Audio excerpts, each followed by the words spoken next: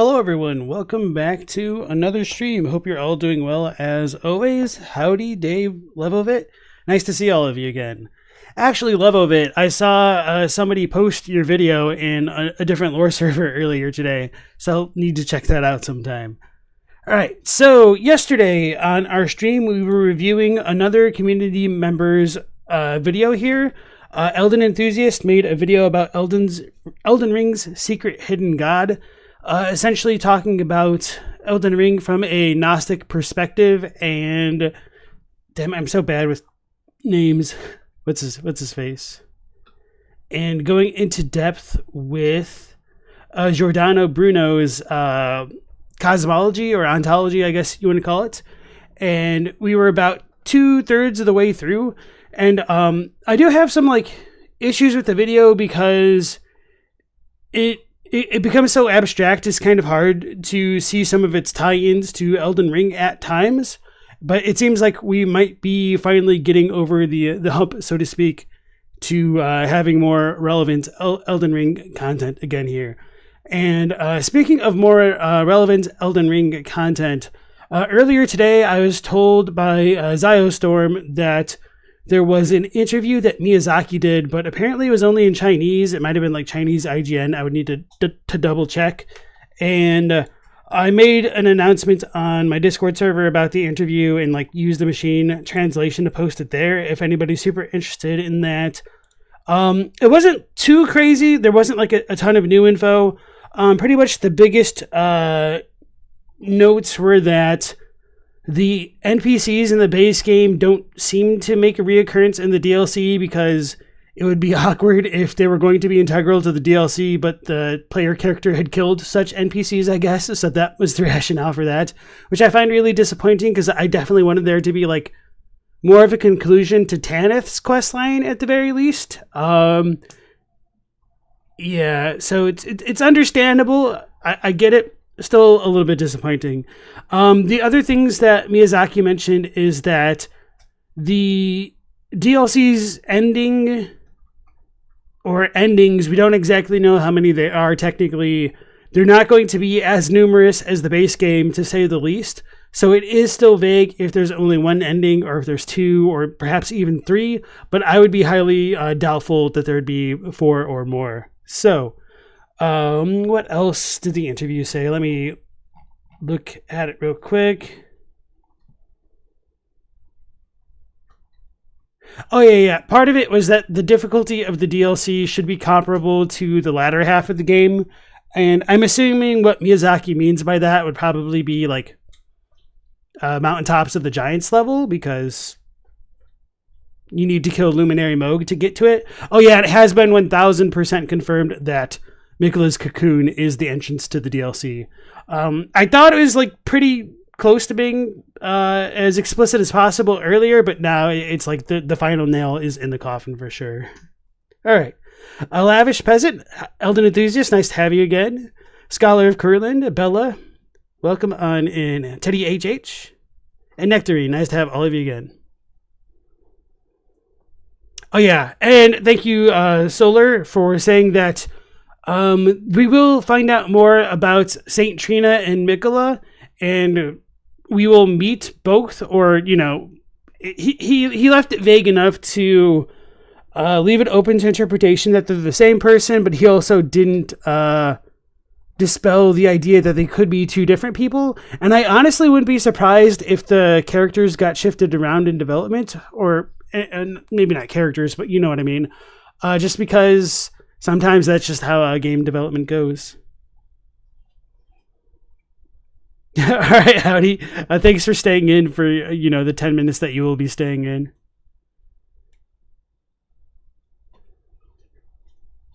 All right, Elden says, now they remember what went wrong. A 48-hour monster-fueled binge that added 30 minutes to the video late in development. The middle part we went over. No excuses. You got to kind of just own up to it. And that's just kind of comes with the territory of making lore videos. And keep in mind, part of the reason why I'm tearing you down is to be constructive. So it's like I was saying earlier on stream, and even earlier this week, it's really easy to forget what you know and how that ties into things and what others don't know. and it's really easy to take that information for granted. I'm certainly guilty of that because I've got like 2 game texts worth of information in my head, and I can't always keep track of what was said in the English versus the Japanese, or what subtly differs between the two, or like why some English readers might not always get the interpretation that I got. It's because I might have more context and like read it a different way, you know? So with like the Gnosticism and stuff, like it might align more clearly in your eyes, but it's really easy just to not know what people don't know. And when you don't have the immediate feedback of a conversation of somebody saying like, oh, I don't follow, or like, could you elaborate on that? It becomes really difficult to keep somebody following your train of thought without like that kind of immediate feedback loop, I think. Hey, Clownscum, welcome back in, and Ponyboy and Mortis. You finally got notified this time? Nice. A love of it thought earlier that the land of shadow might be the land of the dead, so Melina would be there eventually no matter if we kill her, because dead people will travel to the land of the dead, but it's not the case. Maybe. I mean, I wouldn't be surprised if there is, or could be, still some connection to it, or like if it was originally the land of the dead that could have been corrupted by something Marika and or Radagon did. Is that likely? Maybe not, but you know, there's just so many possibilities. It's always kind of fun and a little bit scary heading into like completely new territory there. You just watched Tim Siggety's Melina is Mikola video, some salient points. A lot of people have been talking about it lately. My knee-jerk reaction is something that I would just kind of dismiss offhandedly, but maybe it's something that needs to be taken more seriously. This is the curse of knowledge, you guess? It is. So as we've been bringing up quite a bit on the stream lately, like the Dunning-Kruger effect, it's a bit of a bell curve. So like the higher you become more proficient in something, the easier it is to forget that not everybody has a certain baseline level of proficiency as well. Oswald, nice to see you again. Teach people a valuable lesson in taking critique as a positive thing. As a graphic designer is one of the most important you learned as a student. Cheers to you. I'm interested. Could you elaborate on that? Because graphic design, I feel like that it's, I don't want to say like abstract, but like it's, I get your point where you're coming from with that, but it's just such a different medium from the one that I'm used to with like literary analytics or like linguistic analysis to compare the two. And the visual medium, I think, is potentially a lot more subjective for like improvement and stuff. And like there's like all this stuff with style. So I'm curious what you mean by like the critique, and especially as a student. Hey, Sarcastic, thank you. I appreciate that. Okay, so I'm just going to take a swig of water here real quick and probably catch up on what Oswald might say, and then we will dive into the video here shortly. So give me one moment, please.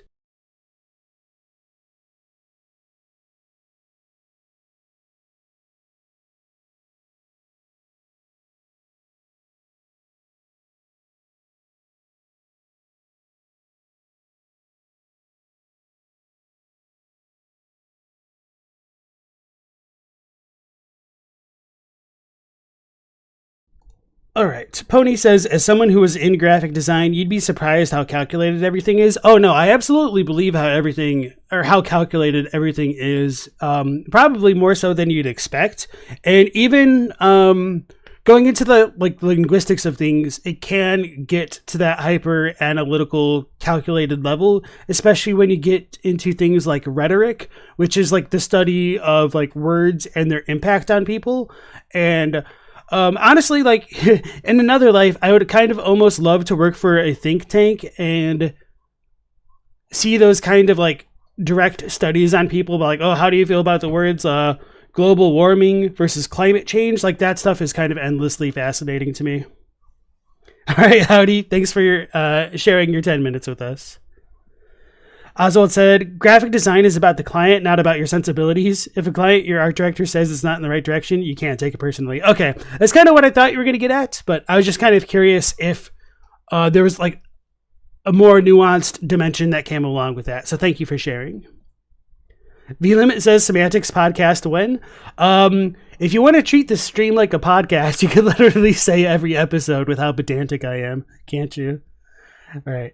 Pony says not just the layout, but like what colors you use depending on what you're advertising, etc. Oh yeah, no, absolutely. And a lot of that stuff is very subliminal. Like I think was it yesterday? No, it was probably 2 streams ago where I was saying like even in video game design, like that kind of attention to detail or like visual language is just kind of so hard coded into the game development space that FromSoft's decision to use red to represent like life and blood and blue for mana and green for stamina kind of might have been out of their hands. So it's a little bit awkward for me to try to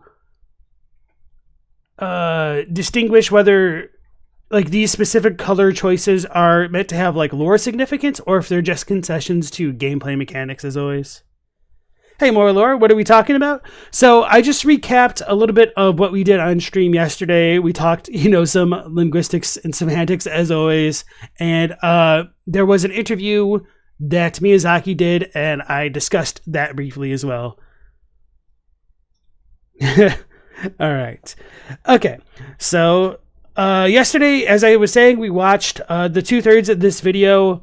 I'm trying to remember what I said about my feedback so far. It's a little bit disjointed from Elden Ring at times, which makes it a little bit difficult to follow. Okay, yeah. Now I remember my other bit of criticism. I don't remember if I articulated it exactly last night to Elden Enthusiast, but one other thing which I didn't quite follow from the beginning to this middle portion is why was there a sudden shift in the discussion of Gnosticism to Giordano Bruno specifically? Because it seems like there's a little bit of confusion, at least on my part and or the chats, as to his connection to Gnosticism specifically. Is he a specific like leading Gnosist?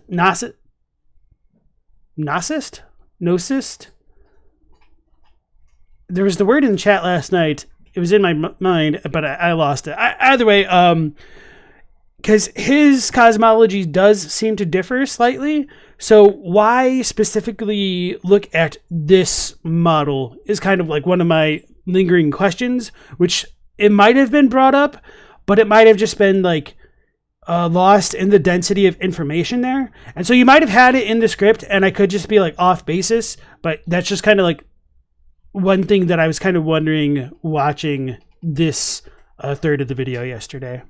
Gnostic, thank you. Gnosticist, yeah.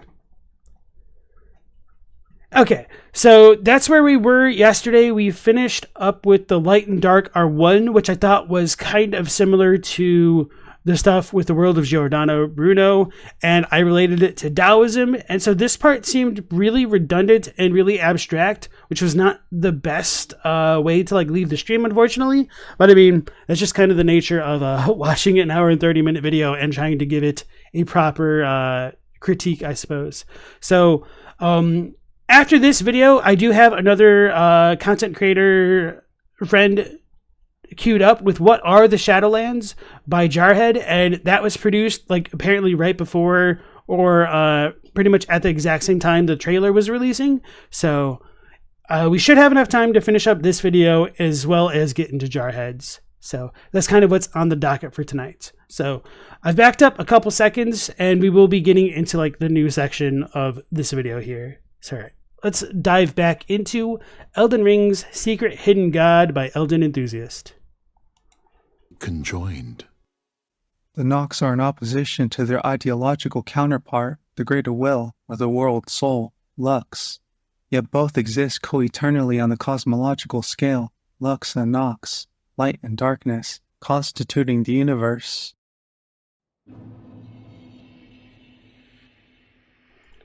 The Angel's Eye Synderesis. I don't know. What about the Elden Ring? I have not spoken of it in relation to Bruno. My full thoughts are very complicated to say the very least. Still, I want to put forward some of my thoughts as to what I believe it is here. As I've mentioned earlier, in the expulsion, Jove's new heaven is to preside over mankind, now reformed. It is to be guided by the universal life of divine intellectual light. Bruno refers to the intellect, part of the triad of lux, as the fount or fountain of ideas.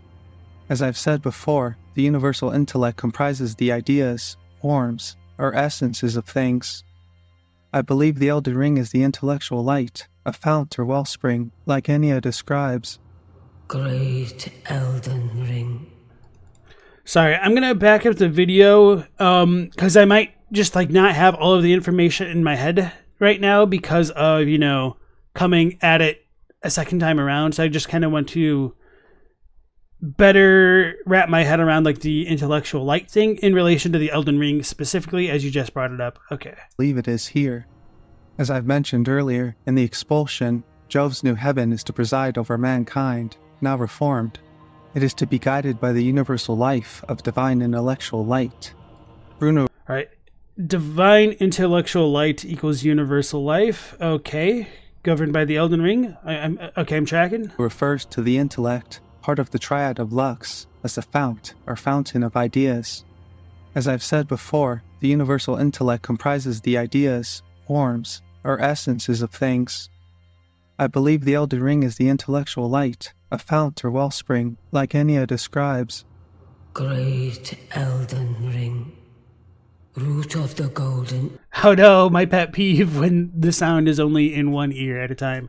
So, general tip is if you're recording an NPC's dialogue in Elden Ring specifically, there's two ways you could deal with the sound being off-centered. The first easiest way to do it would be to just pan the audio in your editing software to make it more centered between the channels. It doesn't have to be perfectly centered, but it's just a little bit annoying to me when it's only one ear that's covered at a time. And then the second technique, which takes a little bit more effort, but I think it just becomes a more polished product overall, is to record your footage twice. But the first time you do your record, you will have your character or your camera centered on the NPC so that way the actual audio file is centered. And then you just use another clip for the visuals on top of it. And if you want to get fancy with it, you can use multiple clips of different angles to give it a more cinematic look. And for a more concrete example of that, literally my last video with this exact same dialogue, I used with any 4 or 5 different angles or different clips to just kind of break it up, because it's one thing that I've noticed is it gets a little bit visually dull just having a character speaking directly on screen for extended periods of time. So I tried to spruce it up a bit by cutting to other images which kind of go along with it. So obviously that's a lot more work. You do not have to do that, but these are just some ideas or techniques that you can steal from me to help you along in the future. So Elden was saying, something you should have made clear is that the Gnostic demiurge combined with Bruno's philosophy, that's the gist? Okay. So one of my questions is why Bruno specifically? Why should somebody who's never heard of Bruno care about what Bruno has to say? And setting that aside, why should we think you're right here? Other than let me rephrase that. So why should we think you're right here in the context of us never having heard of Bruno? And before you go into your whole spiel, we need your elevator pitch. And for anybody who may not know what an elevator pitch is, it's a film industry term that's used to describe oh, hey, you want to pitch a movie to a Hollywood executive, but you don't have the time or the resources to actually schedule a meeting with them. So you kind of camp out their office, and then you make sure you get into the same elevator that they are. And now you have to take this very brief amount of time to pitch the essence of your movie in the amount of time it would take to get the elevator from the ground floor to the executive's office. So that's the elevator pitch there. So that's kind of one thing I think you might be missing. Maybe you said it a bit more at the beginning, but it kind of gets easy to lose sight of it as you transition between topics pretty quickly here. You don't know how it's pronounced either? Okay. Yeah, one ear.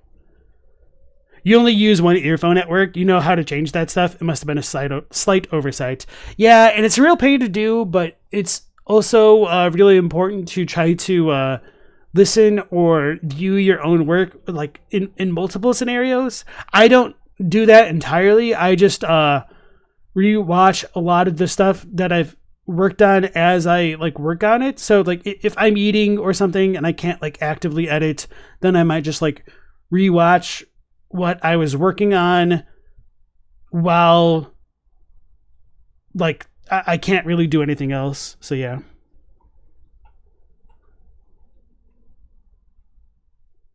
Elden says, why care about Bruno? A martyr for free thought, a bridge between faith and science and the Renaissance, advancing the idea of an infinite universe, and the elevator pitch? Right. Yes. So, is what else you need to put forward right now? So, when you went from like Gnosticism specifically, and you're talking about like all this stuff like up to here, I thought was pretty good and pretty cohesive. Maybe, I mean, it's been a little bit here, obviously. Maybe this stuff became a little bit abstract at times, but it was like, okay, there was still like a lot of direct ties to Elden Ring. But then what stands out to me the most is when you switched to the world of Giordano Bruno, it felt very sudden, and I wasn't exactly sure of Giordano Bruno's connections to Gnosticism because it seemed to be like a different person. So my assumption was that he must have been a prominent Gnostic, but I was just kind of taking that information for granted, and because of everything, it's kind of weird to take like one proponent of Gnosticism directly rather than the idea of like Gnosticism as a whole, if that makes sense. So like, why this specific scholar as opposed to any other scholar of Gnosticism, or like Aristotle or Plato, who aren't necessarily like Gnostics themselves, perhaps. I don't really know. So does that make sense? All right, going back to the video again. Order, anchor of all lands, giver of grace, wellspring of all joy. I earlier described the universal intellect working as an artisan. It creates from division. A seed of a tree becomes a stem, then come branches. From there grow twigs, from which grow buds. As Miyazaki himself said in his Edge magazine interview, the Elden Ring is an abstraction, a representation of something metaphysical. The rings that you're looking at in the logo are a representation of the law of the world, the rules and order. It's how you apply those rules and enforce them that affects the physical world. I quote, "That's what's being represented by the Elden Ring and these overlapping and intersecting rings. It gets a little bit more complicated than that, but I'll leave it there for now." End quote. Yes, Miyazaki. Yes, it does. Anyways, my view on all this is that the Greater Will sent its triumphant beast, the Elden Beast, down into the lands between, which later became the Elden Ring. The Elden Ring represents the universal intellect, the faculty of the Greater Will, Jove, the world soul. I think it and the Elden Beast preside as the Greater Will's ordained power in the lands between. Its absolute power is wielded on rare occasions, such as the banishment of the Nox. And for anybody who might be joining the stream today, a quick TLDW of like ordained power and absolute power is like, ordained power is power obtained like through one's relationship with the divine, whereas absolute power is power because the thing itself is divine, essentially. So the difference between like being Jesus versus Jesus like giving his apostles power, or like the Pope, essentially, as Elden Enthusiast compared earlier in the video. The core of Bruno's moral philosophy is that the human being is composed of two opposing forces, the human intellect and soul, with the intellectual light of synderesis at the center. Notice how the metaphysics of his cosmos, soul and intellect, works similar to the minima, the human being. I do truly believe the Elden Ring is meant to be the synderesis inside man, the Alright, so this might be where being like a linguistic pedant might be useful. So, for sentences like this one specifically, hold on. I do truly believe the Elden Ring is meant to be the synderesis inside man, the Empyrean, Radagon.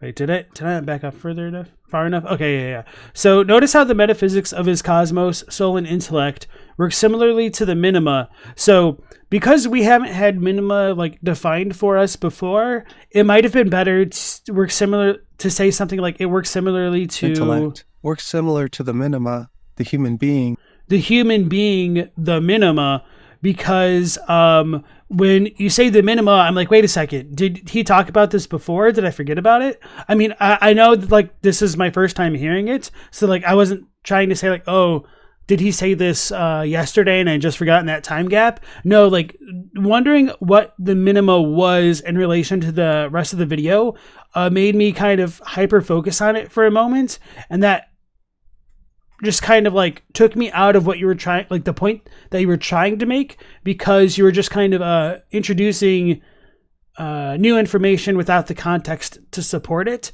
And of course, like, you don't have to do this for like literally every new term that you bring up, but I'm just saying sometimes just reordering thoughts can help make them flow a bit better and a bit more naturally to the audience there. So Elden Enthusiast said, you see what you should have done? You probably should have mentioned Bruno at the beginning of the video and put forward the thesis that the game combines Gnosticism and his stuff. Yes. And even if you did do that, I think one natural question I would have as a byproduct of that would be still like, why should we care about like Bruno specifically? And well, more than like, why should we care about him? I mean it in the sense of like, why should I accept this proposal of Bruno's cosmology more so than one provided by like alchemy, Egyptian mythology, Norse mythology, Christianity as a whole, etc. So that part of justifying your ideas doesn't need to be like done immediately, and that's kind of where like the body of your support goes for it like later on. So yeah. Seems like you're tracking, though. You did see minima and maxima early in the video, but you see what I mean? You could have worded it better. Yeah. And so, like, again, I'm not trying to be, like, super specific about this, just because, like, you know, this is part style, but just, you know, kind of giving my immediate feedback here. Of his cosmos, soul, and intellect. And Intellect 305, welcome into the stream. Nice to have you. I think Shadow the Erdtree refers directly to Malekith. That would be pretty cool, yeah. But if so, like I do wonder if like there's this whole Shadow realm going on, if we're going to have more to go along with like the Shadow beasts and like Blythe and whatnot specifically. Synderesis at the center. Notice how the metaphysics of his cosmos, soul, and intellect work similar to the minima, the human being. I do truly believe the Elden Ring is meant to be the synderesis inside man, the Empyrean, Radagon, and Marika. Synderesis is a certain image, spark. So that kind of happened to me again just now with like the synderesis. I know you mentioned it a moment ago, but I didn't quite fully understand what synderesis was. Okay. Yeah, it seems like you didn't fully set it up. You might have said it like way earlier, but it's just really hard to keep track of so much info. And like some of this is, you know, my skill issue, but still. Okay, trying to go back forward. Synderesis is a certain image, Tyrion, spark. Radagon, and Marika. Synderesis is a certain image, spark, or vestige of true divinity within man. It deals with the conscience, ethics, and natural law, or how humans and other rational beings are ordered to their proper ends. It deals with the self. The Empyrean is defined as the domain where God resides. It can also be defined as the domain where human will and God's will become as one. Synderesis, too, is a link between man and the divine. Synderesis being a fragment or certain image of God, gels well with Miyazaki's description of the Elden Ring's rings as an abstraction of the metaphysical, the universal intellect, I say. So this isn't strictly relevant to what you said right now, but this makes me wonder that if you want to talk about the synderesis being relating to God specifically here and being related to Empyreans, how do you believe like the Two Fingers relationship to Empyreans like plays into this situation here? Do you think that like the Two Fingers take the synderesis and instill it into Empyreans? And you don't have to answer this. I'm just telling you like the thought that gets brought up in my mind as a natural byproduct of that idea. And if that is the case, what does it say that Ronnie is able to reject what I'm assuming to be the synderesis-ness of becoming an Empyrean and kind of forge her own path? Does she have something discrete with like not two E's together going on? Or does that idea of the what's called synderesis not completely align with being ordained from the Two Fingers, which I think could be fair, but that was just, my thoughts there.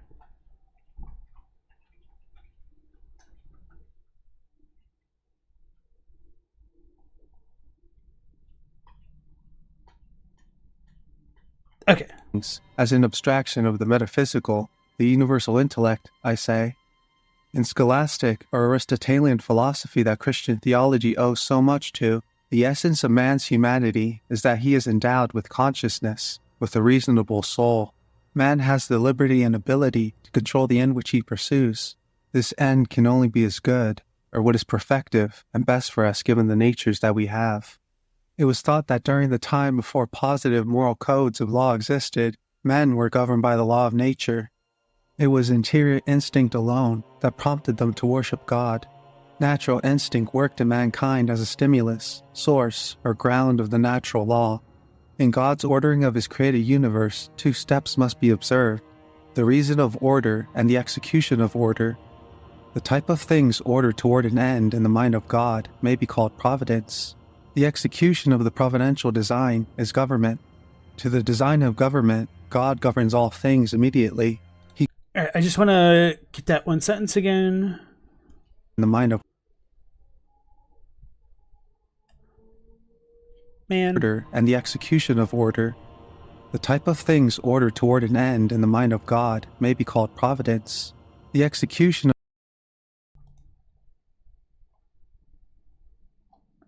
once more. The execution. Hold on. Let's go back a little bit further. observed. The reason of order and the execution of order. Here we go. The type of things ordered toward an end in the mind of God may be called providence. Things ordered toward an end may be called providence. Ordered toward an end. Okay. The execution of the providential design. Execution of the order is government. Okay. Providence and government. Providence is for a purpose. Government seems executive. I'm just trying to keep this straight because I'm imagining it's going to be more relevant as we move forward there. Is government. To the design of government, God governs all things immediately. He governs through a chain of secondary causes inherent in the nature of things. The divine wisdom, creating all things, has the character of a model to follow. The type of divine wisdom moving all things to their due end bears the character of law. Eternal law is the type of divine wisdom directing all actions and movements. It is the plan of government and the chief governor. All other plans of government must be derived from the eternal law. All created things must partake somewhat of the eternal law. From the eternal law being imprinted upon them, all created things derive their respective inclinations to their proper ends and acts. This participation of the eternal law in the rational creature is called natural law. The rational creature is subject to divine providence in the most excellent way. It has a share of eternal reason, having natural inclination to its proper end and act. Man is thus provided with the light of natural reason, the imprint of divine light. He is able to know what is good and what is evil, which is the function of the natural law. These precepts of natural law are the first principles of human actions, such as do good and avoid doing evil. They are deposited within man as a habit, a law of the mind, synderesis. Okay, so this kind of goes back into one of the issues of which I mentioned last night on stream, in that you kind of have a deluge of information that doesn't immediately connect back to Elden Ring, and it isn't necessarily clear how these all connect until you get to the end point. And so what I think you are relying on the audience to do, which might be a little bit too much to ask for in the nature of like a YouTube video as opposed to an academic paper, is to hold on to each of these very specific terms, and as well as absorb these terms, define these terms, and then keep track of them in relation to these terms as they're being introduced to the audience. But to make matters worse, it's also the amount of terms and systems which are used together kind of compounds the issue. Like it's one thing if you have like 1, 2, maybe 3 things come up at a time, to have people keep track of and to understand where you're coming from and where you're going with it. But then it sounds like I would need to like do like a literal tally right now just to keep track of the amount of different terms that are being used together. Because I know we have like synderesis, natural law, ordained power, absolute power. Those two aren't like that big of a deal, but you use like, I think like 7 different things in this very short amount of time, and they're not being tied to a system that people might be familiar with and able to chunk it into their memory. And like chunking memory means like tying something new to something you already know, that will allow you to anchor that new information to information you already know, so that way it doesn't become like overwhelming, because people can kind of already conceptualize what you're talking about. So I think saying that, damn, this is back further. All right, there's like right around here, I think. Right, you said the Elden Ring is meant to be this synderesis inside man. I think that's good.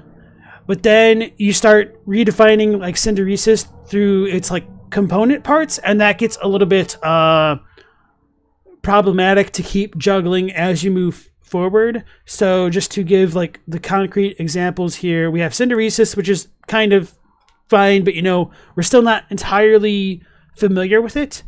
So here we go. Synderesis being a fragment or certain image of God. Gels, okay, that's fine. Universal intellect is 1.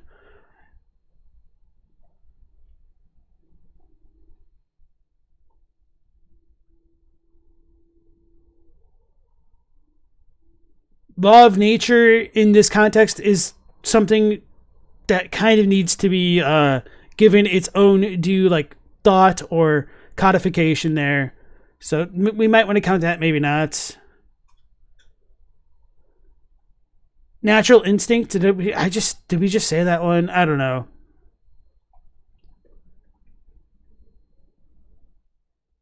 Reason of order, execution of order is like 2 different things, and those are kind of redefined as providence and governance, or government rather.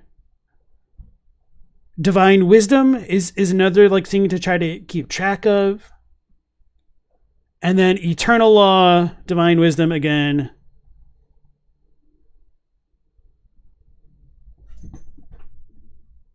Eternal law. Did we have natural law? I don't quite remember. I don't think so. Eternal reason is slightly different. The imprint of divine light, I would say. So it's just like a lot of synonyms, but because they're not the same, it makes it seem as though they should be given their own amount of like weight and consideration. And there's only so much consideration that can be given to a topic at a time. So I think it becomes incumbent upon you to like try to break things down into a more digestible format, in particular for like video essays. So sorry for like going off on that little bit of a tangent. That was a little bit redundant there, but yeah. Okay. Going back to chat real quick. No, I'm not really interested in you necessarily like redefining it now, because I think that it needs to be something that's done in the video. So that way, because like not anybody else who watches this that's, not watching on this stream specifically isn't going to have like your additional context here to help like recontextualize stuff. So yeah, I don't know what else to say about that.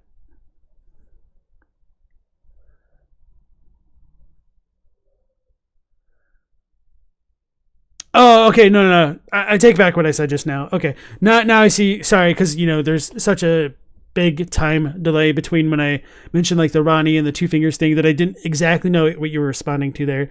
So Elden Enthusiast said, Synderesis is a power given to men by God. Ronnie's ending to him is a rejection of this idea, allowing men to govern themselves by banishing it. Is that what you were looking for? Sort of yes, but also no, because...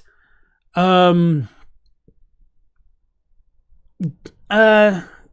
I mean, that kind of does answer the question, but one of my lingering one is that is Synderesis in your mind, if you believe it's like connected to the Elden Ring and or the greater will, do you think that is given to Empyreans by the fingers, or is this something innate within all things, this divinity, or do like the two fingers instill more of Synderesis into the Empyreans? Because you did draw a specific link between Synderesis and Empyreans, which in my mind would imply that it isn't so much of a thing for other forms of life within this construct here, if that makes sense. Okay, going back. Is the function of the natural law. These precepts of natural law are the first principles of human actions, such as do good and avoid doing evil. They are deposited within man as a habit, the law of the mind, Synderesis, the collection of natural laws within man. It is a spark of conscience from which we understand sin when we are misled from the value of virtue. Bruno made a claim that everyone has a conscience. He addressed man's dual nature. According to him, what makes us composite is the God we have within, which he calls conscience. The Italian word he used is Synderesi. I quote, "The kingdom of God is within us, and that divinity lives within us." It seems to me then that Marika the Eternal, wielding the Elden Ring inside of her, represents the eternal law. It imprints upon everything in the lands between the proper ends through order. This is similar to how Christian theology and Bruno describe human nature being imprinted upon as natural law. All right, so that part right there, that's good. It would have been nicer in my mind to have it like brought up earlier, and then the other stuff follow to justify this position, perhaps. Or like to give more context to it. So like this kind of goes back to like how that one sentence I pointed out earlier with the minima. It's just kind of like instead of putting it in one sentence, the exact same principle just applied to the order of ideas in your video essay. So instead of sentence, paragraph, I suppose. The greater will seeks to separate and make distinctions through order by having an Empyrean as the domain of God, separate from the inhabitants of the lands between. As a link to the divine, Synderesis is known as the angel's eye. It is human apprehension at its highest peak. It knows things at a glance. The total picture is immediately seen and understood.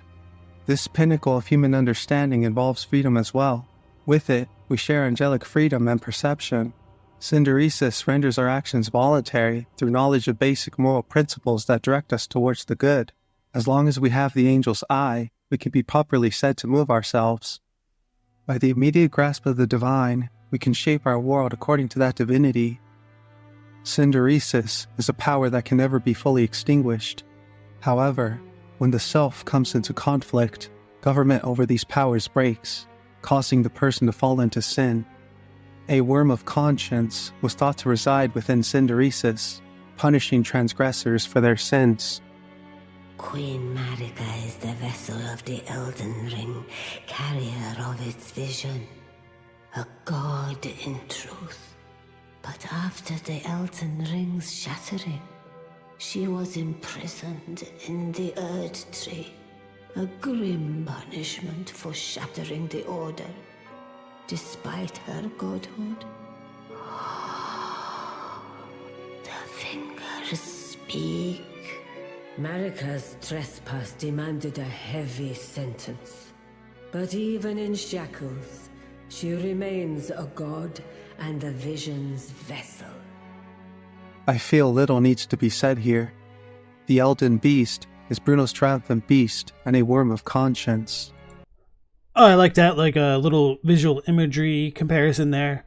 Setting that aside for a moment, Elden said, you think that the Two Fingers instills Synderesis within Empyreans. So that's fine, but I guess my question is, do you think Ranni...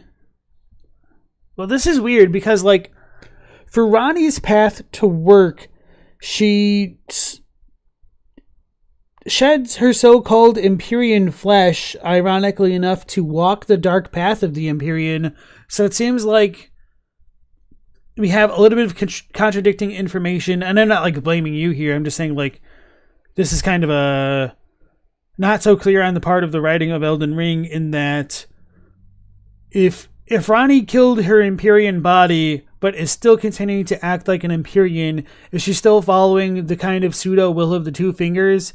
And with her kind of eventually being able to replace the Order of Marika, you could still argue yes, but is that still like the quote-unquote will of the greater will, or is Ranni legitimately crafting a new order?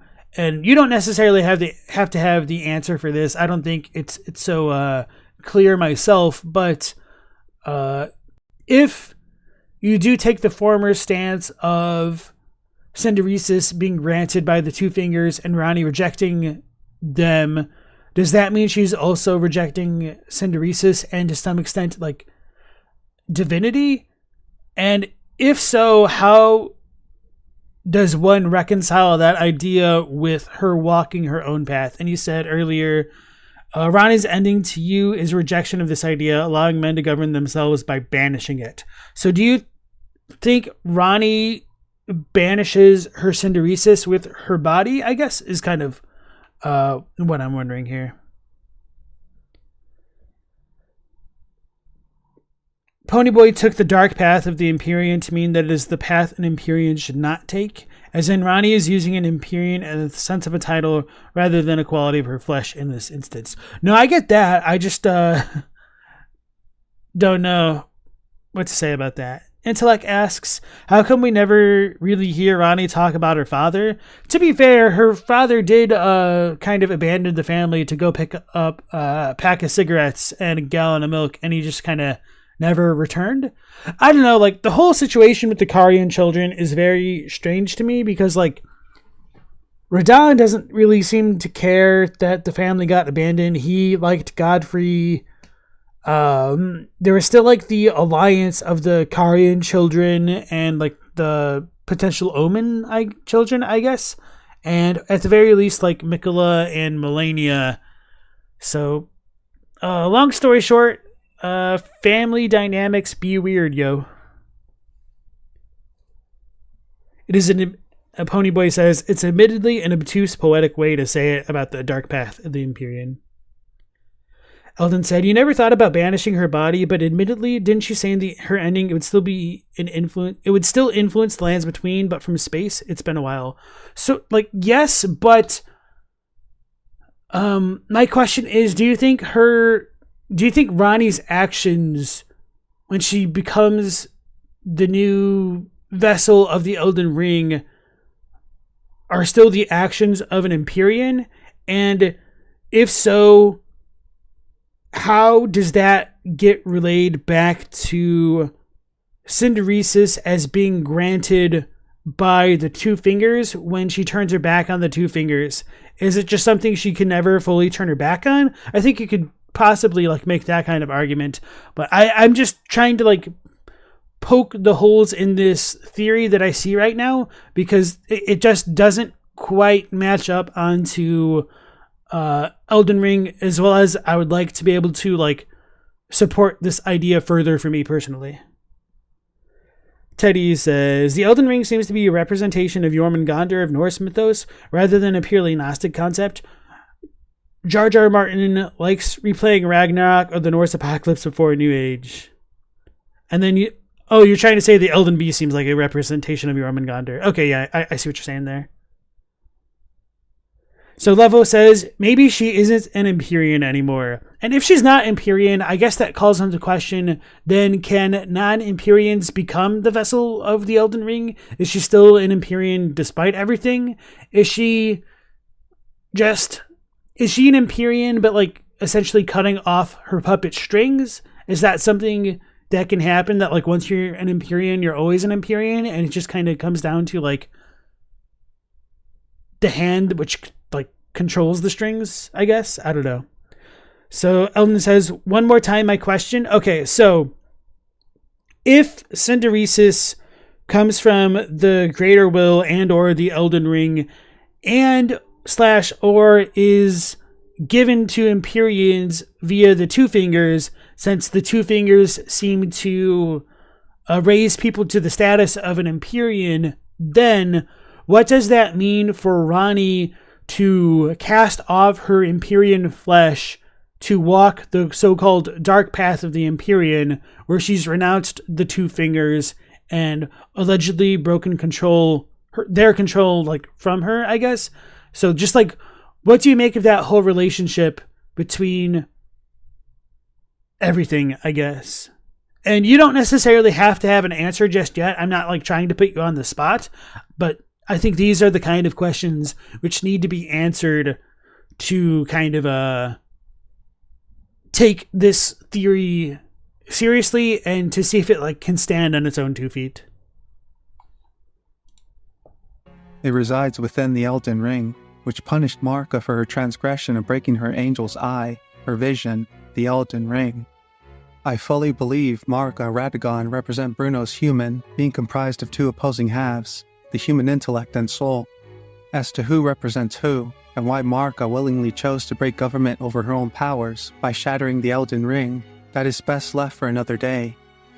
Bruno goes in depth concerning man, his place in the infinite universe, and Synderesis in his On the Heroic Frenzies. In it, he describes a certain conflict between the two opposing halves in detail. So I do want to like take a moment to point out that I did like that point of when you were comparing the relationship between Marika and Radagon to Bruno and the idea of the intellect and soul. Like that gets my thumbs up right there. It's best left for another verse, and Synderesis in his On the Heroic Frenzies. In it, he describes a certain conflict between the two opposing halves in detail. With all this in mind, I believe the expulsion's Jove, as the greater will in Elden Ring, is a representation of the Christianity that Bruno opposed, a hidden god existing apart from the inhabitants of the lands between, using an Empyrean to enforce order upon the world.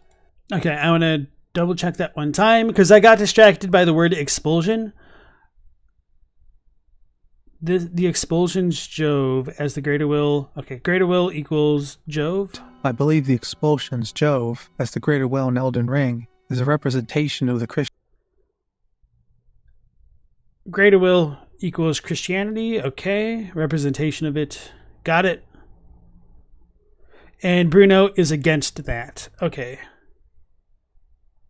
Christianity that Bruno opposed, a hidden god existing apart from the inhabitants of the lands between, using an Empyrean to enforce order upon the world. So basically, if I'm understanding that analogy correctly, one could make the argument that Marika is to the Holy Trinity as Jesus is to the Father, I guess. Well, maybe the Holy Trinity is not like the best example, but like is to Jove as Jesus is to God, I guess. God was believed to have resided in the Empyrean, a domain that existed outside of space and time. This is in contrast to Bruno's God, that resided immanent in all things. The expulsion deserves several videos entirely to itself, since so much of Bruno's philosophy lays the foundation. Right, the expulsion of the triumphant beast. You definitely did set that up way earlier, and this is on me for not fully remembering what exactly it meant. But then that also goes into my criticism that there are so many terms that you want us to keep track of that I think you end up sabotaging the weight of your video because we're just kind of like suffocating with the deluge of information here. Sort of. Okay. Foundations for Elden Ring's cosmology and lore. However, it will have to wait another time before I can properly give it the attention it deserves. Nature is God in all things. So I do appreciate you trying to draw the distinguish or like the differences between like Bruno's cosmology and like Christianity, but I wish like those comparisons were made a little bit more consistently throughout the video and highlighted why they were important within the context of Elden Ring, as I've been mentioning quite a bit here.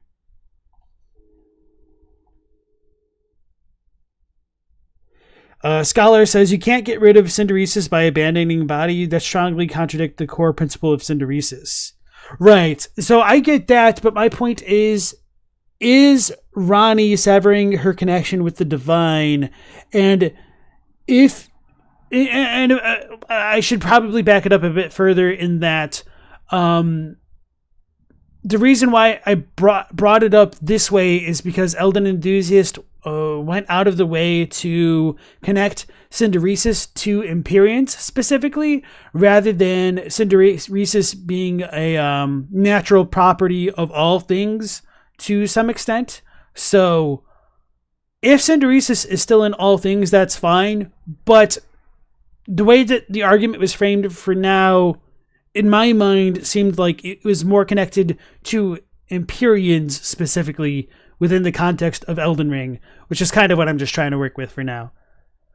So, and I guess to pull back for another moment here, that could be like another criticism of the way that you're attaching Gnosticism or Bruno to Elden Ring specifically, because depending on like if a scholar of Kurland wanted to say that like I don't agree with the way that you're portraying synderesis here and it should be in everything else and it should be in everything, then I think that could also be like another criticism worth consideration.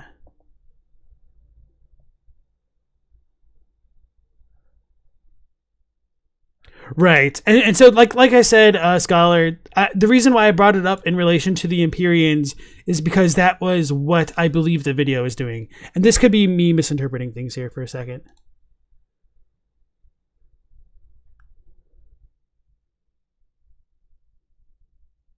Okay.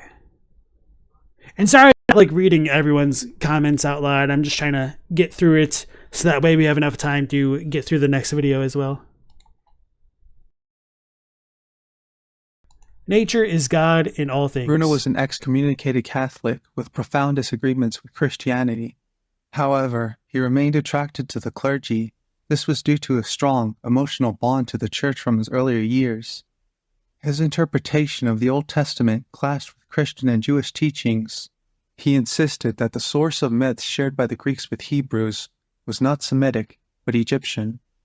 To Bruno, Egypt is the source of all myths and fables of the Mediterranean world. His Egypt was Hermetic. This was due to the belief that the ancient wisdom of the sages could be traced back to Egypt.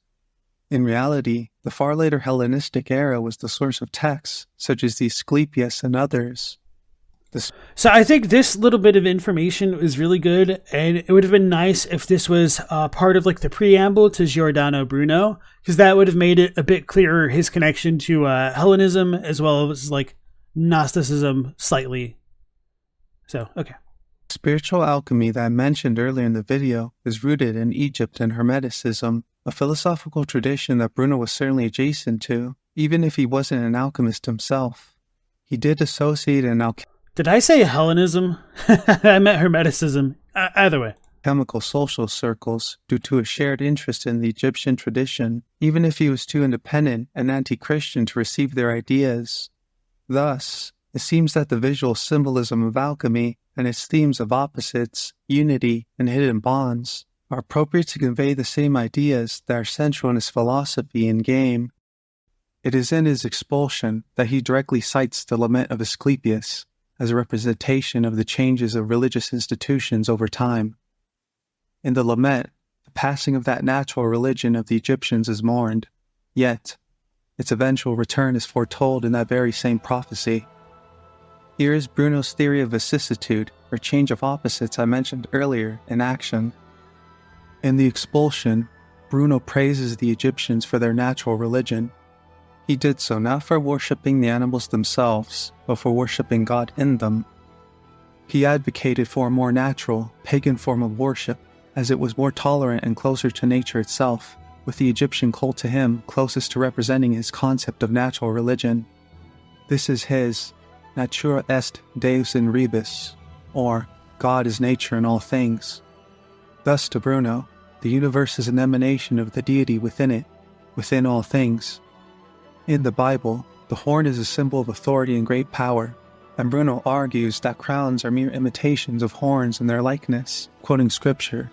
This is said by one of the interlocutors in the dialogues, Sophia.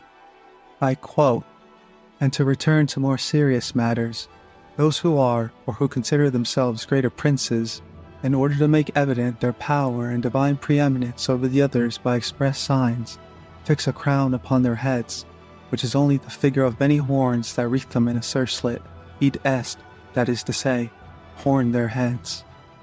And the loftier and more eminent those horns are, the more magisterial representation they make, being a sign of more greatness." End of quote.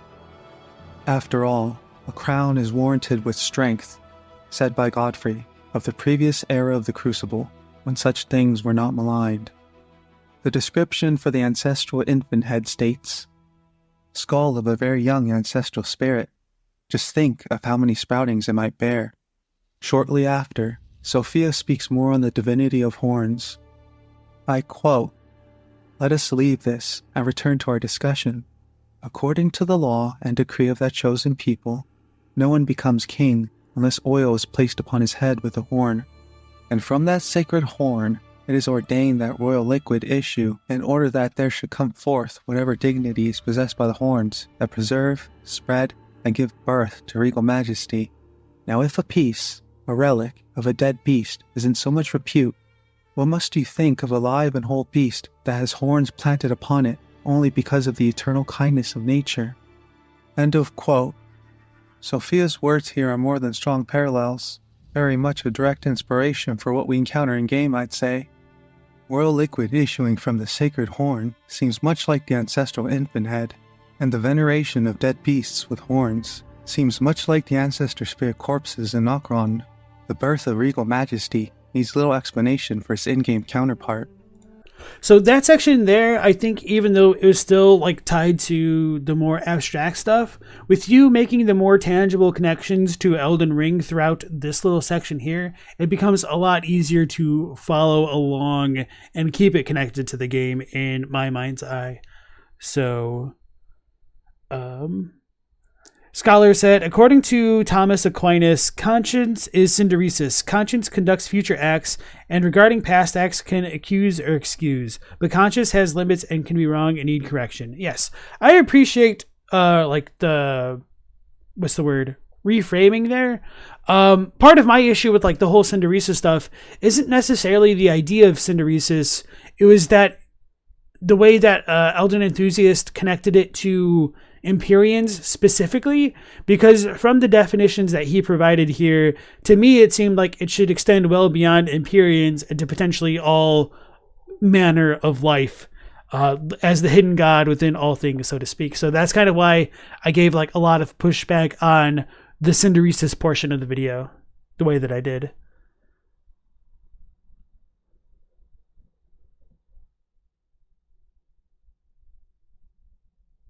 Okay. The ancestral followers, then, represent a form of Bruno's ideal religion of the worship of nature that has taken root in the lands between, fulfilling the prophecy of the lament with its return. Next, Sophia references the horns of Moses. Bruno referenced the Latin Vulgate translation of Exodus in the Bible. It translates to Hebrew Kerin as hornu, or horn, instead of ray of light.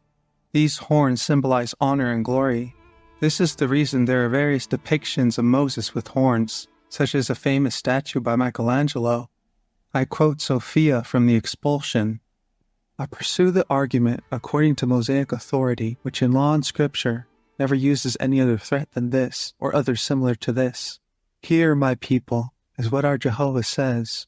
I shall cut off the points of your horns, O ye transgressors of my precepts, O ye false advocates of my law. I shall weaken and dissolve your horns.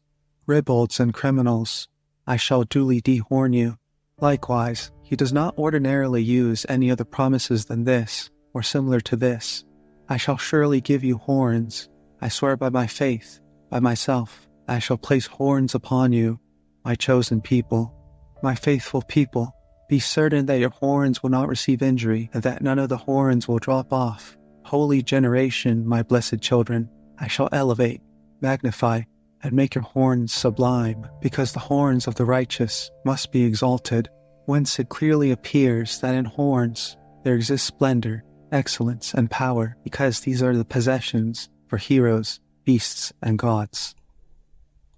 So I like that quote in relation to the omen imagery in the background here, but I am a little bit confused. Maybe my mind wandered or something, but it sounded like a moment ago horns were equated to rays of light. So within the context of this quote, I'm wondering if like horns are another metaphor here. So I'm like, are they cutting off like people's rays of light? Is this a figurative use of language meant to represent like their souls? So I'm going to go back and try to see if there was something that made that a little bit clearer here for a moment there. And Drew Wang, welcome back to stream. Nice to see you again.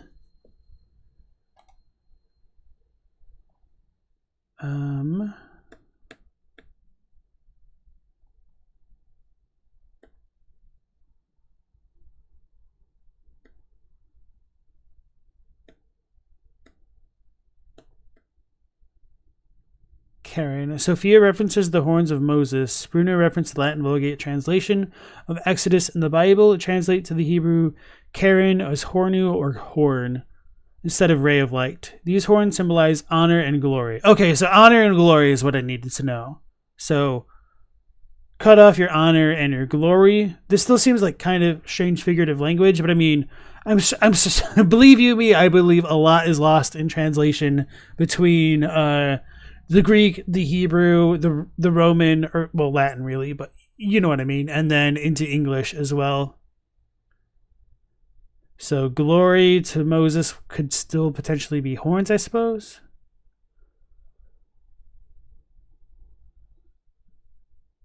The points of your horns. So that could just be like a metaphor there.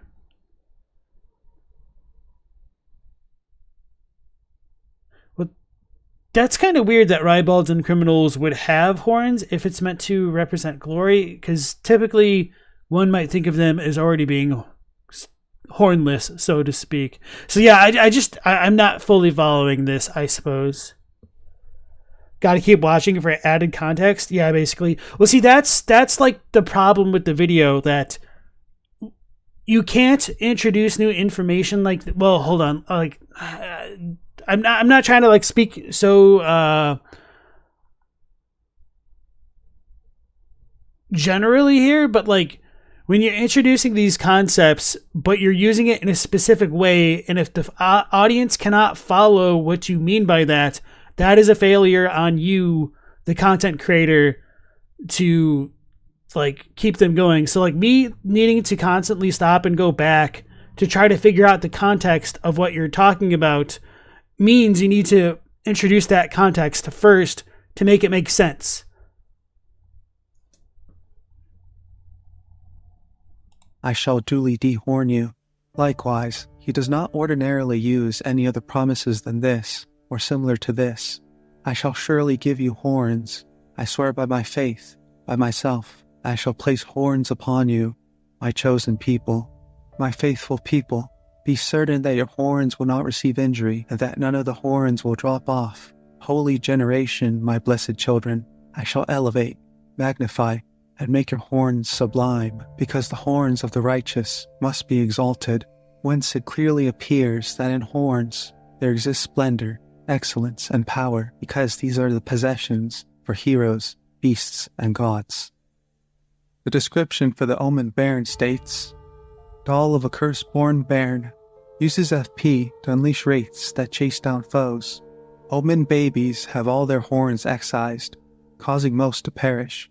These fetishes are made to memorialize them. Please, don't hate me, or curse me. Please. Aspects of the crucible were once signifiers of the divine, such as in the time of Godfrey, first Elden Lord.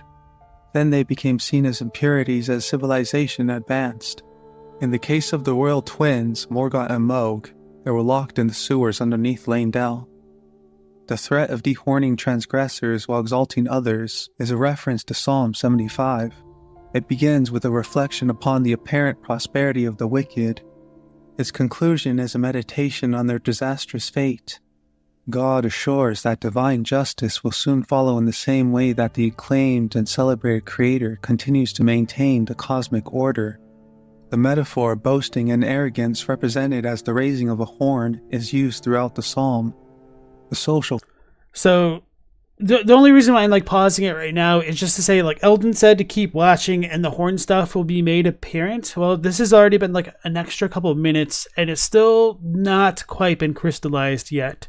Just to point that out a little bit here.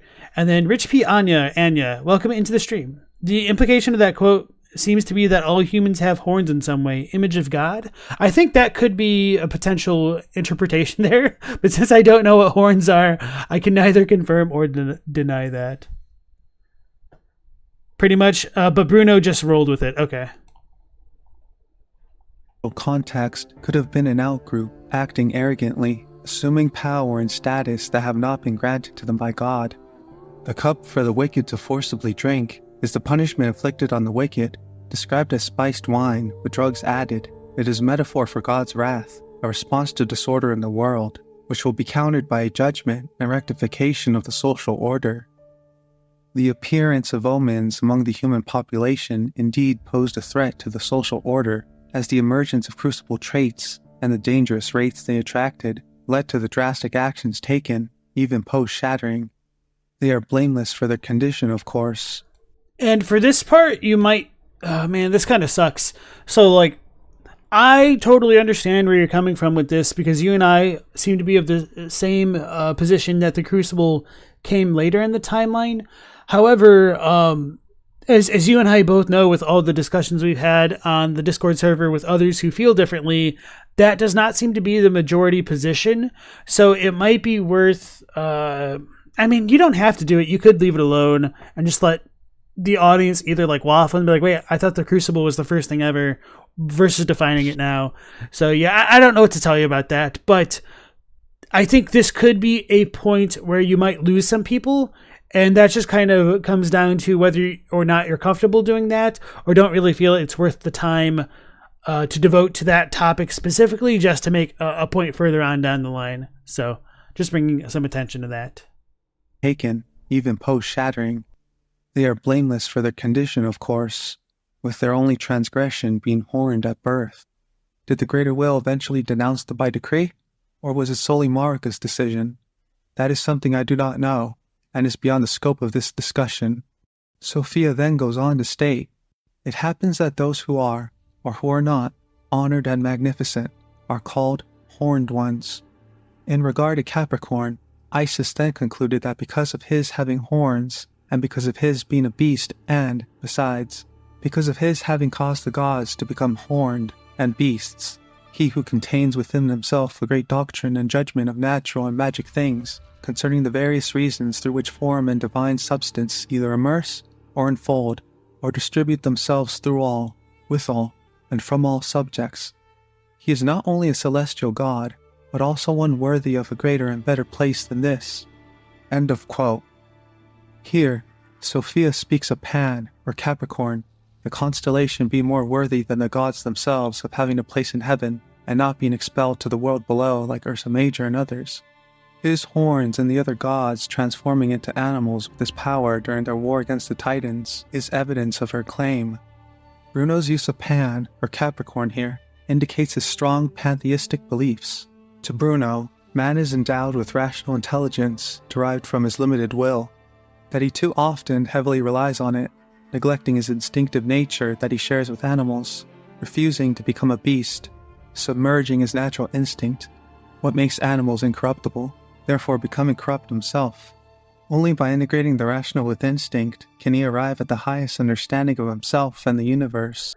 I like that idea which you just mentioned there, and that really gets my gears turning in relation to like why Godfrey would incorporate Sarash onto himself, and what that means with the inversion of that. I don't know if you could call it a trope, but let's just say like the inversion of that idea, and that Godfrey of the pair is kind of regarded as the more bestial one because of his kind of limitless bloodlust, allegedly, versus Sarash's regent status and regal-like demeanor and the intellect that may have been conferred upon the beasts and whatnot. And so, Scholar of Kurland had an interesting statement here, in that the problem they have with this is that they still don't get if the Elden Ring world works and is governed as the Gnostics thought the world works, or if it's like Marika and the Golden Religion in Elden Ring believe that the world works that way. And I'm assuming you're saying that, like, Marika's beliefs maybe that the world is kind of like this Gnostic belief system. I think that's a very interesting question, and I would be curious to see like Elden Enthusiast's comments on that kind of question specifically there. Hey Stella, welcome back in. Nice to have you again. It's a very loose connection. And Levo is a Crucible was a first thing ever believer. Yeah.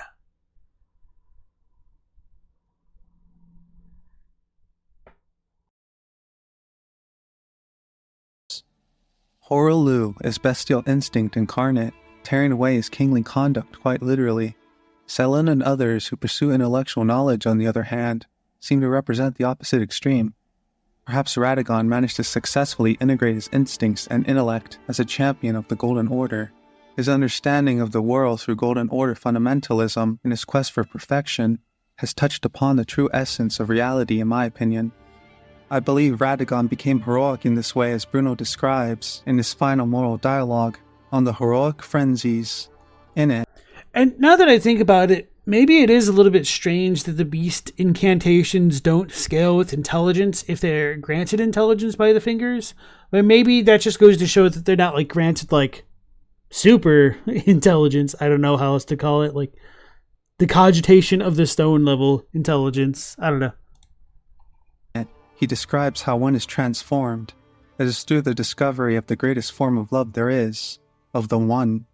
This journey, sparked by a rare and heroic frenzy, like the expulsion, going over it will have to wait another day. The Infinite Universe of Giordano Bruno.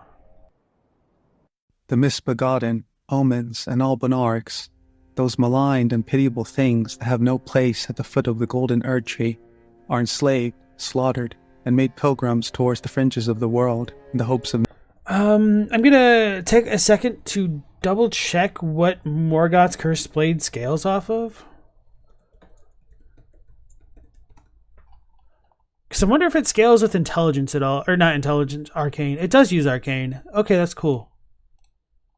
That tracks then. This isn't like necessarily relevant. I was just kind of curious because like the whole blood and arcane connection from earlier. I would have been surprised if it didn't. But yeah, okay. Knowing peace from those that despise their existence. The description for the golden sunflower states, a golden sunflower that grows facing the Erdtree, material used for crafting items, found near minor Erdtrees. At the foot of the Erdtree, they retain their color, along with a powerful holy essence. It seems even the sun itself has been usurped. To quote and paraphrase Gilberto Sacerdoti, in 1592, the Venetian inquisitors asked Giordano Bruno, "Have you ever held that man can be born by corruption as other animals, and that this happened after the flood?" Bruno answered that he never held such an opinion as his own. He was not being truthful, for in the expulsion, he wrote that men can be born directly from the motherly womb of nature, exactly as certain other animals are. According to Bruno, this is actually what happened both in the old world after the flood, and in the new world. How else was it possible to explain that in America, where both animals and men at the moment of its discovery? If life had been created directly by God in the Middle East as written in the Bible, then men and animals should have been transported to America within the belly of some amenable whale, or by a ferry service operated by ships existing before the invention of the first ship, Bruno said of these stories, denigrating the biblical tales of Jonah and Noah. To Bruno, spontaneous generation explained the variety of life in an infinite and infinitely varied universe, rather than the survival of a privileged species on this earth. This explanation for the origins of all life reduced the biblical account to a fable, and is as disruptive of biblical creationism as Darwin's theory 3 centuries later. I'm a little bit surprised he wasn't immediately burned at the stake. But you said it was like an 8-year time period between like when he was first tried and then eventually got sent back, I guess. It's kind of wild. In Bruno's book, On the Infinite Universe and Worlds, it is through the operation of the efficient sun that the mass of matter can produce innumerable forms of life. And this happens in all the innumerable worlds of Bruno's new infinite universe. It is everywhere full of life without a biblical God having to intervene infinite times in an infinite number of worlds in order to produce the infinite variety of universal life. It seems to me that the misbegotten and crucible represent Bruno's theory of life, clashing against the rigid dogma of the Catholic Church. The Erdtree society persecuted these multi-forms of life, just as the Church did with Bruno's ideas. The misbegotten's chimeric features seem more random than the product of evolution. Their misshapen wings, scales, tails, and horns seem more in line with Bruno's theories on life, spontaneous generation. In Bruno's universe, the just to like, I don't know if this is necessarily building on that point. Maybe it's just going in a bit of a different direction. The misbegotten and like the crucible, horn, wing, and knot talismans describe it as atavism, atavism, I don't know, or more essentially devolution. Don't know how to pronounce anything tonight, huh? So yeah, I guess you couldn't necessarily call it evolution, but I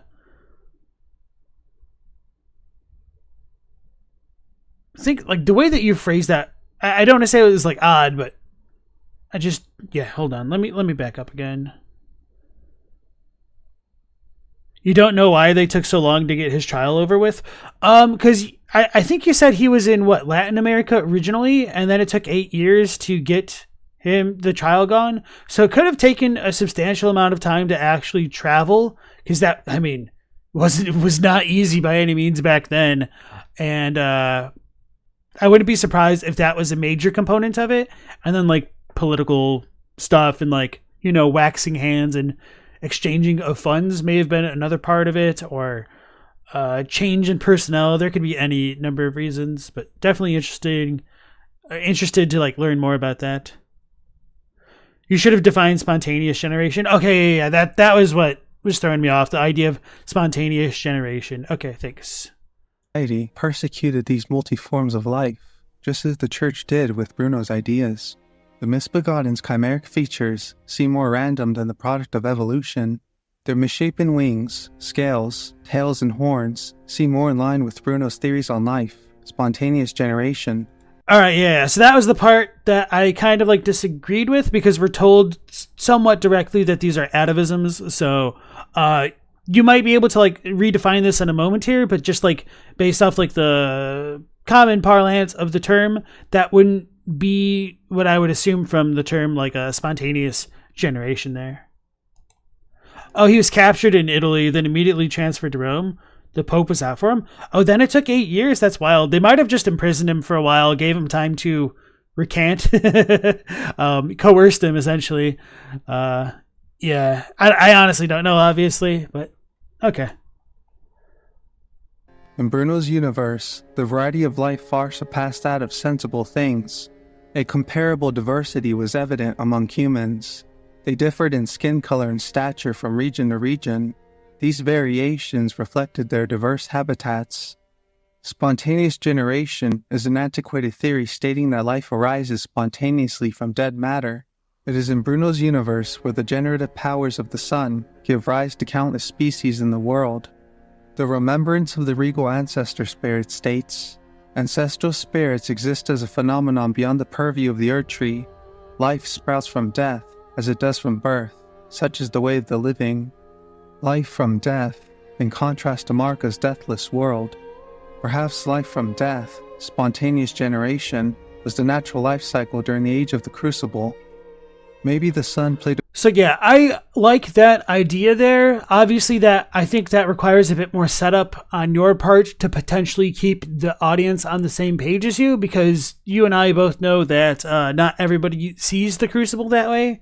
But, you know, that's kind of like one of the trade-offs you need to make. This could have been a deliberate choice by you, because you might not have wanted to deal with that kind of word economy in an already lengthy script and video, which I can respect the ballsiness of that. But anyway, Teddy said, the point of devolution is to get back to the perfect form God originally gave a species before it evolved away from perfection. And to build off that idea, that partially goes hand in hand of my understanding of the Crucible being an Erdtree thing and a later thing in the timeline, because the way that I look at it is for the misbegotten to quote-unquote devolve, that would mean that there must be a form they could devolve back to, which should mean that their kind of atavism is a more recent phenomenon, if that makes sense. So basically, for misbegotten to get fish scales, that would have implied that there was a time for a fish to be like part of the life cycle to return to. So I believe the Crucible blending things together isn't necessarily when all life was together and indistinguished. I think that it was literally blended together and reverted back to like a more primitive aspect of what it currently is. I kind of said that last part a little bit strangely, but hopefully that makes enough sense.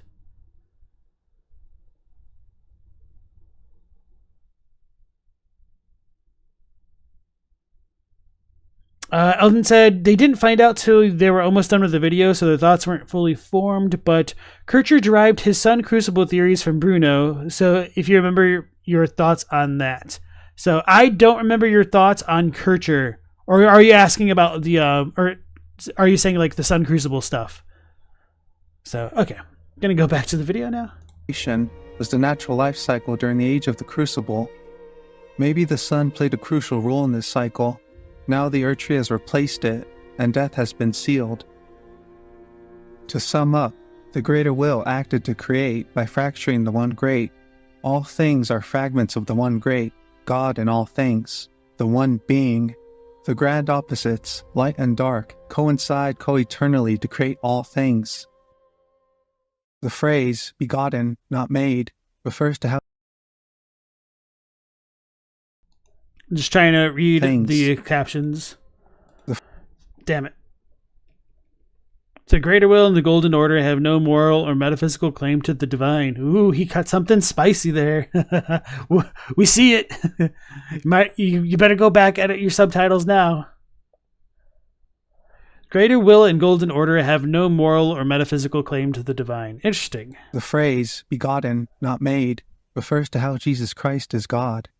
To make something is to use things around you that are not of yourself to create. Christ is God because he is God, begotten or birthed from himself. He was not created.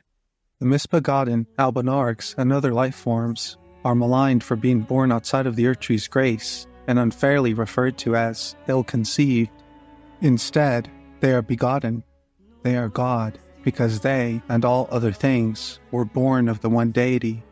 They are infused with divinity, with the misbegotten being marked in a more excellent way with their horns. They are examples of God's living effects in the world, with the operation of their efficient sun that once governed life, now usurped by the Erdtree of the Golden Order. I leave you with... Sorry, I'm just really distracted by the background music, and this isn't like a fault of Elden Enthusiast. It's just because I know like the Song of Lament is isolated.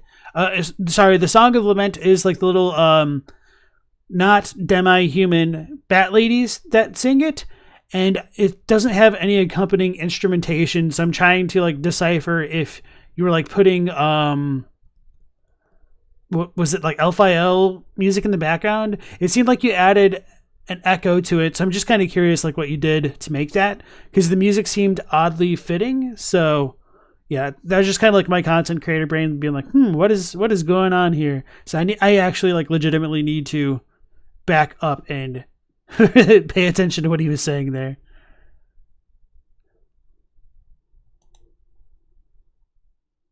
Maybe the sun played a crucial role in this cycle. Now the Erdtree has replaced it, and death has been sealed.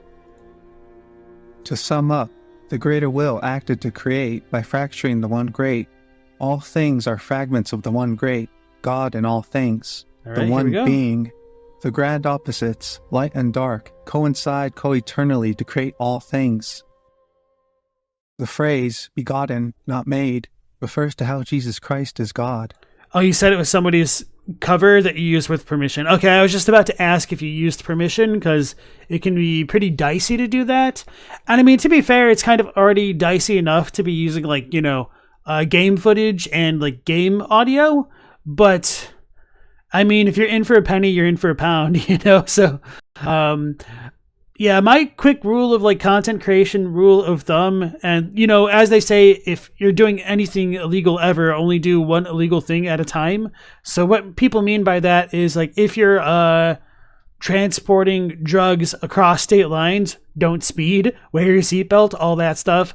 And so my point is, if you're like making a video essay covering a topic of like a video game, just use things that are mostly contained to that specific video game, or like the specific publisher of that video game, because yeah.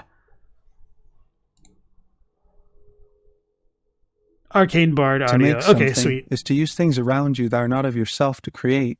Christ is God because he is God, begotten or birthed from himself. He was not created.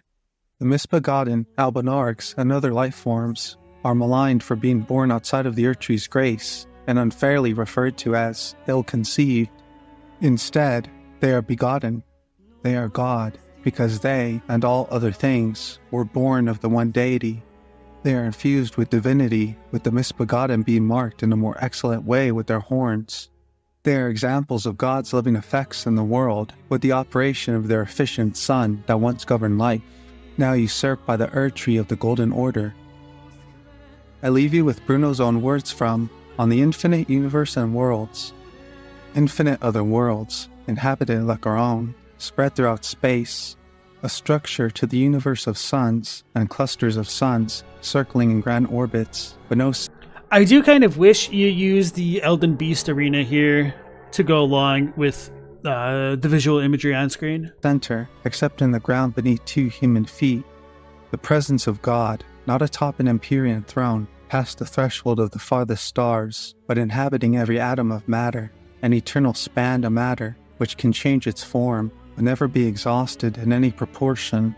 And finally and logically, infinity demanded of him an innate union of all contraries, by which evil and good, history and the future, localized humanity, and an infinite universe inform and express one another.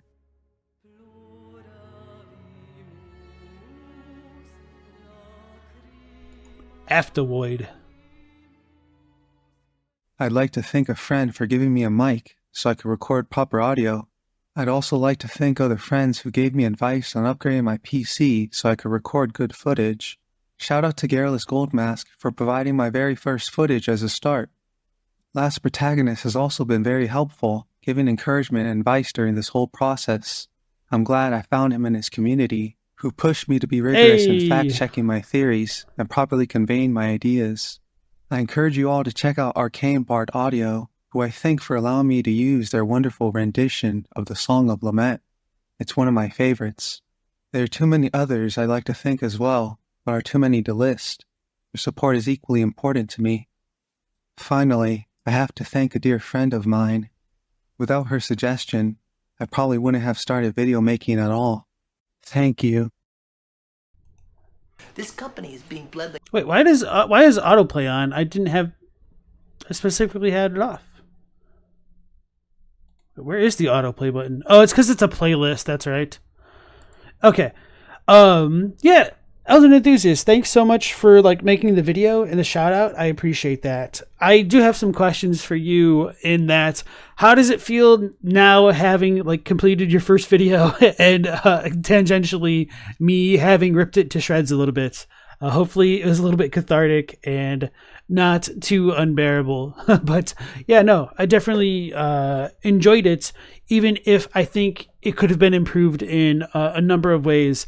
I do wish that you elaborated on the secret hidden god a bit more explicitly here at the end to tie it to the title of the video, just because I think it could have condensed things and crystallized them a lot more clearly in the audience's mind eye to say that the one great is this hidden god or something, but it's not exactly completely fractured as Hayeda might have us believe, if I'm understanding your point there correctly there.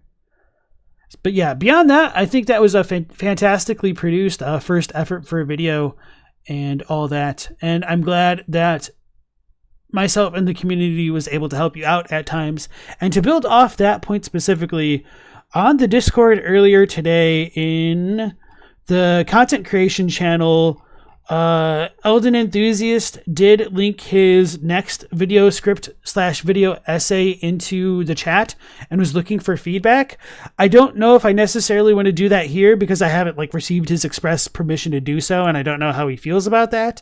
But I'm just mentioning that here because at least in some kind of semi-public forum, he did ask for some direct feedback if anybody is interested in helping out a community member, a pal, a budding content creator get their feet under them and hit the ground running for their next video. So, all right, let me check out the chat a bit more.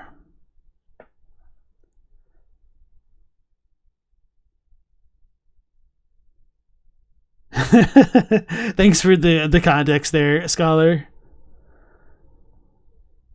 Teddy says it was a well-made video. Got a bit too academic for a YouTube video. Yeah, and that's kind of the biggest criticism I think that could be levied against this, especially for it not being in the academic YouTube section of YouTube. And there's nothing wrong with that, but it's just kind of hard to parse all of that information in the video format style. I think it would be perfectly fine as a paper though. Although, some of my criticisms, I think, would still stand, obviously, but, it would just be easier, I think, in general. It's scary to imagine how many hours of research were done to create this video. Yeah, I was actually curious about that, especially towards the end, about, Elden Enthusiast's background, but I also don't necessarily want to pry, so if you feel comfortable sharing that, and if you don't, that's perfectly fine. I totally understand. The hidden god was the friends we made along the way. You can if you want. Okay, so if anybody is curious about Elden Enthusiast's next video script and wants to provide them some more direct feedback, here's a link to that in the chat right now. And I'm also going to go ahead and link his video, as always, if you want to give him some support there with a like and or a sub, so that way you can get a heads up for when that second video does go live in the next 9 months, right?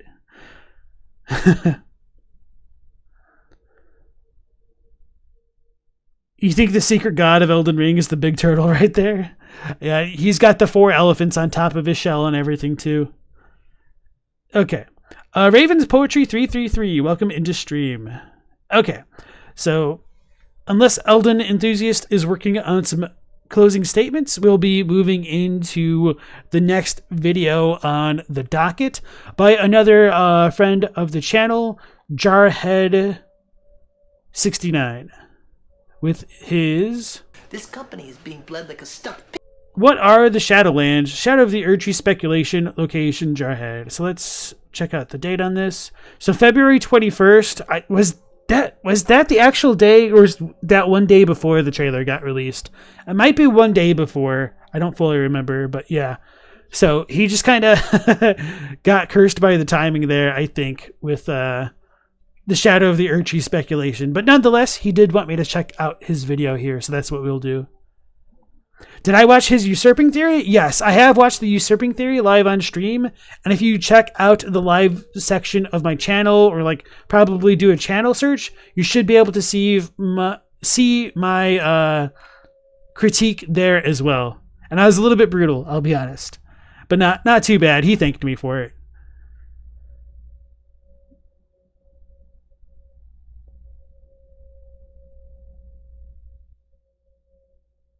Intellect said, you wish you had somebody to take your theory and make a video to either make it or break it.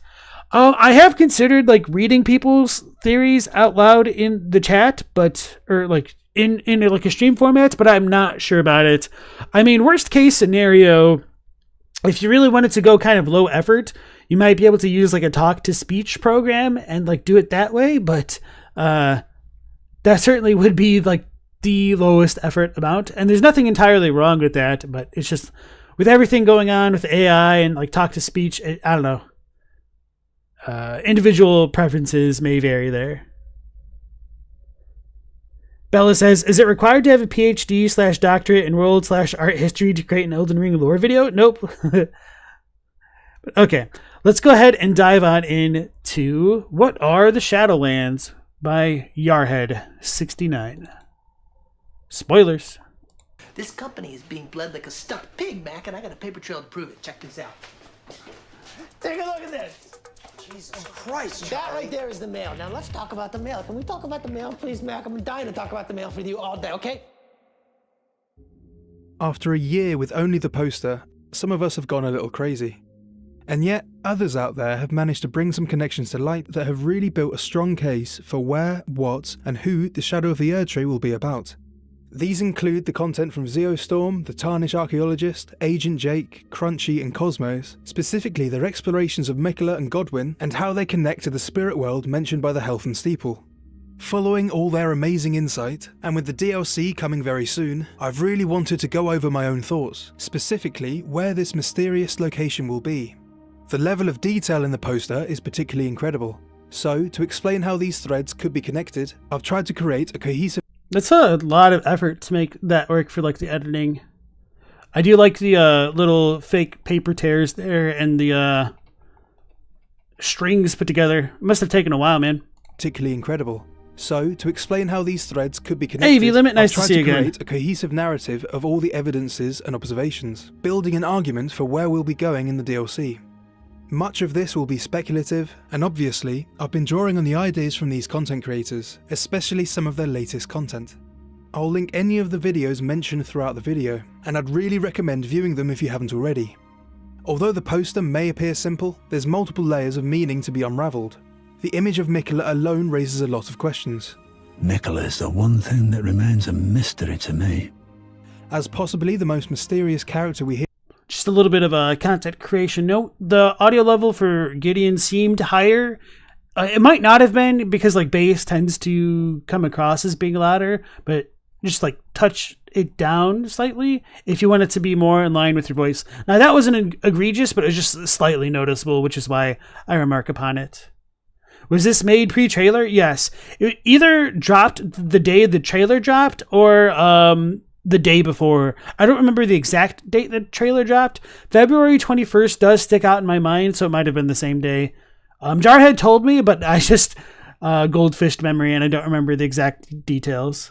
There's been a lot of speculation around his role in the lore. This makes his appearance alongside Torrent here very exciting. Although there's still a chance it's a young Marika, with the large amount of cut content around Miquella, and as they're identical to the images we have for him, I think it's Miquella who will be playing a central role in the story. Again, the question I'm most excited about is where the Shadow of the Erdtree will be set. I do think it will be some kind of spirit world, and I've got an extensive idea of why this is the case. This includes how Miyazaki himself has talked about the convoluted nature of the Elden Ring, and how it directly affects the processes of life and structure of reality within the Lands Between. His description of the Elden Ring as a representation of something metaphysical has had me looking at some pretty abstract aspects of the world. So, to help keep this video manageable, I'll first give a rundown for this video. I'll start with analysing the structures of the Elden Ring itself before... Hell yeah. Okay. This is like one of my favorite little environmental details, which I haven't seen too many people bring up, so I'm glad we got the cross-tree Great Shield here. Before going over discussions around the spirit world. Next, I'll detail how these involve Miquella, as well as his alter ego of Trina. And lastly, I'll end with potential ways we'll access the DLC. I hope this will all be clear, and that, by the end, you'll understand the premise and the weird journey it takes to reach it. So then, to begin making sense of this speculation, we need to break down the two different depictions of the Elden Ring we see in the game. The first is the design in Farum Azula, and the second is the version used both in the logo for the game and seen inside Marika and Radagon. Farum Azula shows the Elden Ring with many root-like structures emanating downwards, a feature heavily associated with the Crucible. We also see roots weave across the Crucible Knight set and radiate from the black and white orbs of the Crucible Hornshield.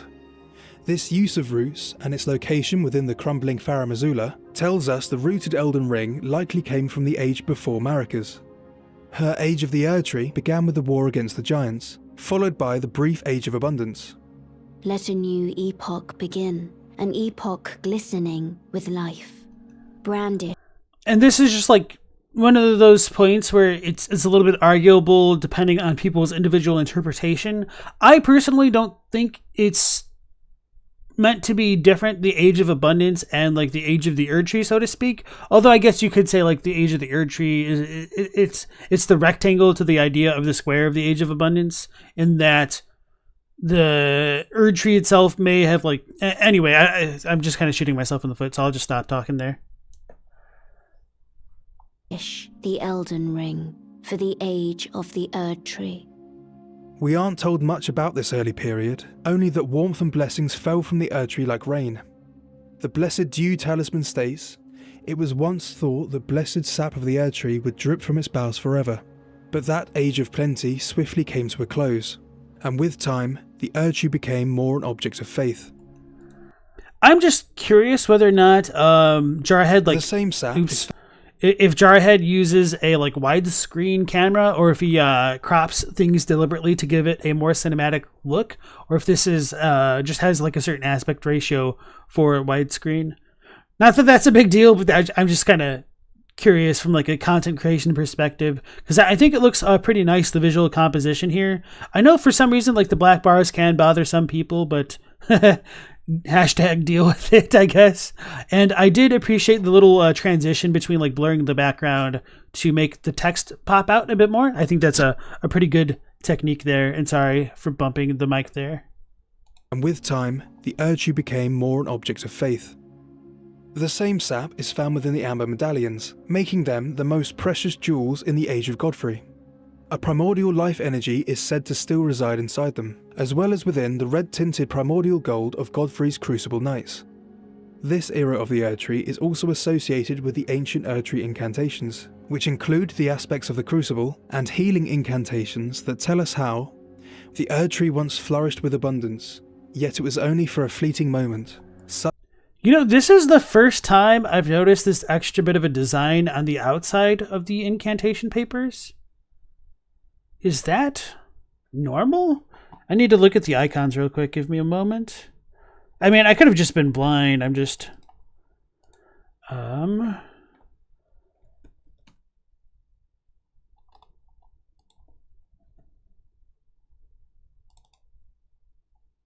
no, definitely there. I'm just blind. Okay.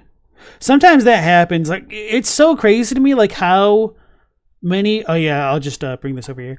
It's so crazy to me how much, like, detail can be right in your face and just kind of, like, ignore it over time. I was like, wait a second, that kind of looks like the rune... or not Rune of Death, but, like, the rune arc, or Marika's rune. And obviously that's part of, like, the larger white design, and it's probably not relevant whatsoever. It just, you know, caught me by surprise. Keith Martin, welcome back to the stream. Nice to see you again. And as Levo said, they think that the Age of the Erdtree is a broader term. The Age of Plenty was only part of it. The Golden Order Age is another part of it. Yeah, that's kind of how I feel as well, that you could use the Age of the Erdtree as an umbrella term to incorporate the time of the Golden Order / Golden Order fundamentalism, and the Age of Plenty, and the Age of so-called Erdtree worship, which would be between the Age of Abundance and the Golden Order in my cosmology here.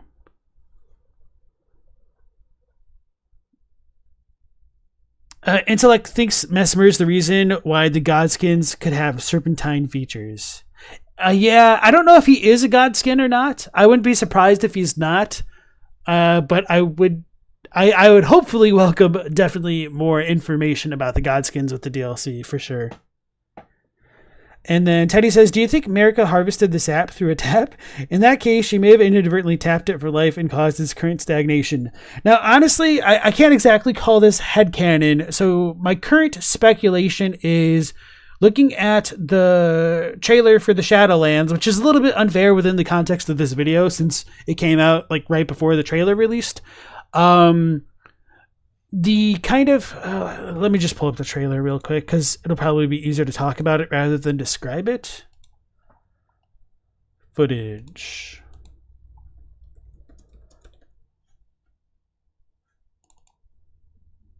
So the big ivory tower looking like thing right here, I wondered if like this is where like sap is collected and or like turned into amber and jewels and whatnot. But I don't really know about that. Like there are a bunch of basins in the lands between which have like the crystallized tears, and the crystallized tears, is this a Japanese to English thing? It might not be like completely direct, but I'm pretty confident that the connection between sap, amber, and the Erdtree's crystal tears is a little bit more concrete in the Japanese. It might not be entirely explicit there, though. So hopefully that answers your question. Hey, Chadwick, welcome back to stream. And Pigsy, nice to see you again. Age of Abundance tree looks different, more like a real solid tree.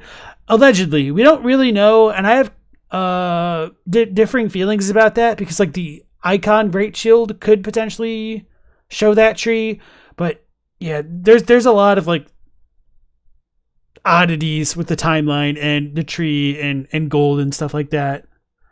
It's kind of annoying. Ezekiel, welcome back in. Did I see the new Miyazaki interview? Yes, I already talked about it and linked it in the Discord. Thanks for bringing it up, though.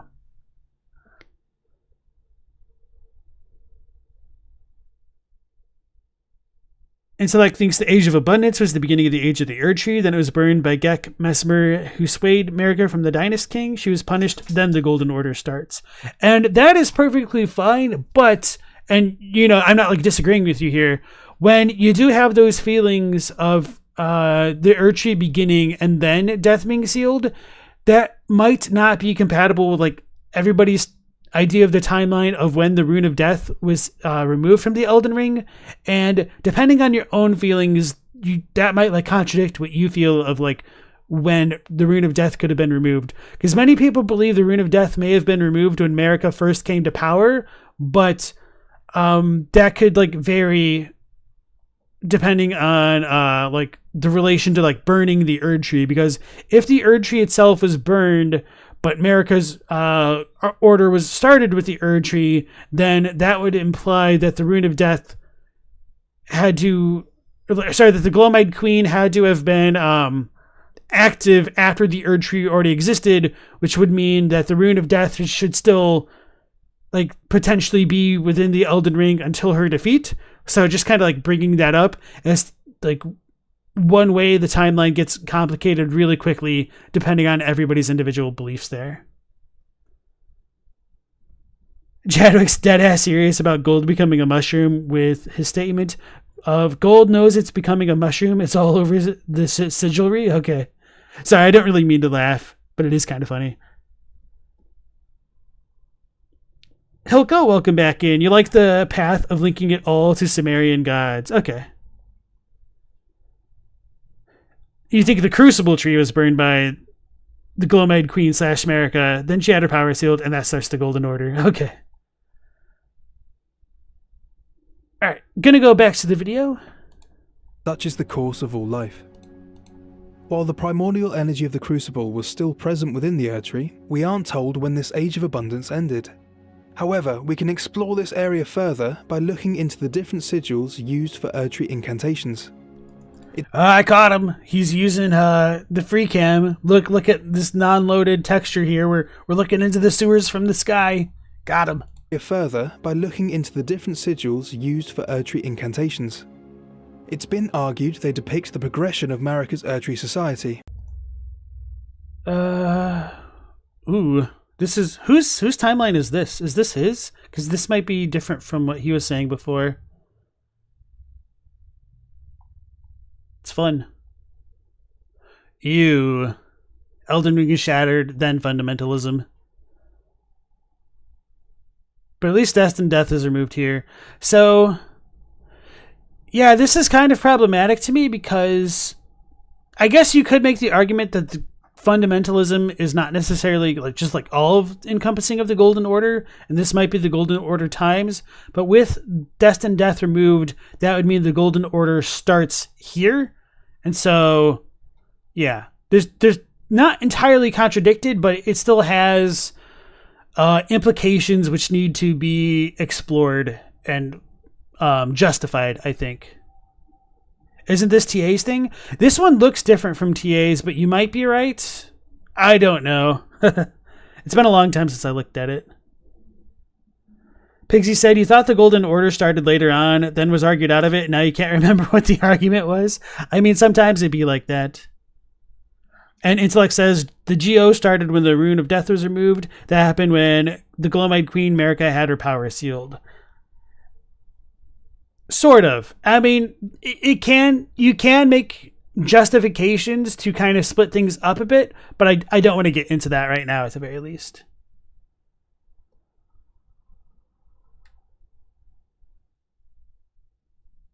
And Intellect thinks fundamentalism only started when Radigan started to seek perfection, which makes sense. Hey, Buster Suds, welcome back in. Hope I'm still going to be streaming for a minute. Just finished your last paper for your bullshit in history. Yeah, so we've got another hour left, but honestly, I try to stream to the dictates of the content, so I try not to end early if we're not finished, but we should have enough time to definitely get through this and whatnot. So we'll be live for a little bit. Which was thoroughly detailed by the tarnished archaeologist in his video Oh, no. on the 3 creeds of the Erdtree. Y'all were right. To summarise the argument, the 3 sigils began with the ancient Erdtree, followed by Erdtree worship and then Golden Order fundamentalism. The more wild and natural design of the first sigil seems to reference the Crucible and the Age of Abundance. So I kind of agree with that, but in my cosmology, there is no difference between the Crucible and the Erdtree other than the fact that it would have described the period of the Erdtree during Godfrey's time, and more specifically during the Age of Abundance. And I do think when you get to the Erdtree, the Erdtree worship sigil, that's post Age of Abundance, but still technically Godfrey's Erdtree, just in a period of no more abundance, I suppose. And then, yeah, I'll let him get to the rest here. This motif is emphasised further within the sigil for the Omen. No, I know it's Temple, bachelors, but it's fun to showing the joke. same central structure wildly overgrown with the roots of the Crucible. This era is mentioned again within the Hero's Rune. There were once heroes who walked the battlefields, abundantly blessed by the Erdtree itself, who upon earning their honour simply died.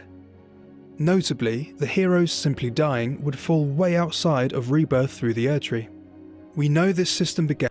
It's arguable, and I hate being the one to say it's arguable and playing devil's advocate because I'm one who turns to this description constantly.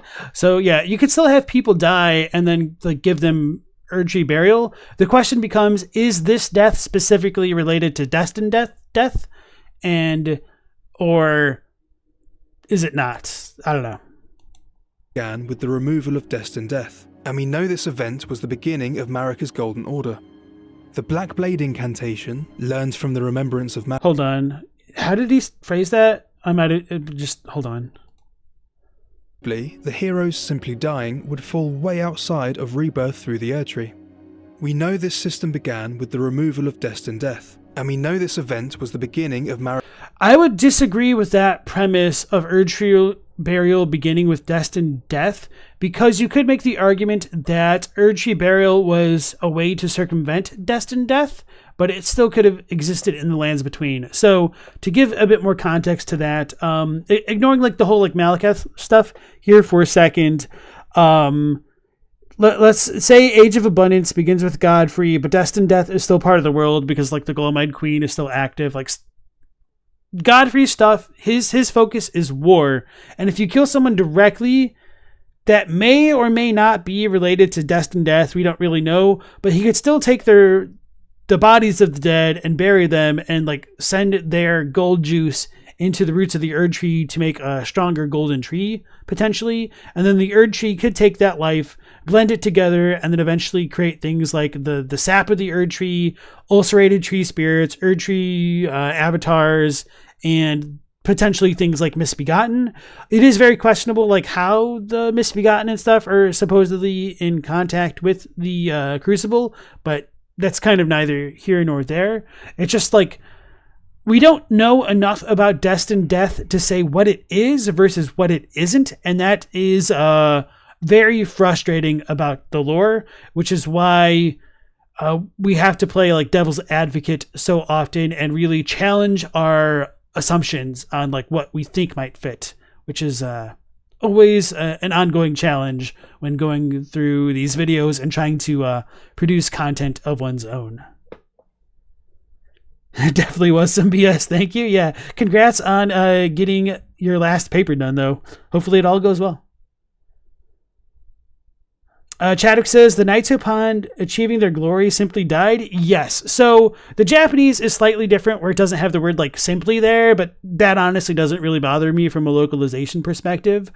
Attaining their glory could be meant that they made a name for themselves in battle, because that is kind of related to spirit ashes. They relive their memories of battle, and that kind of makes a lot of sense to me. Like the stronger your memory, the stronger of a presence you'll have on the Erdtree, I guess. Like the more your memories will be carved into its trunk, which is why champions have remembrances specifically. So glory through death could be tied to all of that, or it could just be the ambiguous, like, oh, they're done, your purpose has been fulfilled, you're dying because the Erdtree and its grace is no longer conferring a duty to the people that it's blessed, because these folks were, quote unquote, abundantly blessed by the Erdtree, which is really fascinating to me, because as far as we're concerned, the Tarnished player character, while we're not exactly blessed by grace directly, we're kind of told that we are blessed in the intro cutscene. And then in Miyazaki's Edge interview, I believe, he says the reason that the Tarnished is called back to the lands between is because the guidance of grace won't release them. So in a certain abstract sense, I would make the argument that even we are blessed by the Erdtree, but that blessing of the Erdtree is specifically what revives us. So then why is it that the Tarnished is revived by this blessing, but those who are abundantly blessed were not revived, is kind of like one of my reoccurring questions here.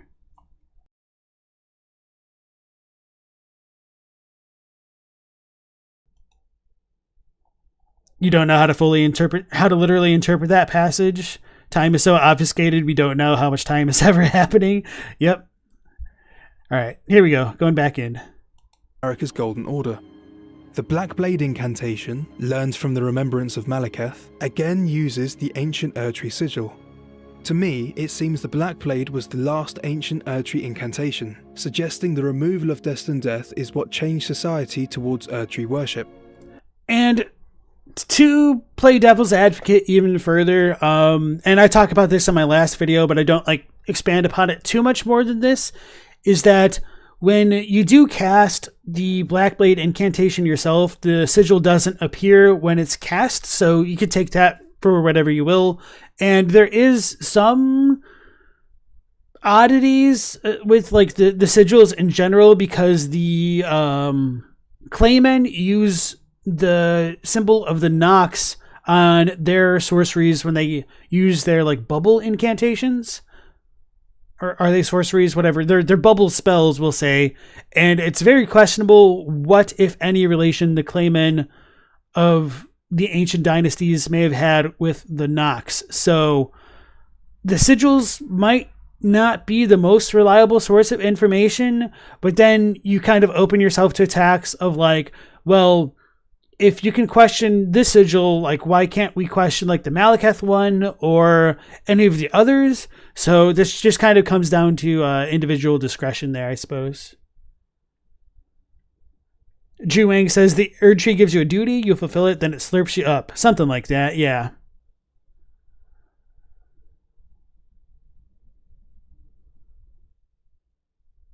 Ponyboy says, it's just that most people associate the Tarnished with being graceless, so they always state it when we interact with them, though. Technically, our eyes should display that to them, so you don't know.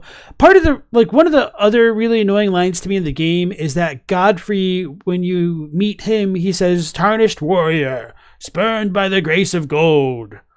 I've given thee courtesy enough.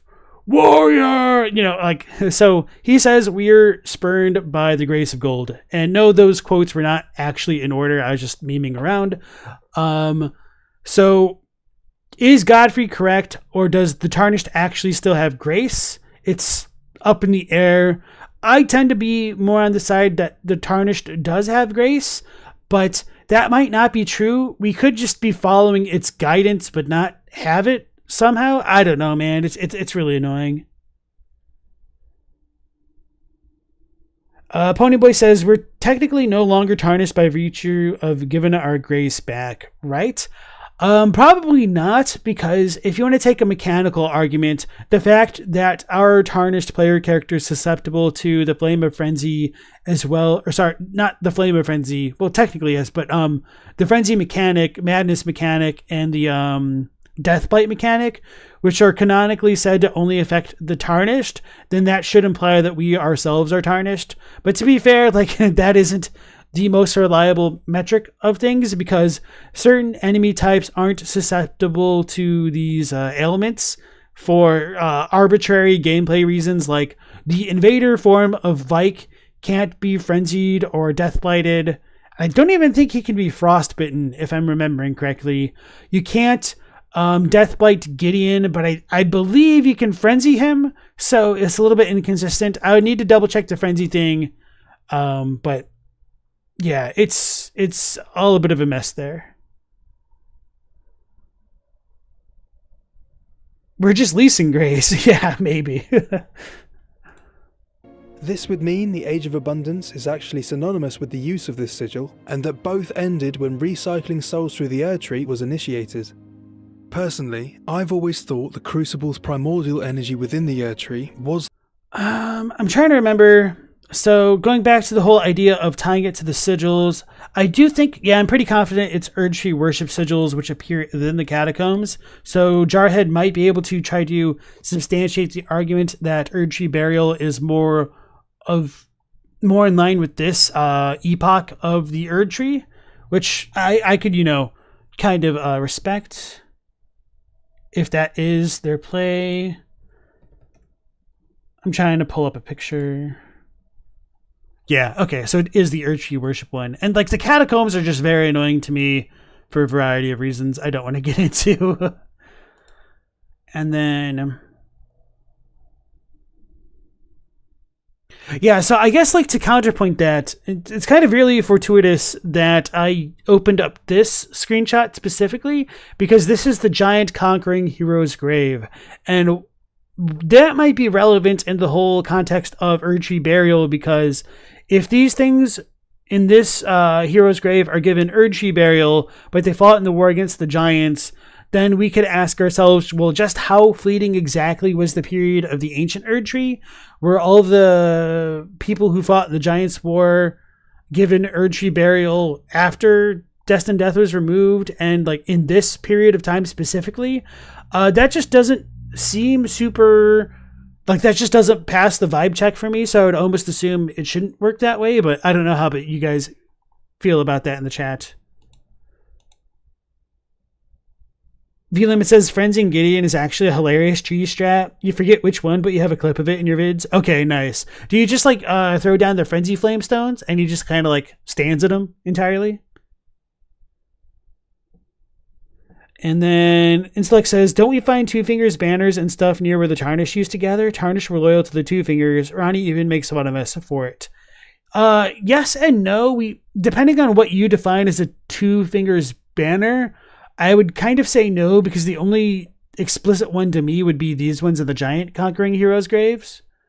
But if you want to make the argument that like the Sarash Lion standard is that of like a Two Fingers faction, then sure, maybe.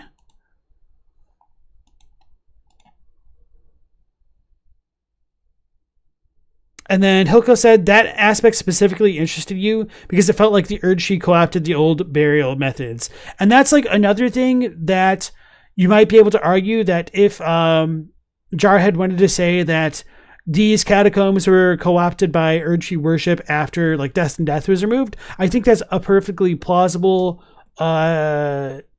belief one could have, but it just takes like a lot of substantiation. And yeah, like, I'm not trying to like dog on him for like not going into the super details here, but you know, just trying to offer like my take or multiple takes on what the timeline could represent here, I suppose. You use the grab while he does his speech. Oh, really? Nice. And who said it? Yeah, Hilko, thanks for bringing up the idea of co-opting the old burial methods. That's probably something I should have brought up, so thanks for reminding me. Of this sigil, and that both ended when recycling souls through the Erdtree was initiated. Personally, I've always thought the Crucible's primordial energy within the Erdtree was the cause of the Age of Abundance. As the Crucible is heavily associated with its many roots, I think the contemporary form of the Elden Ring was only fully formed after the removal of Destined Death. In some way, I believe this stemmed the flow of bounties from the Erdtree, and the age that followed would be that of Erdtree worship. This would explain the second sigil. So hold on, I think I caught what he said, but I just wanted to, you know, crystallize that. Many roots. I think the contemporary form of the Elden Ring was only fully formed after the removal of Destined Death. In some way, I believe this stemmed the flow of bounties from the Erdtree, and the age... Okay, so this doesn't work in my mind because to me the Erdtree is predicated on Marika controlling the Elden Ring. And so to back that up, he is saying the Elden Ring needs to exist. Hold on, let me just try to see the way that he said it again. I think the contemporary form of the Elden Ring was only fully formed after the removal of Destined Death. Oh, he said contemporary form, but... Okay, so... Is he saying that this form is the Age of Abundance one? Hold on, that might be... In some way, I believe this stemmed the flow of bounties from the Erdtree. Contemporary is different from Ancient Erdtree, is the implication of this, I believe.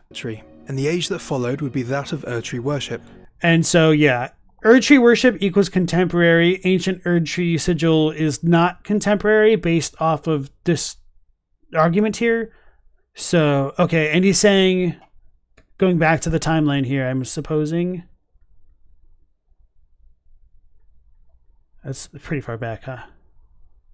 Oh no, too far forward. Or too far back. Okay. It would mean the Age of Abundance is...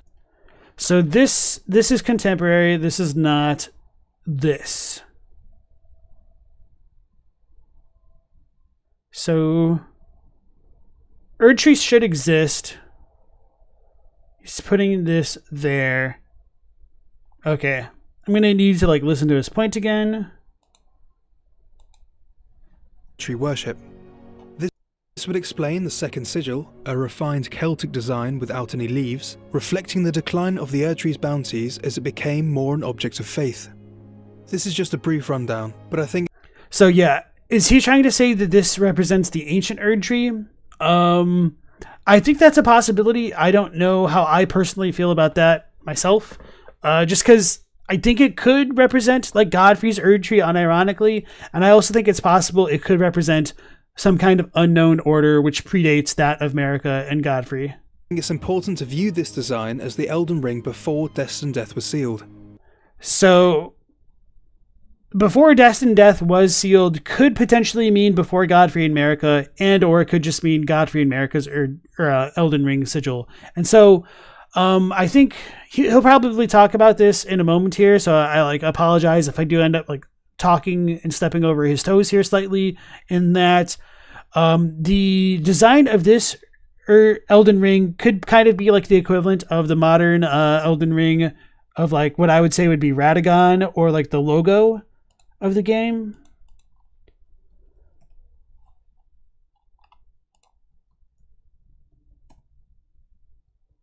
Oh god, this, why, it just doesn't work in this folder. Windows search works in other folders, but not this one for whatever reason. Let's just do this rather than...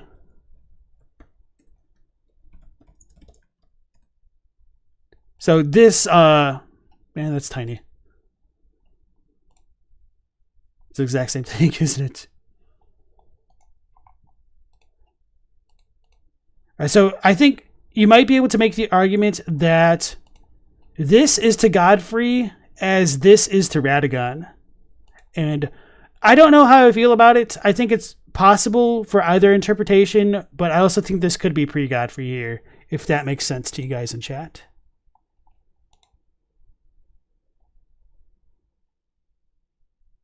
Okay. So then, looking now at the contemporary Elden Ring, there's only a single vertical element remaining. This central column now reflects the straight trunk of the Erdtree, instead of the Crucible's roots. Additionally, concentric arcs now emanate downwards throughout it, with the largest at the bottom mentioned within the rune arc. The lower arc of the Elden Ring is held to be the basin in which its blessings pool. While the rooted Elden Ring represented the primordial blending of life, Marika's represents the containment of souls within the lands between. So I think he's running into the issue of conflating multiple orders together. Or he's saying that the Erdtree existed without Marika could be a different implication. So he might be a great tree truther here, but hasn't fully fleshed that out. And I might explain that idea a bit more if anybody's not following in a second here, but he might talk a little bit more in the video here that might make it easier for me to make that point for you guys. Recirculating again and again through the Erdtree. As such, I believe having blessings pool within the basin rune is an important part of this system of everlasting life. So I hadn't noticed this description before Crunchy mentioned it in his video on the structure of reality. And that's a really good video if anybody has not seen that one. I also reacted to it on stream, but also give Crunchy the view as well. I had the chance to discuss this with him in a conversation he's released on his channel. And that I have not watched, mostly because I pretty much do all my watching on stream. I'm not so sure if I would watch this one on stream, because in the past when I've watched videos that had multiple people talking, it kind of became a little bit messy between me pausing and talking over one person versus another. Maybe a podcast wouldn't be too bad. I don't know. I might watch this on my own sometime and think about that.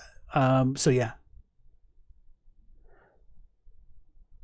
Hey, Without Horns, welcome back to stream. Sorry, did I forget to notify the Discord? That might have been my fault. Yeah, I think it was. I think I got distracted in real life and didn't notify you guys. Oopsies. Oh, we can do that now. Everyone live as of 2 hours ago. Okay. Thanks for inadvertently letting me know about that. So that was my mistake. Otoako, welcome back in. It's also interesting that the basin in the older Elden Ring is at the top, but then goes to the bottom in Marika's Elden Ring. Yeah, and I think he'll talk about that, perhaps, because I did see an upside down blue version of the Elden Ring in this video. Yeah, and Drew says there is the one weird Elden Ring in the road tiles with an extra ring. And That one, I don't know if it's supposed to be technically an extra ring or if it's just supposed to represent the Elden Ring from whatever angle the person is looking at. But man, I've definitely obsessed over that tile quite a bit. Getting to ask Hey, him Elder about Gusto some of and his Scalzi, conclusions welcome was an back in. amazing opportunity. I would recommend checking the conversation out, as he has both an amazing insight into the lore and a great understanding of FromSoft as a company. He's also the first person I've seen discussing the Helfen, which is now a common topic in discussions around the DLC. Specifically, within the description of the Helfen Steeple, it has a mysterious mention of the spirit world. Great sword patterned after the black steeple of the Helfen, the lampwood which guides the dead of the spirit world. The lamplight is similar to Grace in appearance, only it is said it can only be seen by those who met their death in battle. So this implies the Helfen is an actual location, and is the only mention of the spirit world within the entire game. The skill of the Helfen Steeple also coats the blade in ghost flame. In the age before Marika's, this flame was used in the ancient rites of the Deathbirds, cremation. So as for saying that the Helfen is a location, I think that can be contentious, and it's kind of my position that the so-called candle trees in the game should represent that of the Helfen. There's nothing explicit in the game to confirm that. I just think it to be likely. And oh man, okay, I guess I'll also set the chat a little bit ablaze with some heavy DLC speculation. So, okay, this is the worst. That was the worst bit of footage I could have used for Helfen. Alright, so this is the Helfen right here. Well, sorry, I take that back. This is the candle tree, which I often call the Helfen tree, because these are supposed to guide the dead to like catacombs and whatnot. And so when you approach these trees, a dead person kind of like guides you to where you'll go to like a cave to get like spirit ashes, I believe. I actually haven't gone back and like double checked what is in each location tied to the Helfen. I believe it should technically be a renowned spirit ash, but I don't know if that actually works, because that could just be a mismatch of the item description versus the actual gameplay, because the Japanese version of the Candlewood? Wait, what am I thinking of? The Candle Tree Great... What is the name of it? The Candle Tree Wooden Shield. Okay. Says... It's thought to represent a surreptitious prophecy of cardinal sin. The lit candle tree design was forbidden. So I'm thinking of lampwood. That's what it is. So it is in Helfen Steeple, I believe. The lamplight is similar to Grace in its appearance. Only it is said that it can only be seen by those who met their death in battle. The Japanese is ever so slightly different here, where Helfen Steeple. So those who met their death in battle. The characters used here are Erdtree, which is like glorious spirit, and I don't think this appears specifically in anything else, but okay, we do. Okay. War Dead Catacombs. Okay, good enough. Great Grave Glovewort. In the ancient times, the flower was considered like used for Erdtree, not like used, but yeah, okay. Spirit Ashes.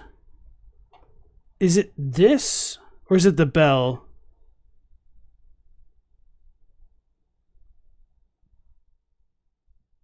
Okay, no, is it just these ones?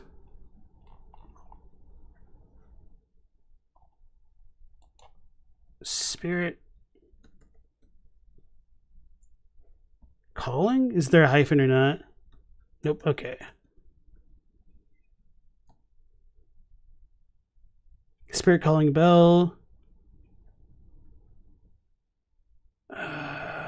Maybe it's the tooltip. I don't remember what description or piece of text it came from specifically. Or maybe it is just... Okay, maybe it might just be the Glovewort. Oh wait, no. It's the things themselves, isn't it? Let's do Grave Glovewort. Okay, so this says nothing about the quality of the spirits, whereas since times of old, large gloveworts are used to comfort heroic spirits, given in tribute to those who died the most glorious of deaths in their hopes that their stories would become legend. That tracks. I thought there was something else, but when you actually look at the spirit ashes yourself, let me look in my footage just to show it off real quick.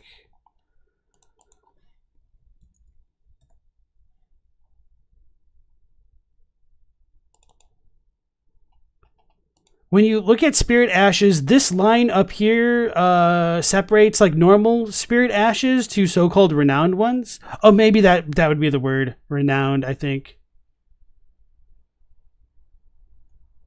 Wait, are those ones renowned? Those ones are not renowned.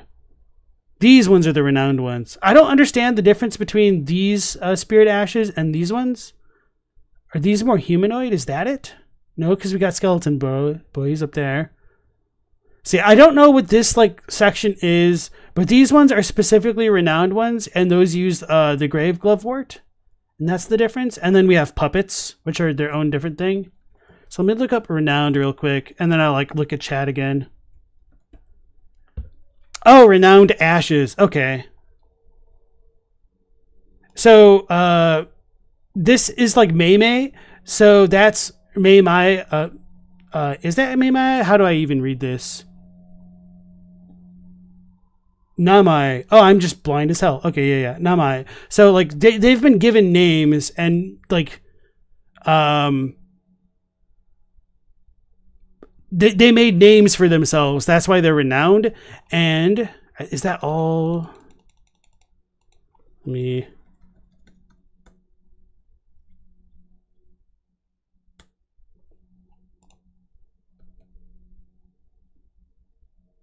Okay. Doesn't really matter. The point is renowned spirit ashes have like stronger memories from battle, and that ties into the hero's rune that we were talking about earlier. Upon attaining their glory, simply died, I think. So that kind of all connects. So hopefully that tangent made sense.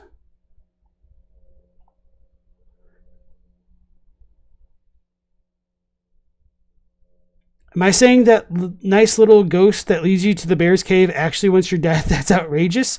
I don't know about that. I think it might just be telling you like that's where its spirit ashes are, technically, but I could be wrong. It might want you to collect it to give it like a better burial or something.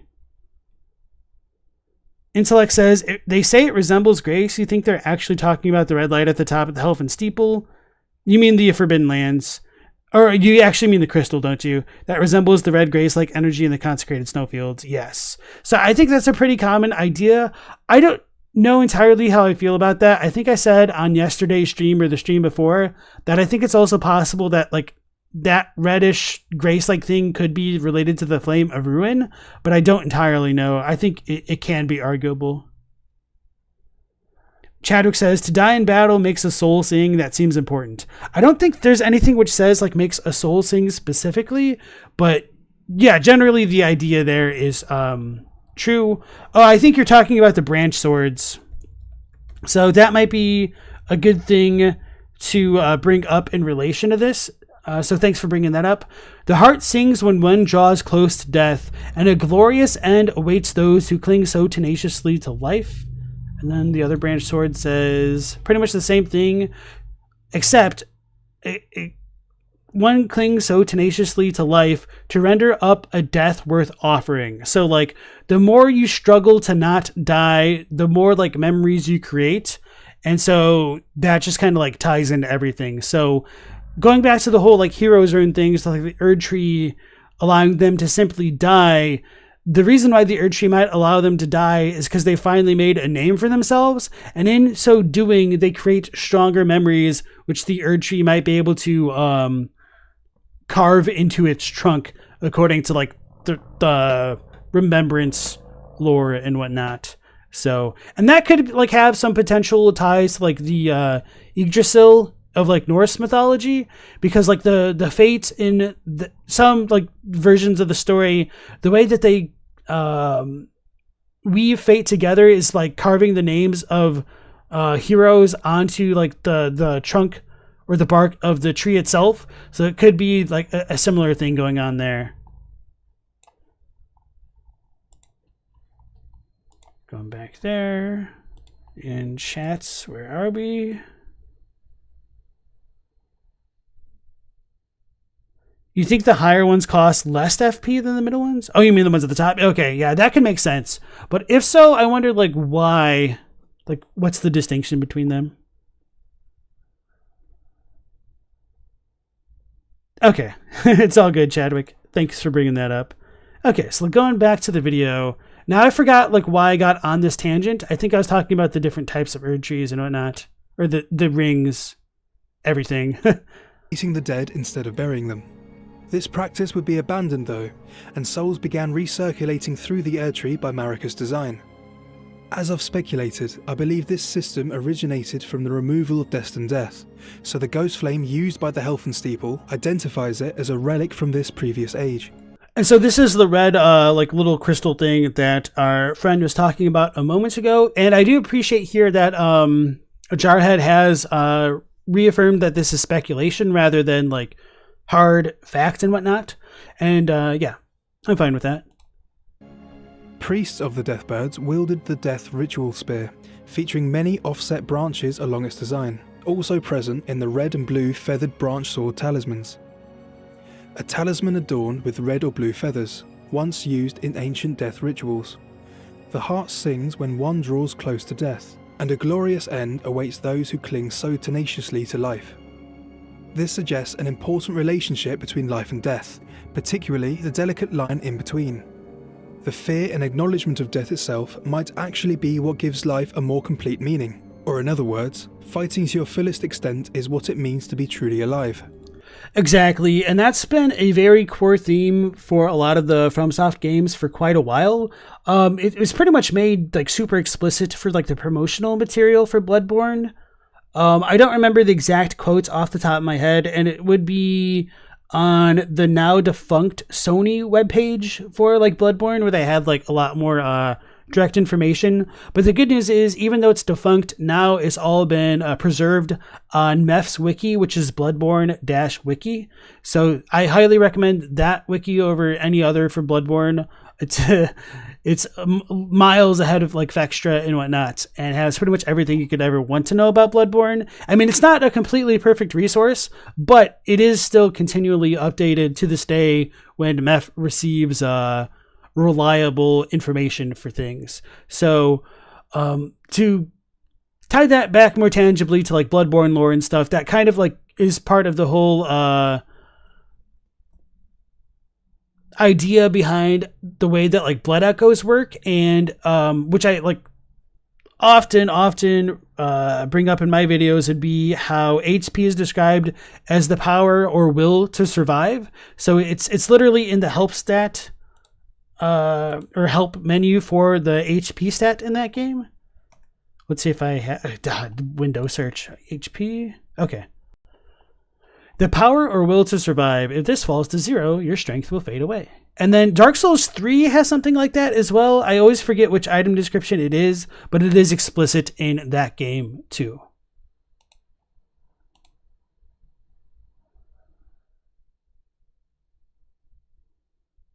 Otoako says the tiers might be lesser, basic, and renowned. Let me look back at the Spirit Ashes real quick to see if they're like categorized that way.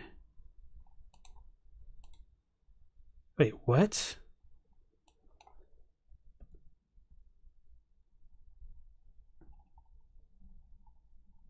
It just says ashes. I probably need to look at the individual ones. So let's go to Latenna real quick.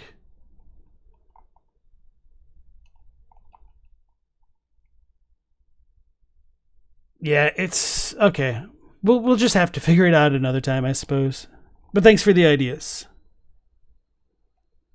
Intellect says, of course it makes sense because the Erdtree feeds on conflict, so it would allow the more conflict, the more worthy of Erdtree burial. Yes, and I'm glad you said it that way, because this is like a lot of info that I take for granted, like the whole cold blood aspect of things, the will to survive, because not everybody is like extremely familiar with like all the FromSoft games, go figure.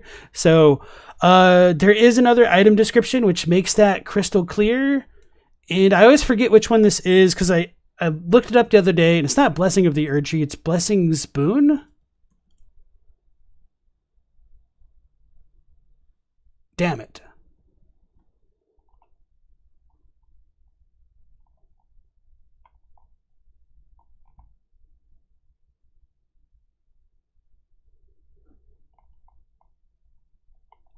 Some kind of blessing, wasn't it? Protection of the Erdtree. Yes. Protection of the Erdtree. I'll need to remember this. In the beginning, everything was in opposition to the Erdtree, but through countless victories in war, it became the embodiment of order. So war is a necessity for the Erdtree to become the embodiment of order. And this description just absolutely blows my mind, because this implies that not only the Erdtree, but ipso facto, the Elden Ring didn't necessarily embody order if it had to fight everything to establish order, in my estimation. So I'm glad you phrased things that way there.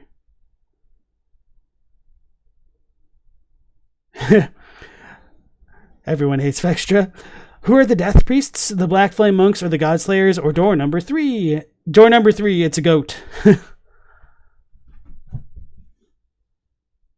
And Scholar says, if you can support, please send some money to Mephistopheles' wiki to help maintain it. Yeah. And Levo says, you think it means all who opposed the Erdtree were killed in wars? Yes, but I mean, not exactly. Some people were left to become quote unquote powerless upstarts, but that's not too important right now. My main point is that, like, the Erdtree was not immediately the embodiment of order. It had to become the embodiment of order, and the way that it did it was through war, which is super important. Where did Vargrim get his sword? The thrift shop, man. His own twin maiden husks. Just as Gwyn was desperate to hold on to his Age of Fire, just as Marika was desperate to make her family live forever. Both are a fable of the dangerous effects of stagnation. Ooh boy, we're hitting that bingo card real hard tonight. Yeah, man. I'm glad a lot of people are making more parallels to Gwyn and Marika, which I've been doing for quite a while, at least on the Discord. Maybe not so much in my videos, but yeah. FromSoft has tried to put across the importance of growth and adaptability throughout their games, through both the lore and gameplay.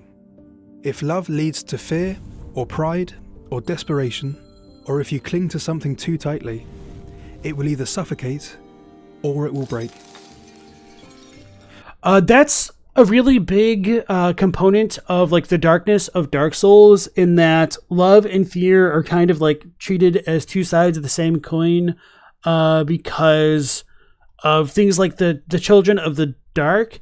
Osana represents loneliness. Nishandra represents like desire, want, yearning. Nadalia, what are the other two exactly?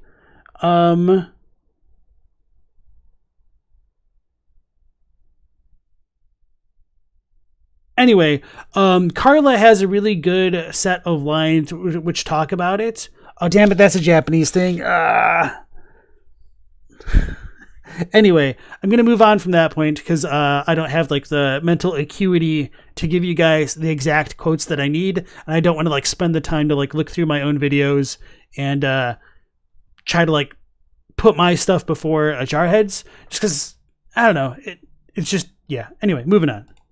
So, just as the rooted Elden Ring represents the blending of life, including death and souls transitioning to the spirit world, I think Marika's Elden Ring also reflects her desire for everlasting life. Again, her system retains souls within the lands between, no longer being guided to the spirit world mentioned in the Helfen. As such, I believe the lower arc of the Elden Ring, the basin rune where the blessings pool, is actually a barrier placed by Marika that separates us from the spirit world. Looking at the downward motion of the Elden Ring, it naturally caps off the flow of life. And as the place where souls pull together, they are then reabsorbed through its central column, through the Erdtree, and somehow are reborn into the world. This is very different to the rooted Elden Ring, with roots trailing off in many different directions. Some of these might be towards the Helfen, with souls guided by its lamplight, while others depart in different directions. Marika's system opposes this natural progression of life, and souls can no longer progress from this area of the Elden Ring.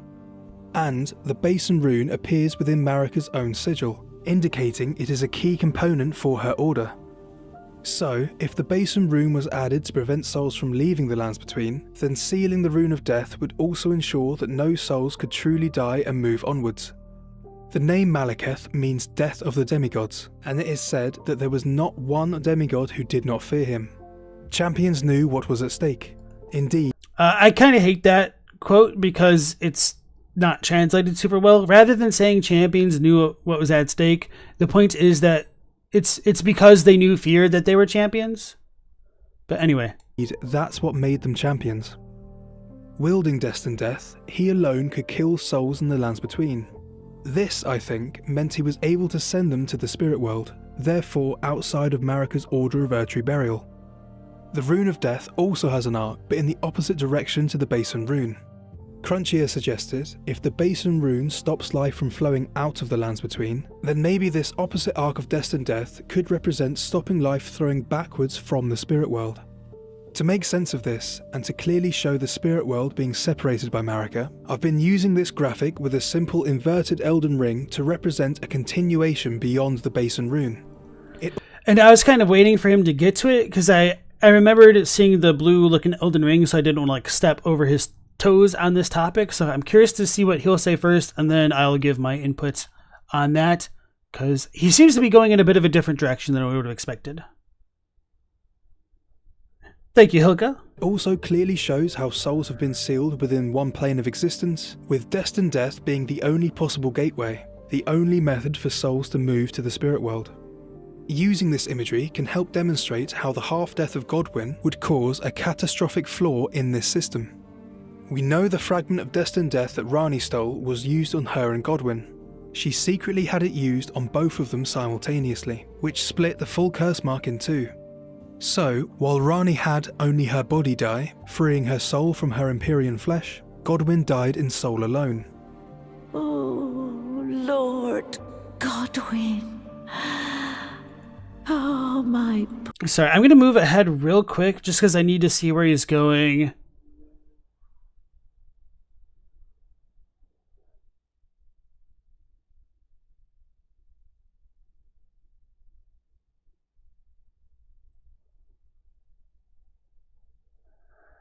Okay, so I don't think... Okay, so he does start to talk about it that way. Okay. I'll let it play for probably quite a while, and then I'm going to probably talk in depth about my issues with Tarnished Archaeologist's timeline. And I'm not sure exactly how JarHed feels about the timeline himself, or if he does completely agree with TA. So I'm going to back it on up. Yeah, okay, this will be a good spot, I suppose. Way, the only method for souls to move to the spirit world. Hey Amin, welcome back in. Imagery can help demonstrate how the half-death of Godwin would cause a catastrophic flaw in this system. We know the fragment of destined death that Ranni stole was used on her and Godwin. She secretly had it used on both of them simultaneously, which split the full curse mark in two. So, while Ranni had only her body die, freeing her soul from her Empyrean flesh, Godwin died in soul alone. Oh, Alright, Bella, good luck with your art. Godwin. Oh, my poor, sweet lordling should have died a true death. A scion of the Golden Bough, sentenced to live in death. How could such a thing come to be?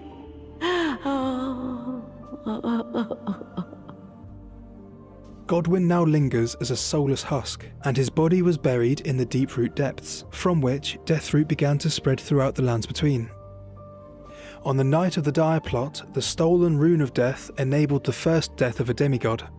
Later, the Rune of Death spread across the Lands Between through the underground roots of the Great Tree, sprouting in the form of Deathroot. This is the description for Deathroot, and is the source of those who live in death. When a soul comes into contact with Deathroot, their bodies are reanimated. Do you know of those who live in death? The very notion of life in death defies the Golden Order. They are described as trespassing beyond life's bounds, their souls refusing the Erdtree's call, continuing to live in death instead of being reborn. And as such, they are hunted by the Golden Order fundamentalists. Those who live in death fall outside the principles of the Golden Order. Their mere existence sullies the guidance of gold, tainting its truth. So, they are the greatest enemy to Marika's order, and this would make perfect sense. No. They the greatest enemy to Makika's order. So, they are Got him. the greatest enemy El Gusto BKA equals Black Knife Assassin, yeah. to Marika's order, and this would make perfect sense if Deathroot comes from a source outside of her design. But how could this be the case? Well, if Godwin was the first to die in soul alone, then he's the first to have his soul and body separated across both the lands between and the spirit world.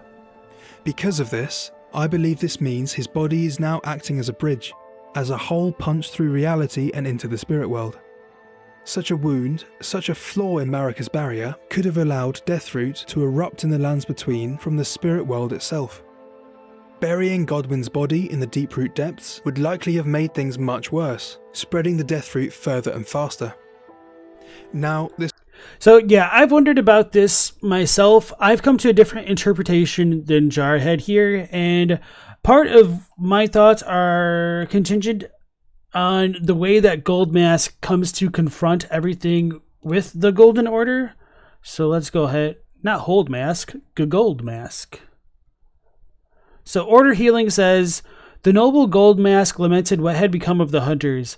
How easy it is for learning and learnedness to be reduced to the ravings of fanatics. All the good and the great wanted in their foolishness was an absolute evil to contend with.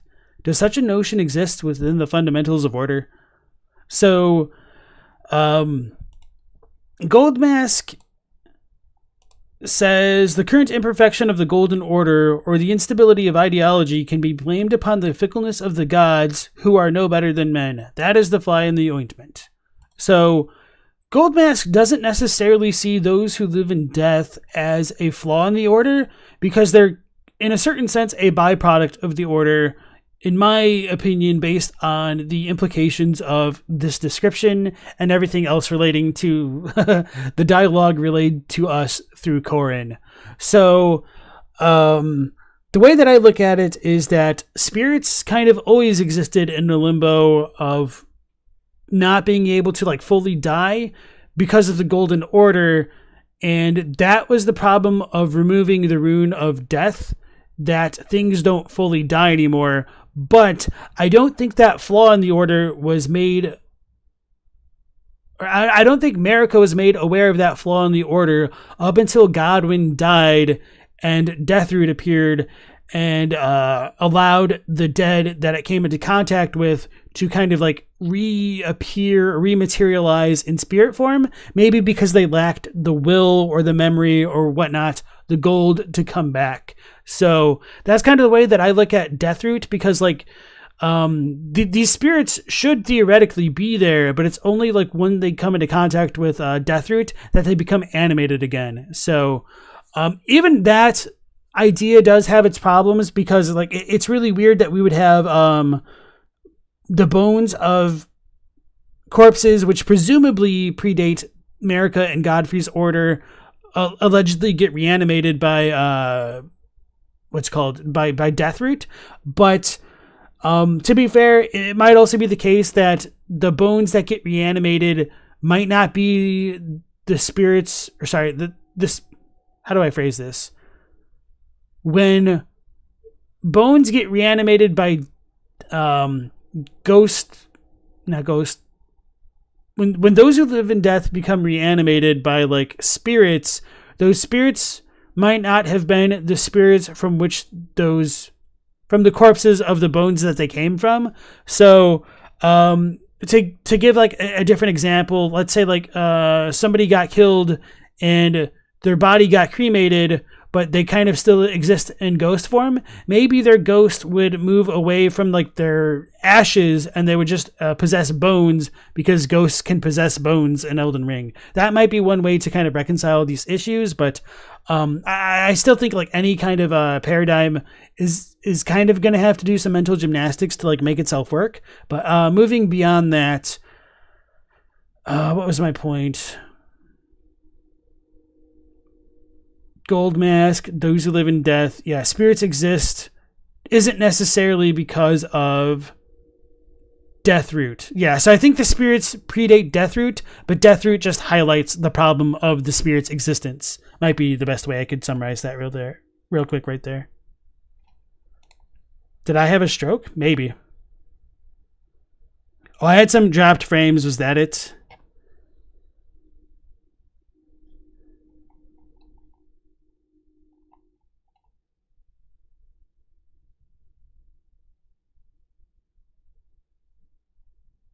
So no spirits before the Golden Order, in my view. I think there's definitely still spirits, because we're kind of shown that they definitely exist within things like, what are they called? The Deathrite birds. We're also given some other bits of environmental evidence of souls existing, potentially through things like the Helfen Steeple and the spirit world, but that's a good question. Where is this window coming from that's annoying me? Oh, it's this. Okay. Yeah, that's a good question. I think that they probably reached Oblivion a different way, a more elegant way than like the Erdtree.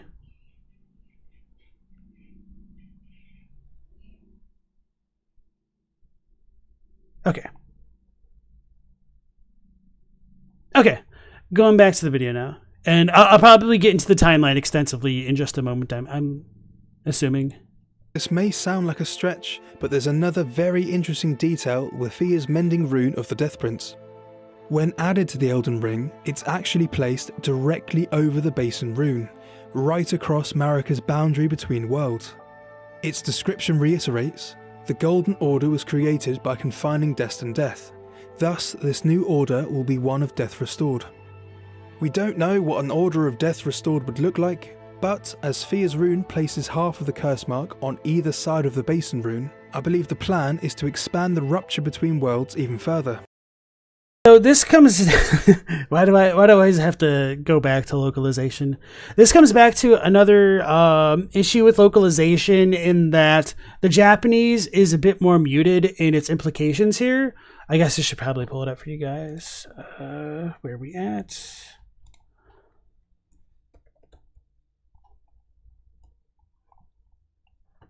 So the Mending Rune of the Death Prince. So right here, the Golden Order began by plucking or removing the Rune of Death.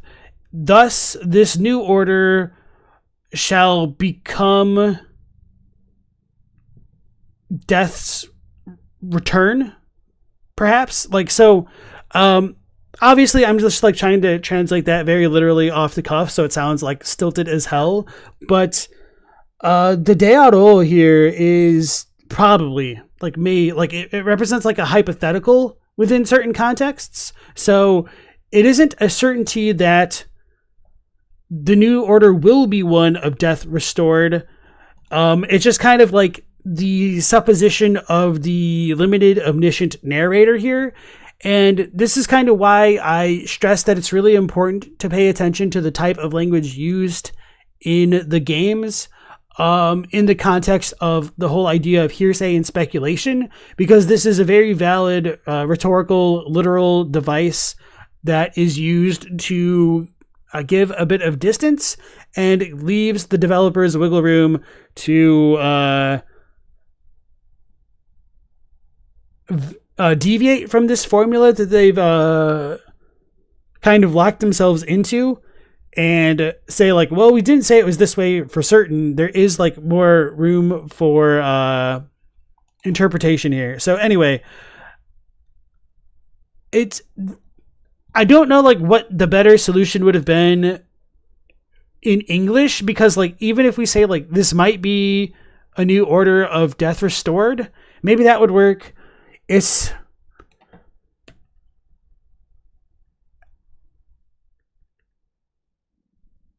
Yeah, it's just kind of like awkward. I don't think this is ideal. I don't think there's anything quite as elegant. So I mean, death might be restored, like works kind of linguistically, semantically, and whatnot. Maybe not the best in terms of like a localization, just because like the vibe that it comes, like the way that it comes across in Japanese is that it's kind of elegant. It's kind of just like a wistful idea, I suppose. It just kind of like works with like Fia's characterization for me personally. So hopefully that makes sense to you guys as well.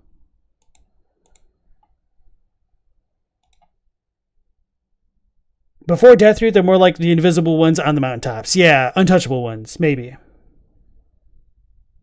Will you get shouted at if you say Rani wants entropy? I don't know, will you? Pony took the position of the rune to be purely a metaphor for putting the new order in her womb, literally bringing the new order to term. Well, not all Mending Runes end up in that spot, unless you just mean like the actual Elden Ring itself. Or do you... Oh, I think I see what you mean. Like the whole like Fia gestating thing specifically. That's kind of an interesting point to bring up. Yeah, thanks for bringing it up that way. So Helical says the new order is that death is now doled out by the new order. Sort of. The way that I look at Fia's rune isn't that like death comes back. It's more like those who live in death get codified into the order. Because that's kind of what she says she sets out to do, because she doesn't like how those who live in death are persecuted by the living. You assume the Mending Runes are all in the same location? Okay. You'll take the credit, though? Okay. Okay, looks like we're kind of all on the same page for now, so going back to the video here. Thus, this new order will be one of death restored. We don't know what an order of death restored would look like, but as Fia's rune places half of the curse mark on either side of the Basin rune, I believe the plan is to expand the rupture between worlds even further. This would certainly create more of those who live in death, while completely ending Marika's cycle of rebirth. These souls have committed no offence. They have every right to life, only they happen to touch upon a flaw in the order. Okay, yeah. Why did I forget to bring up Roger's dialogue? So yeah, it wasn't just Gold Mask, and there is a bit of a discrepancy in Roger's dialogue here, where he says that the way that they touched upon a flaw in the order, not the Golden Order, the way they touched upon a flaw in the order is that they simply wanted to live like earnestly. There isn't like a super good one-to-one translation of like Kenmei in this context, in my opinion. Maybe there is, but they just want to live fervently, and that fervent desire to live gets often expressed in the Soulsborne games as the will to live. And the reason why I'm tying this to will, even though Roger, maybe he does say it, maybe he doesn't, I would need to double check the Japanese. I've talked about it in multiple videos at this point, is that when you talk to Fia, she says that she will take a little bit of your will to create her Baldekin's blessing. So when you lie down or not lie down, but if you embrace the deathbed companion, she will take a little bit of your max HP. She says in Japanese more specifically, I don't know if I specified that she'll take your warmth, your lively vigor. The lively vigor is your will, like greater will type will. So like your will, your Ishi, your HP or will to survive, which you've been talking about throughout this video. Fia takes your will and she produces her blessing.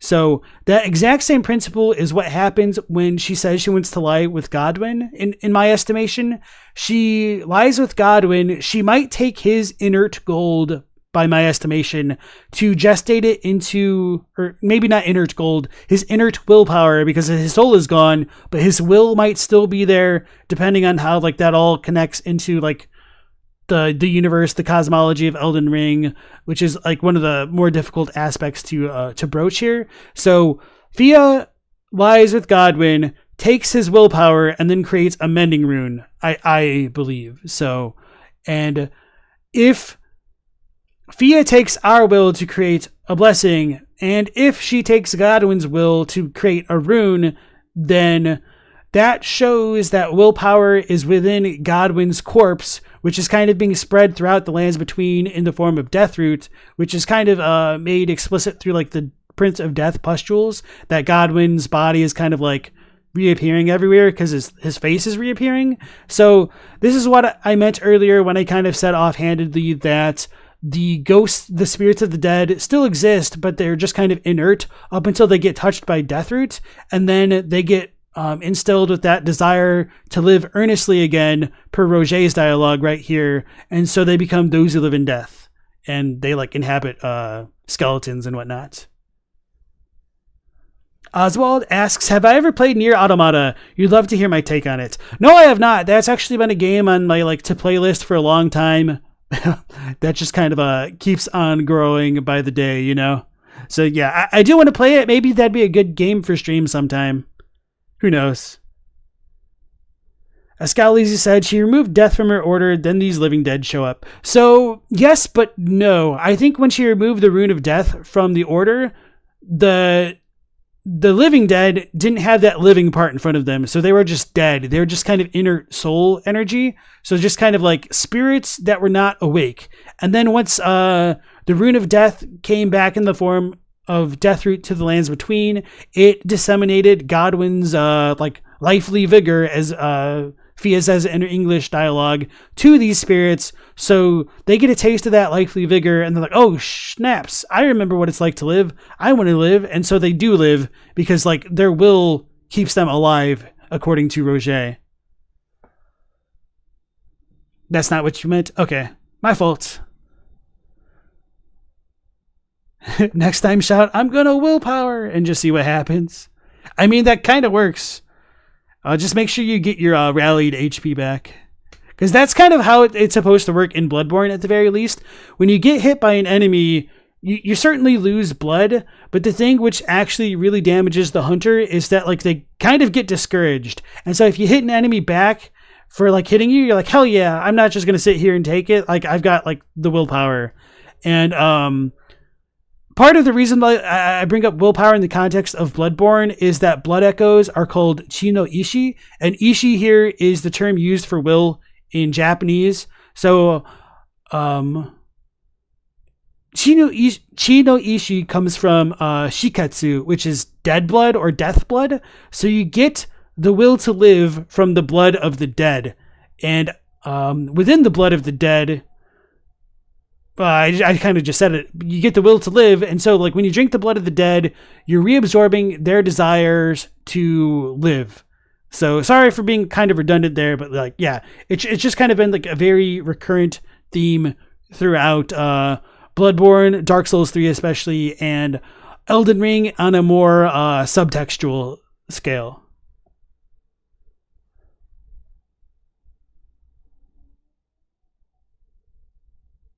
The joke's gone over my head. Probably, like, I'm in deep lore analysis mode and not, like, creative brain mode right now. What you said?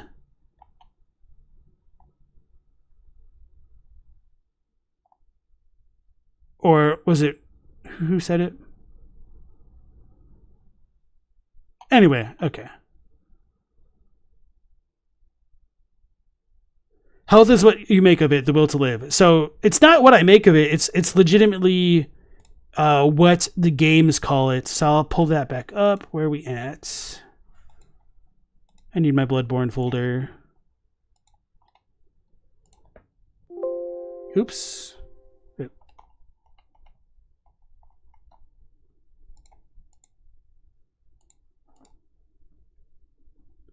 right, here we go. The power or will to survive. So like this is synonymous with HP. Will equals HP.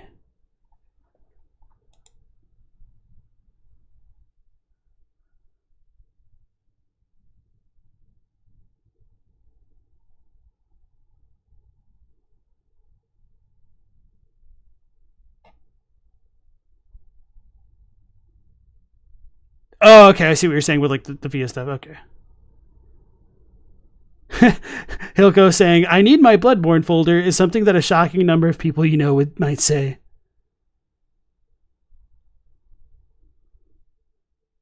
All right, let me reread your question there. Oh, I see. Health is what you make of it, the will to live. Okay. I see what you mean. I don't know if it's like that simple, but maybe. I don't know like how Elden Ring works exactly. It seems to kind of be the case for millennia, so you might be able to make that argument. But for whatever case, like the Tarnished can't access that power on their own of like having their tenacious Ishi keep them alive with like the rally mechanic. Sorry.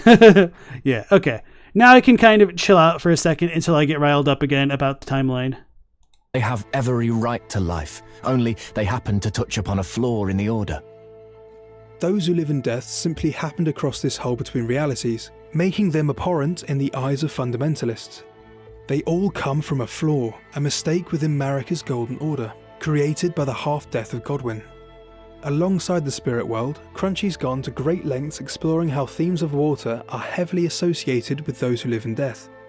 The mariners themselves are especially confusing, as a spirit sailing skeleton seems pretty out of place to me, as well as particularly non-threatening. The themes of water and spirits are also connected through the spirit jellyfish, and Godwin's soulless bodies transformed into a mermaid for some reason. But if the space between ours and the spirit world were this place of water, having it leak out of the hole where his soul used to be might explain this hideous transformation, and why the mariners, who can call forth those who live in death, arrive in the lands between on their spooky boats. There's also a few separate realities. Spooky boats? Zoink Scoob. I just wanted to say, Night Elden Enthusiast, thanks again for your video, and thanks for sticking around. You have a good one. What was I going to say else? Oh, yeah. So, like, the spooky ghosts with their spooky water. I might have gotten distracted by my dog walking up to me. But did JarHed mention, like, how the kind of water oozes out of Godwin's eye in the trailer? I don't think he did, but that might, like, also help build up his point a bit here. Hey, Cobalt4, welcome on in. You wonder if the Mariner is related to St. Trina due to the color choice. Maybe more so like an earlier build of the game, but I'm not entirely sure. I think the issue is that whether or not you want to say that they're directly related, one way that I've very often described sleep in FromSoft games is that it kind of exists as a limbo between life and death, where like dreams are like the middle ground between consciousness and unconsciousness. And that's like a pretty cross-cultural trope, I think, there. So, yeah. Yeah. So for me, like not getting the jokes or the way you guys are phrasing things sometime, I like to defend myself and say, yeah, just having the mental bandwidth to keep in mind all the points that I'm trying to make, as well as like kind of catch up and read chat super quickly. I kind of just skim over a lot of things, and that kind of makes a lot of nuance get lost in translation there. Hi, cutie. Okay. Yeah, no problem. Thanks for the question. If I play Nier Live, just want to warn you, it made you ugly cry at its true ending. Okay, thank you. You completely understand the streamer tax? Nice. Do you stream as well, Pony? Or have you streamed? It might be a better question. All right. Is there anything else in chat? Is Godwin's half-death creating a kind of planar hole, allowing the souls that wouldn't otherwise be here to inhabit dead bodies? I don't know if I'd call it a planar hole, but maybe. It might just be like touching them. I think they kind of already exist because they haven't been allowed to pass on. You've done LPs in the past. Why haven't I heard about this? Okay. All right, going back to the video. We're taken to. Rani's ending, Renala's boss fight, and the final boss fight with the Elden Beast all take place on a plane of shallow water. I believe these all strengthen Crunchy's arguments for water being an associated quality of the liminal spaces between realities. As such, the area beyond Marika's Basin Rune might be considered such a realm. So then, going back to the Shadow of the Erdtree poster, this is where I believe the DLC will be taking place. Somewhere beyond Marika's Basin Rune around the lands between, I think we'll be reaching the spirit world, long since separated after Destined Death was sealed. Now, If this is the location of the Shadow of the Erdtree, how would any of this relate to Miquella? Well, to start with, we know he abandoned fundamentalism to create the Halictree, beginning his own order of unalloyed gold outside of the purview of Marika's Erdtree. Interestingly, Zyostorm pointed out in one of his recent videos, the tree is actually formed from two separate trunks, spiralling together in the form of a helix. He's also highlighted how the double... Was that not common knowledge? I thought it was, although I have a free cam mod, so maybe I just took it for granted. Anyway, that's not too important. What was I going to say? It was like right before. Oh, yeah. Abandoning Golden Order fundamentalism for the Halictree specifically. I don't know if that's true. I know he abandoned it for like unalloyed gold and to treat Scarlet Rot. And you might be able to say like that's all eventually for the Halictree, but I don't know if I would agree with this immediate characterization here. Helix design is heavily associated with the gods of Elden Ring. The Godslayer Greatsword, the Sacred Relic Sword, the Fingerslayer Blade, and Placidusax's remaining two heads all feature a double helix, with the Oracle Envoys said to sound their twisting horn to herald the arrival of a new god or a new age. I also like to point to the crossed tree Great Shield, which I did see like represented in his like Pepe Sylvia style board a moment ago. We can even see the actually double many helix moments within ago the rooted Elden Ring center, contrasting with the straight trunk of the Erdtree. Obviously, the helix is also a core component of Miquella's own iconography. It's found within Miquella's needle, Malenia's armor, the armor of the Halictree, and the very sigil for the Halictree itself. But why would the helix be so significant to Miquella? Well, if the Halictree was to be Miquella's successor to the Erdtree, it's likely he wanted to avoid the same flaws from Marika's order. And I think the helical nature of the Halictree is a clue to how he wanted to achieve this. As mentioned, only one of the spiraling trunks has grown properly, the other just a withered husk. It's clear something has gone wrong here, and while one half may have simply been stunted by Malenia's scarlet rot, I believe there's more going on under the surface. We know the double helix is significant to the gods, with Miquella's needle able to ward away the meddling of outer gods. As such, a double helix Halictree might have been an opportunity for Miquella to help cure his sister's scarlet rot. Interestingly, its successful half shares a symmetry with one particular minor Erdtree on the Atlas Plateau. Located within the minor Erdtree church, it's much smaller than the other 11 on the map, but it also spirals to form a single helix. For what this means, I think both of these are demonstrating that something is missing for the second helix to grow. If this is true, then there might be a specific reason why the second helix of the Halictree couldn't form. So I don't know if he's going to go into this point specifically, but I've wondered this myself. I don't have like finalized thoughts on this, but I think it's possible that unlike the other minor Erdtrees, this one could have started growing after Radagon became Elden Lord. And I don't want to get into the whole like timeline shenanigans of like the minor Erdtrees and like this one specifically, because it's very contentious and just kind of doesn't really lead anywhere. But I just to like make a long story short, I think most of the minor Erdtrees probably would have arisen through the roots of the Erdtree / Great Tree, kind of similarly to Pando, if anybody knows about that tree specifically, and its network of roots cloning itself, and that this one might be kind of a newer offshoot of a time when the Erdtree was altered into like something different from its original form and or function there. This might be some sort of missing component within it, or maybe it might be something that's missing from the lands between itself.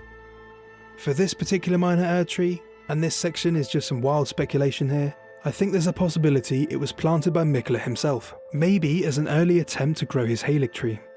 Maybe he also abandoned fundamentalism here after concluding the double helix is a more complete form than the straight line of the Golden Order. As such, and after this minor Erdtree only grew with one spiral, he began watering the Halictree with his own blood to try and create a more complete Erdtree. There's no way to back up this claim, and I'm certainly not suggesting this would be exactly how it went down. So if anyone has any other ideas exploring Miquella and the double helix, it would be a great help if you could let me know down below. I will say that... So my immediate thoughts on the double helix structure is that I think that's the most natural form of, like, maybe not world trees, but just like maybe we should call them like world trees. I don't really know, of like this kind of super natural tree structure within Elden Ring. I don't know if you would say that these types of trees should be connected to the Elden Ring specifically.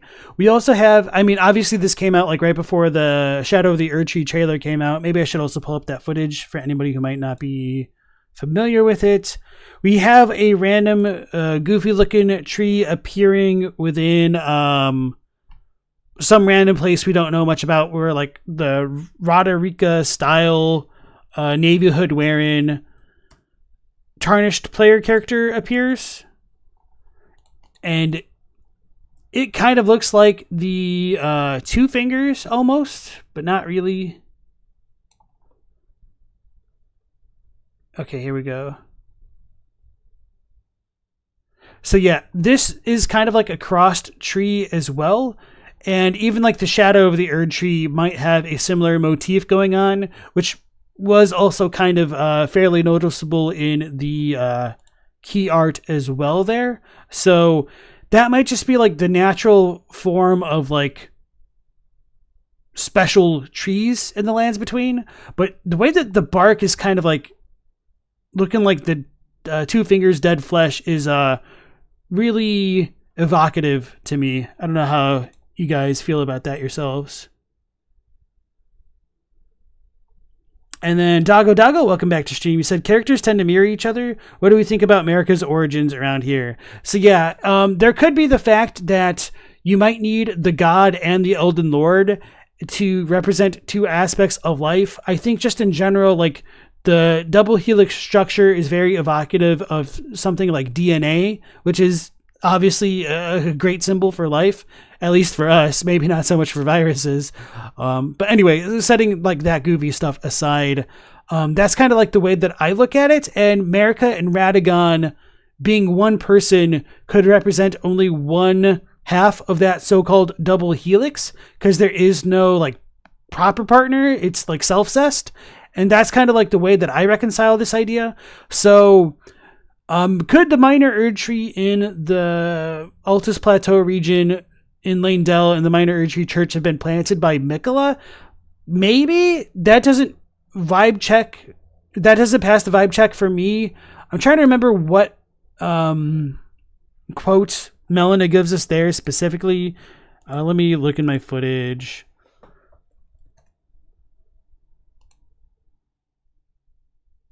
Because I feel like what she says there just doesn't really align with what Mikola might say.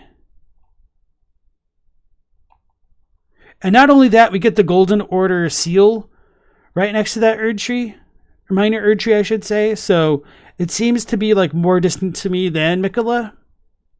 Although maybe someone might want to argue that like, oh, the reason the seal's there is because like that's where Mikola abandoned it. That'd be pretty funny. Maybe I should have typed in minor Erdtree. Crap. Okay.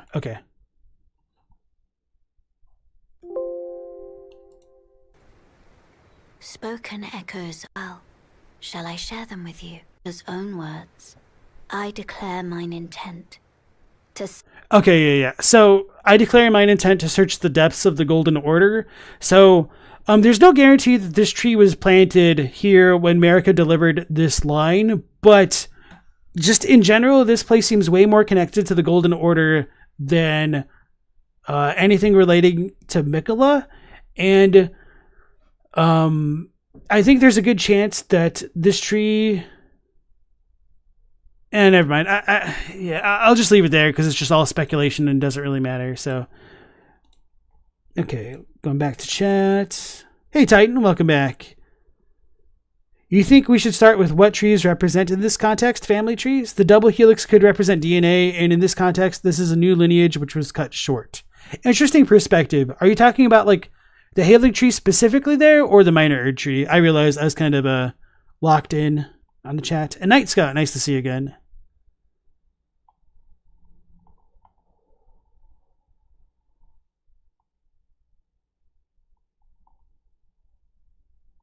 I mean, you guys are popping off tonight. Okay. Look at the twin sword in that tree. Oh yeah, and then the twin sword is a good point to bring up. What if the two aspects they're supposed to represent are life and death? Death is missing since it was removed, so the aspect of it is missing. And I think that is also a very valid interpretation. Except there's a caveat in that I don't think that life and death are meant to be like removed, which kind of like works in what you're saying. But what I mean by that specifically is that I think within the context of Elden Ring, that death is paradoxically part of life, and that the two shouldn't be removed, and potentially they might not meant to be treated differently, but who really knows that?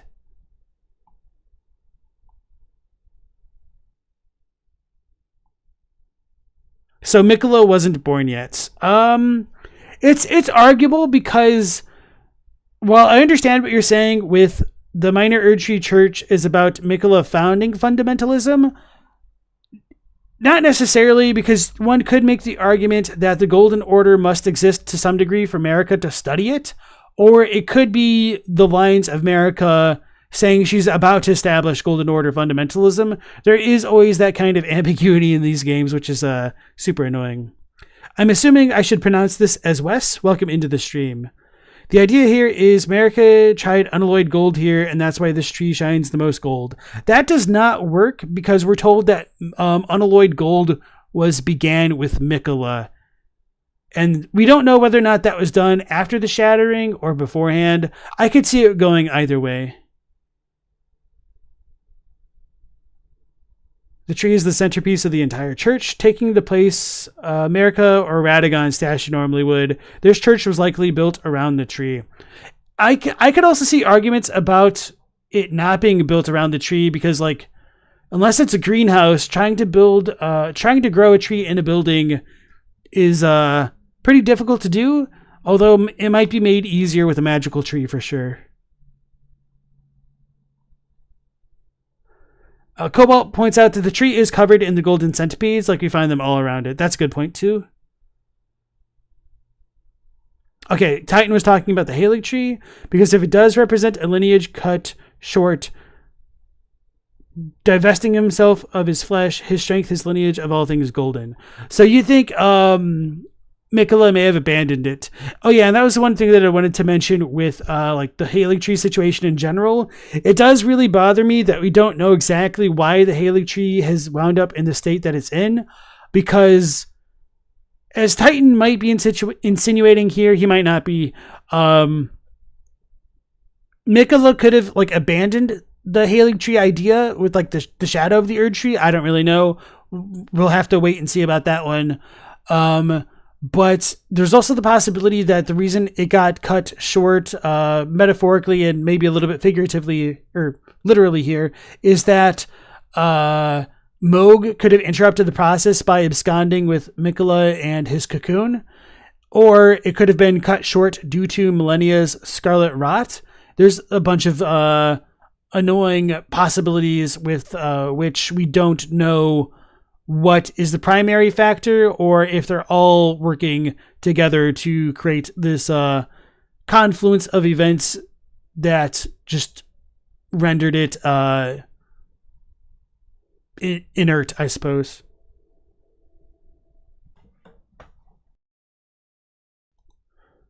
Ponyboy says there's also no text indicating that Godwin is of the golden lineage or who his parents are beyond Marika. That's not true because he's a scion of the Golden Bough, and I believe Ania points out that all the demigods are Marika's direct offspring, and the golden lineage was started with Godfrey, and so yeah,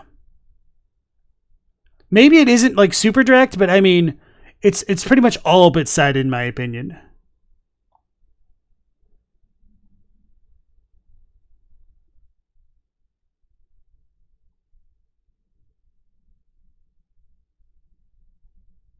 But I do think it's fair to like question our common assumptions. Okay. All right, so going back to the video, I'm not sure if he's going to go back into some of the timeline stuff that I want to talk about, so we'll just have to wait and see. Oh man, it's already this late. All right, I'm going to continue the video, and we'll get through it for the rest of the night. That the double helix is significant though. Such a structure is referenced within the cross tree great shield, emblazoned with an old interleaving tree, which suggests the design of the Helic tree has a deeper meaning in antiquity. A double helix Helic tree would also be very similar to the world tree seen in Berserk. Also known as the World Twin Tree, Spiral World Tree, or the Great Helix Tree, it appeared when its branches were connected to all the layered realities at once through a fissure created by Femto. Resulting in Fantasia, the physical and astral worlds were freely connected, and the city of Falconia at the tree's base became the last safe haven for humanity. Obviously, this would have a clear parallel to Miquella's Helig Tree and Elphael, and Zeostorm has a video detailing the ways the ruler of Falconia, Griffith, seems to have heavily inspired Miquella's character. So again, an Erdtree with the shape of a double helix, the intended form of the Helig tree. Oh yeah, this is what I meant to set chat on fire with earlier, but I forgot in my stream of consciousness, in that talking about the Helig tree and talking about the Helfin and Lampwoods and Candle trees, when you go into Elphael, what do we have depictions of? Helfins, aka Candle trees, aka Lampwoods, potentially. Might be the key for Miquella to change fate and cure Melania's scarlet rot. And again, we also see the double helix through the centre of the rooted Elden Ring, from the time when people could still die a true death. As such, I think it's possible the missing element for the Helig tree's second spiral was lost when Marika created her Basin rune. This would mean it was sealed away within the spirit world long ago. I believe this would provide great motivation for Miquella travelling there, on a quest to complete his Helig tree for his sister.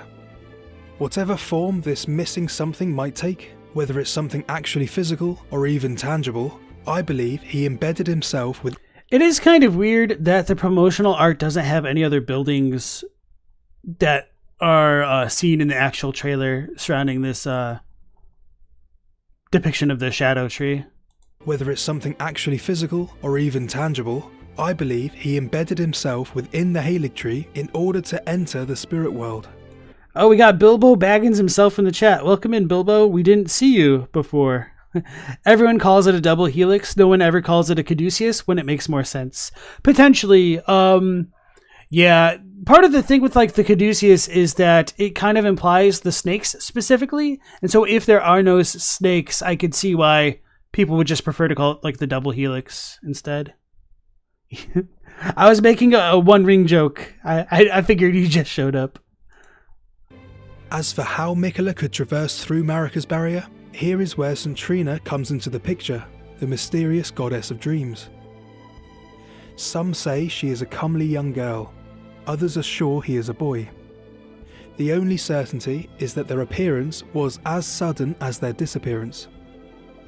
St. Trina is hardly explored in the game, although there was, of course, a lot of cut content that was based around her. Rico's Dream Brew questline, for example, involves his search for St. Trina's, no, Lord Miquella's cadaver. Before Rico, Dream Mist was part of a questline with Carle. Here, he would mention a mysterious figure who sang to the merchants entombed below Leyndell, calming the frenzied flame inside them.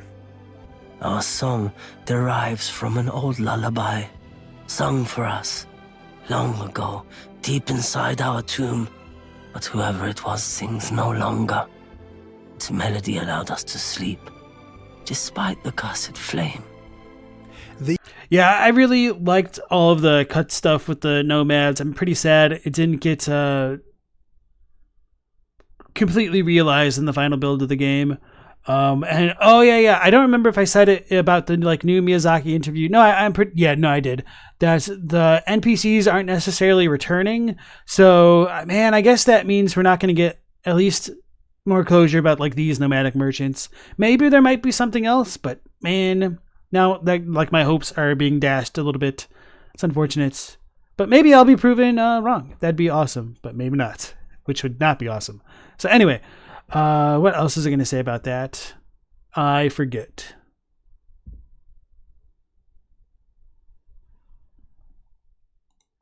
These would have confirmed that Mikola is St. Trina and that they could visit people through their dreams. But as said, sleep was sadly very underexplored in the base game. That said, there's still something quite notable. Many of the references to sleep seem to describe it as sort of analogous with death. Fia sends us to fight Fortisax inside Godwin's deathbed dream, implying his soulless body is still dreaming. When Roger is succumbing to Deathblight, he feels like he's falling into a deep sleep. Lately, I feel I'm on the precipice of falling into a deep, fathomless slumber. And Rani also mentions entering a slumber, during which it seems she's no longer present within her dull form. I shall soon enter my slumber, and it will be some time before I wake. The other soulless demigods are said to slumber inside the wandering mausoleums, and for Inala's sweetings, rebirth is as sleep to them. So, in some way, particularly highlighted by Fia and Roger, there's definitely a strong connection between sleep and death. As such, it's made me suspect that sleep might also have a connection with the spirit world. Yeah, and if he hasn't played Bloodborne before, I could see like why this wouldn't be as an obvious connection. But if he's just like making this as straightforward as he can for those who've only played Elden Ring, that also makes a ton of sense. But in my estimation, it's kind of easier to just compare it to like the Hunter's Dream in Bloodborne, where like you kind of have to die to access it. Well, that's kind of a lie. Most people tend to die when they access the Hunter's Dream. And this is just a pretty common cross-cultural trope that sleep exists somewhere in between being dead and awake. If so, then it's possible Mikola cocooned himself inside the Helical specifically to enter a deep slumber. Doing so would allow him to traverse the boundary between life and death through dreaming, the persona of St. Trina created in the process. Mikola could be searching for this missing component to the Helical, or alternatively, he could be... And for anybody in chat who was not here at the beginning of the stream, there was a new interview with Hidetaka Miyazaki, the game director of Elden Ring. Although it was in Chinese, we used a machine translation, and he had said that we will certainly learn more about St. Trina and Mikola in this upcoming DLC. He's searching for Godwin's soul in the spirit world.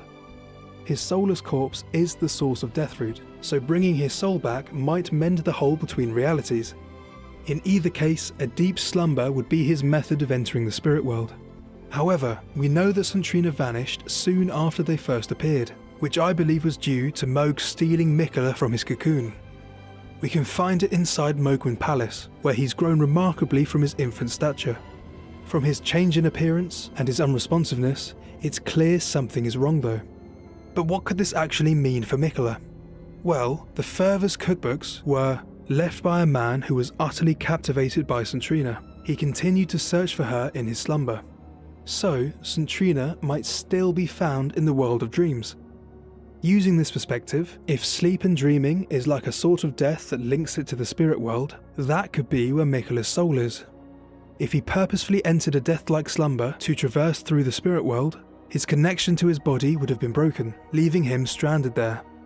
He is roaming the spirit world with Torrent, having lost his connection back to his body in the lands between, and this is exactly where I believe we'll find him in the DLC, attempting to correct the flaws within Marika's order, searching for the essence needed for his Helical, and creating for us a new Mending Rune and a new ending for the game. Well, that one aged. It didn't even age like milk. It aged worse than milk, because we got some interviews literally that day or the immediately next day that said there was no like new ending for the base game, at least. Maybe if you want to huff on the copium that there could be an ending for the DLC, he might be okay. But yeah, rip the dream, pun intended. Torrent being in the poster could strengthen this idea. As a spectral steed, Torrent can appear to opposition whenever called. Just as spirit ashes can be called by ringing the spirit calling bell, and like the wandering mausoleums, ringing their bells to summon the headless spectral knights, using the spectral steed whistle to call Torrent aligns him with the other methods of calling spirits. The name Torrent means a strong stream, another reference to water, and so, as he is a spectral steed, he may actually be jumping between the lands between and the spirit world as he pleases. if he is jumping from the spirit world, his name would be a direct reference to quickly traversing through the liminal space of water between realities.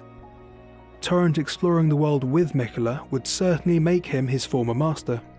I do like the jellyfish imagery to go along with that, and this is kind of one of the biggest mysteries to me as well, like why jellyfish?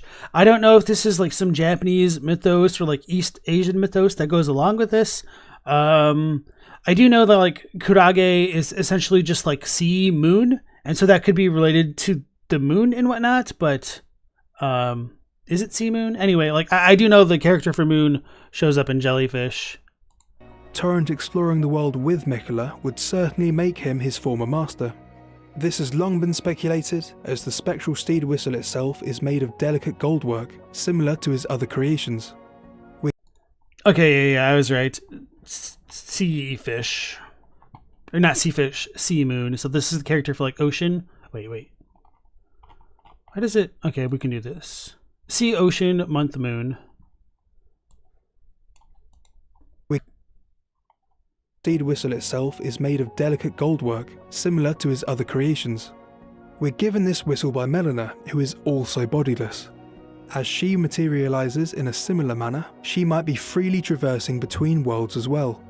So then, this would explain how they both could accompany us within the DLC, potentially leading to more interesting events and dialogue with Melina. Lastly, for the poster, we have the two trees fighting in the background. The light one has the same straight trunk as the Erdtree, and it's being choked by what looks like deathroot. I'm not sure exactly what they might be, but they are forming another helix design. They might be housing the something Miquella needs for his Erdtree. Something else I've been wondering though, if the whole... So I don't think this is deathroot, because, I mean it might be, but I don't really see anything like the weird, goofy, fish-like tendrils coming out of it. It doesn't... I mean, you might be able to argue that these are supposed to be like the literal flies which come off of deathroot, but beyond that, there's also no big googly Godwin eyes, although one might be able to argue that we're at such a distance we just can't see them. Something Miquella needs for his Erdtree. Something else I've been wondering though, if the hole in reality allows deathroot through, would this also be happening in the opposite direction? Something from the lands between could be entering the spirit world. And, as Godwin was buried at the roots of the Erdtree, something from the Erdtree itself could be spreading on the other side. And I think that's a fairly fair possibility, but Ponyboy asked, isn't it a general FromSoft-ism that water equals death? Given the prevalence of tsunamis and the like, you wouldn't be surprised if East Asian culture draws that connection. It's not quite as simple as that, because I mean, like, water is also life, and death is kind of more associated with like stagnation and stillness, and water, at least with the ocean, is still kind of associated with like flow and change and tides, which isn't to say like it's completely devoid of connotations with death, but I think it's like more context dependent. Water is also used for ritualistic spiritual purification, so yeah, it's kind of more holy than just like death stuff, but I'm certain like within like specific contexts it can be associated with death, but generally speaking I would say no. Stormvale Godwin has plant-like vines, it could still be deathroot. No, that's my point, because like all of the forms of deathroot have like the googly eyes, and they have like the fish-like fins within them.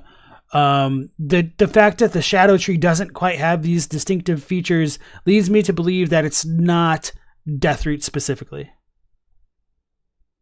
For all we know, that thing is keeping the Shadow Tree from falling over. Maybe it should like be pulling it the other way then. More like rivers equal death, like the Yellow River, the border of life and death.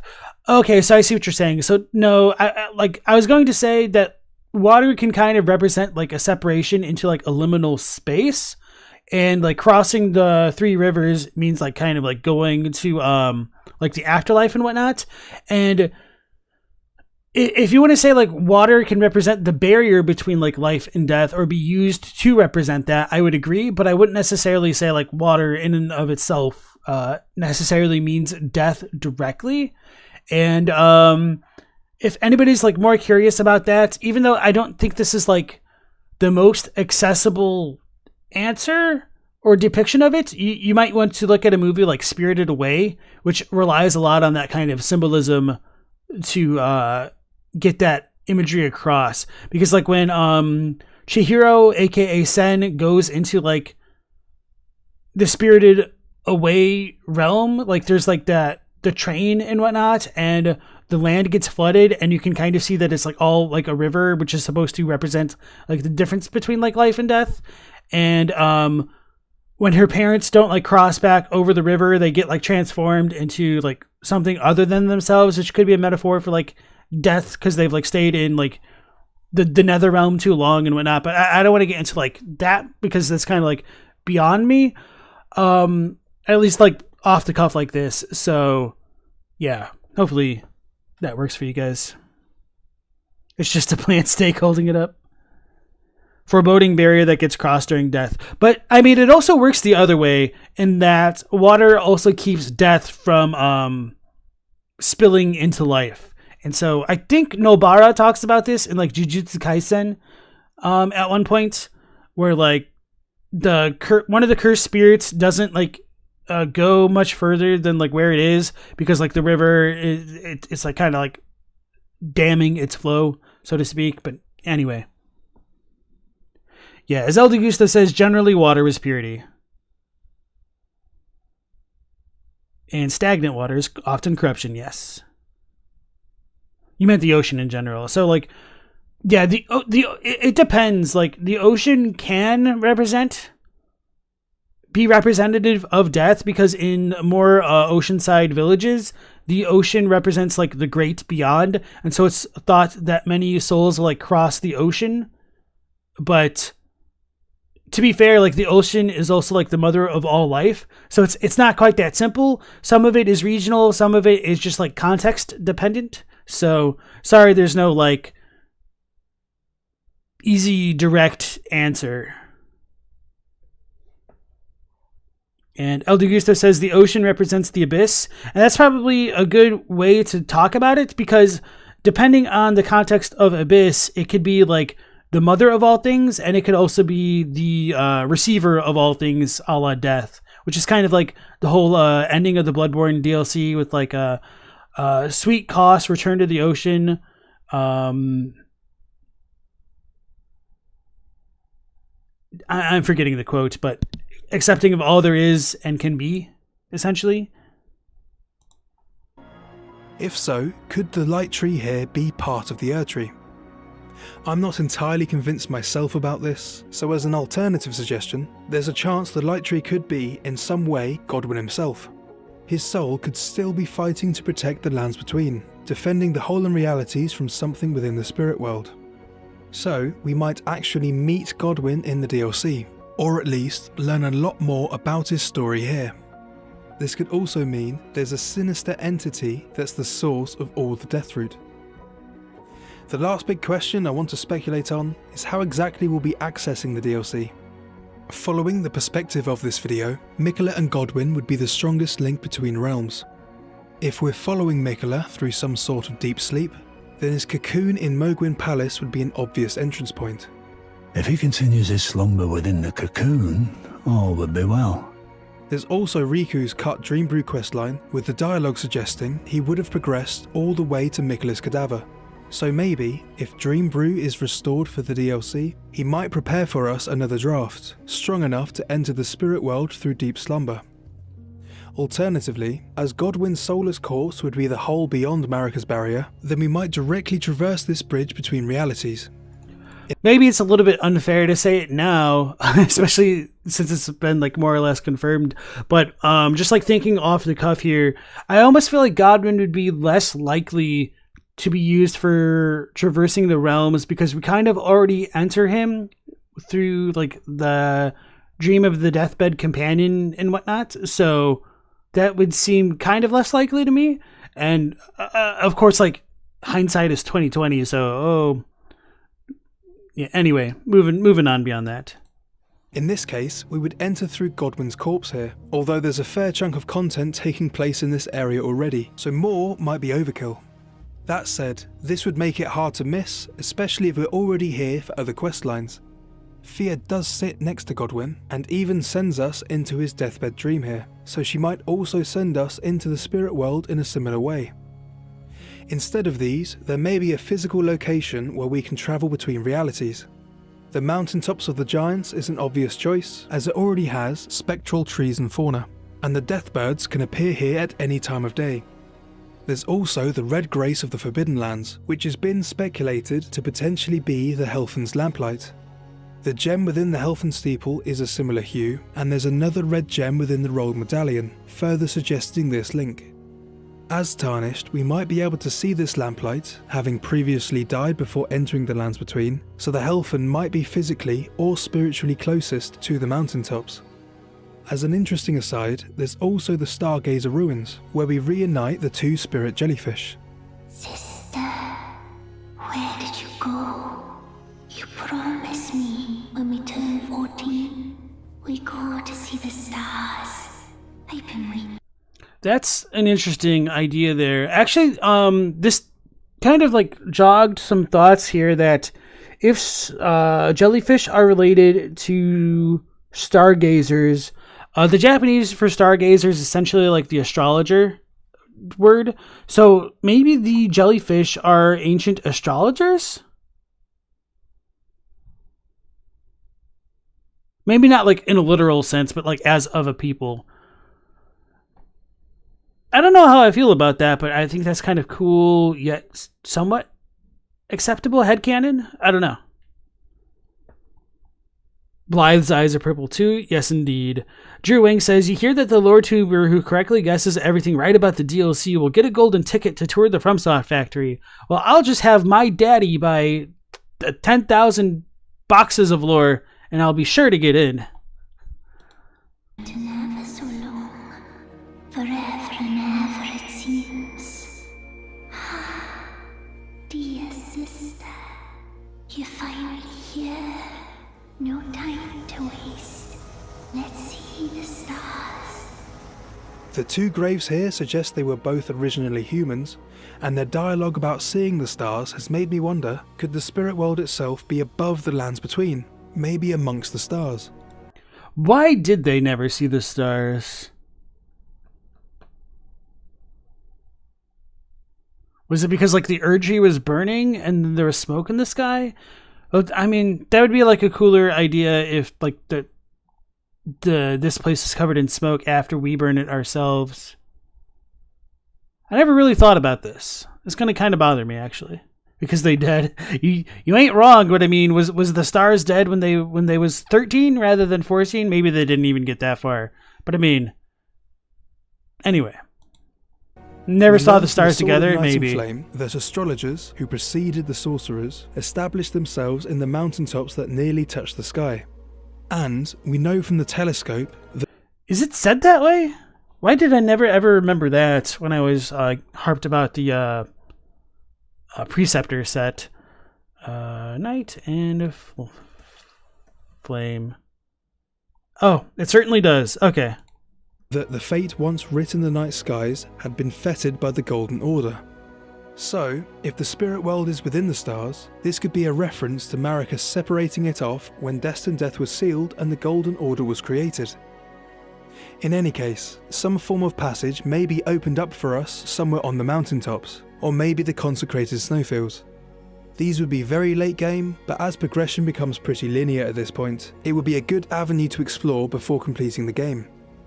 On the complete other side though, there's some interesting details about the island below Castle Morn, the southernmost point of the Lands Between, and where... Alright, so, with Miyazaki saying we're not going to see, like, the NPCs of the base game in the Shadowlands, that really makes me wonder if that includes Melina, and if so, I'm going to be very, very disappointed about that. Sorry, a little bit of an aside there, but it's been bothering me. Details about the island below Castle Morn, the southernmost point of the Lands Between, and where we fight the red-haired Lionel Misbegotten. With the spirit world connected to the Lands Between through a liminal space of water, there's a chance we may simply traverse the Sea of Fog from this island. Very notably, the largest grave is leaning against the withered tree, which I think definitely could be considered yet another double helix tree. So, if Alright, that one's a big stretch. the liminal space of water is the literal sea around the lands between, we may find a boat landing here, ready to take us to the spirit world. Similarly, there is the huge island to the north. Alright, Helical asks one hell of a question: Is Miyazaki known to lie about these things in interviews, even if just rarely? I wouldn't say that he lies, but he has been known to do a little bit of trolling, and if you want to know more, just make sure you use the Broken Pendant as your starting gift in Dark Souls 1. Northwest of the Helical. I've never seen anyone mention this, and it's interesting to me that the island is actually modelled pretty fully. Incidentally, on this particular platform of the Helical, with a very clear view of this island, we find the Helical soldiers' ashes. These are the ones that explode with light before dying. May the flash of our deaths guide Miquella's return. If their flash was to guide Miquella home, maybe they were trying to signal Miquella from this platform. So then, there's a chance we could simply sail over, with the map continuing further to the north of the lands between. There's land visible over the water in other places, like the western coast of Liurnia. Sadly though, these seem to be a part of the skybox, so we can't take a closer look. But a letter or invitation from Miquella, granting us passage to sail across the Sea of Fog, would be pretty exciting, I think. And lastly, if anything, there's a chance we'll be using a special item to enter the DLC. I'm not sure where we'd get it, or who would give it to us, but using an item would make quickly transitioning between the spirit world and the lands between pretty lore friendly. While an invitation from Miquella would be pretty cool, if I'm being honest, I'm still not sure exactly why we'll be searching for him in the spirit world. I've been too excited to talk about its location to try and speculate on much else really, and I'm sure there'll be new NPCs, new quests, and new details that will change everything around for the lore. So, this just about covers all my thoughts on the Shadow of the Erdtree. So I'll end this with one last interesting detail within Gerank's very last line of dialogue. Tarnished, my thanks for thy long labour, but I have done all I can in this land. Henceforth, mine appetite shall be my sole companion. Farewell. All that can be done in this land. And, once again, we see Gerank fade away in the same manner as Torrent, Melania and Rani. Gerank remaining even after we've defeated Malekith is the tricky detail, but with this in mind, it would be cool if this dialogue means he's travelling to the spirit world, continuing his pursuit of death and deathroot there. As the holder of Death and Death, it's possible he'd have the power to go there, maybe even using it on himself, although this could be a one-way trip. Either way, it would be amazing to find him again in the DLC. This is all just speculation. I also think it's important to point out that when you kill Blythe before Rani deals with her two fingers, that he will respawn because, as he says, no harm can befall a shadow, so it could just be like a shadowbound beast type thing, where they can like die yet not. But I think the sentiment of fighting for life, or living a life that is conscious of death, could be the important essence lost with the system of Erdtree burial. Ritual combat, after all, was a part of life at the beginning of Godfrey's rule, but died out by the time of fundamentalism. This essence to life, I think, could end up being something tangible in the DLC, and could possibly be what Miquella wanted to find in the spirit world. So that again puts the creation of the Erdtree with Godfrey, and I think that kind of like runs into some conflicts with the timeline that he proposed earlier that I'll go back to eventually. As such, I think he'll likely still be pursuing this during the Shadow of the Erdtree. At the very least, I believe the line between a true life and a true death will be a strong theme for the DLC. More likely for Miquella, this sentiment was lost with the sealment of Death and Death. But, as it's now been unbound, maybe this essence could be brought back. Or, maybe Miquella can find something that's the best of both worlds.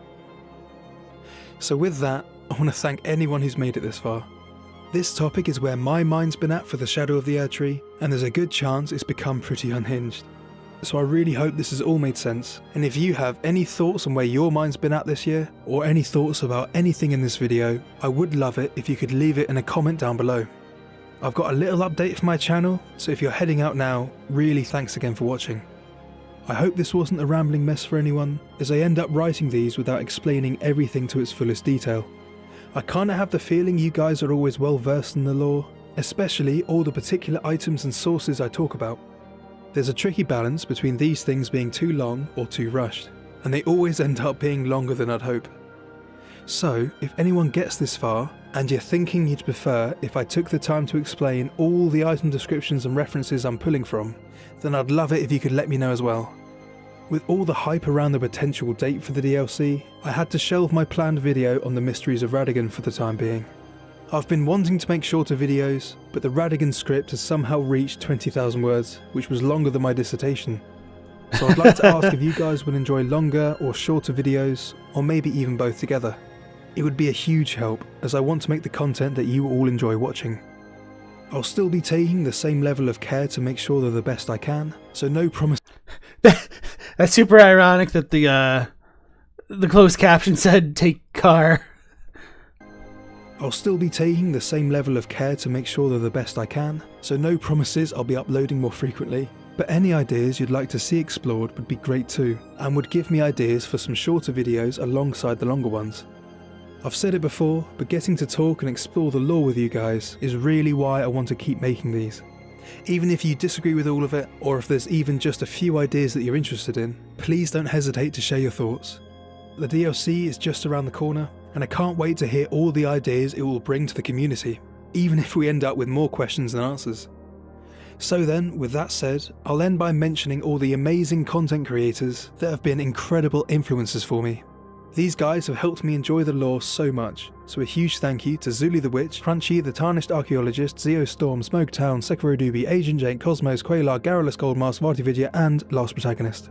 Hey. Again, thanks for the Hey, I'm last! For real this time. hours of amazing content, and for all the hours and hours that you've spent making them.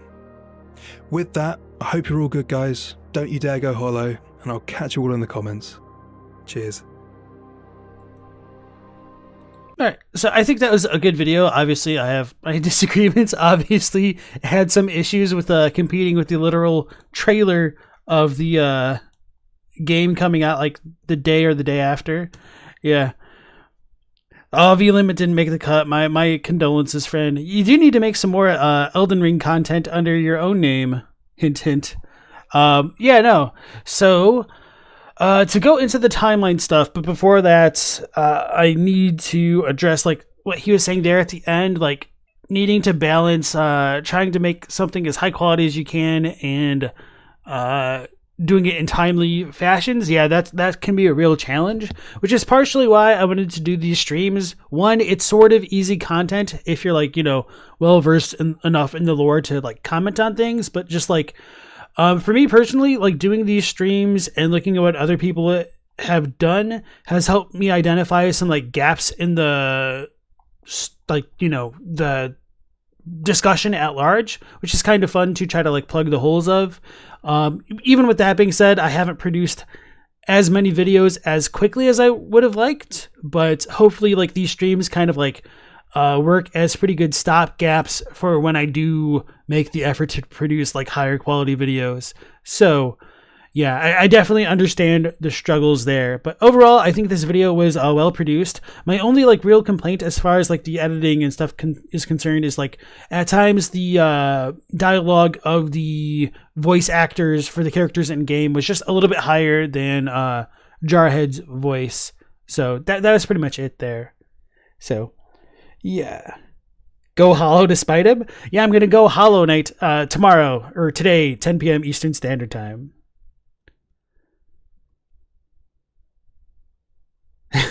All right. So with that being said, I'm going to go ahead and like the video and share it with you guys in chat. Oh, wait, did I already do that? I think I just did that automatically, huh?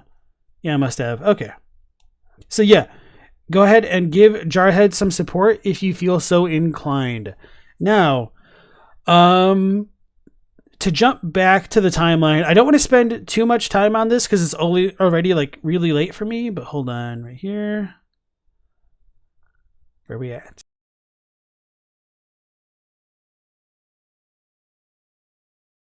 Personally, I've always thought the was only fully formed after.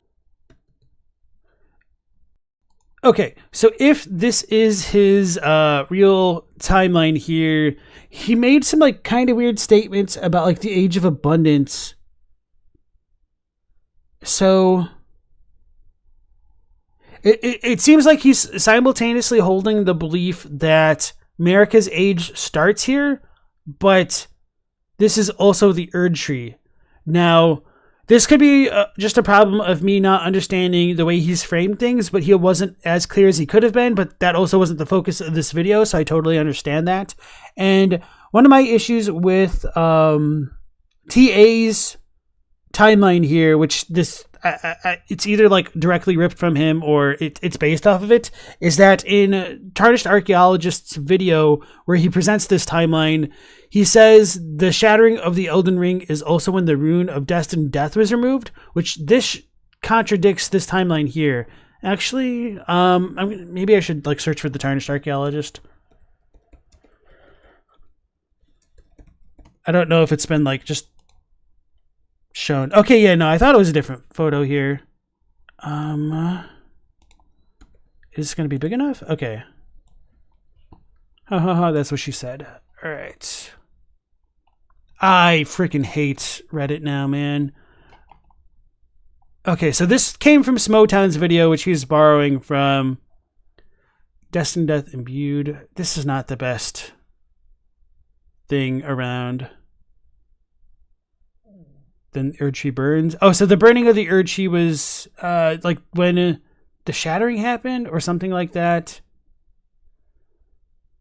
Age of Plenty, Omen Births, Prophecy. This is not great. I'm gonna go back, see if there's anything a little bit clearer. Oops. Okay.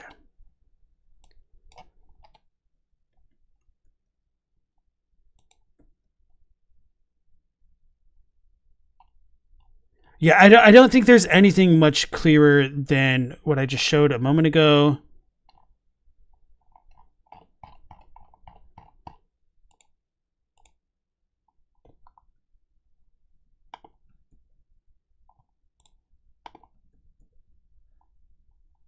Oh, it was cut up into 3.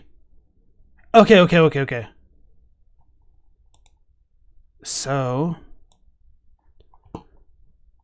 Wahan.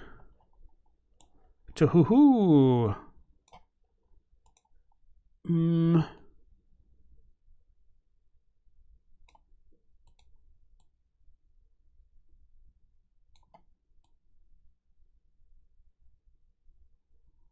then 3. Sorry if this isn't the best for you guys. Let me pull these back up.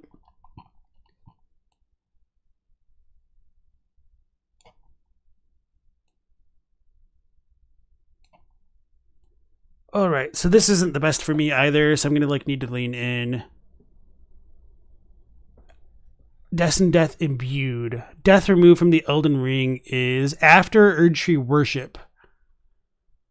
Okay, so that is different from Actually synonymous. From this. So this puts okay. So this timeline is different. Okay, so at least I have that much in mind. Erdtree is sealed. Okay, so this is.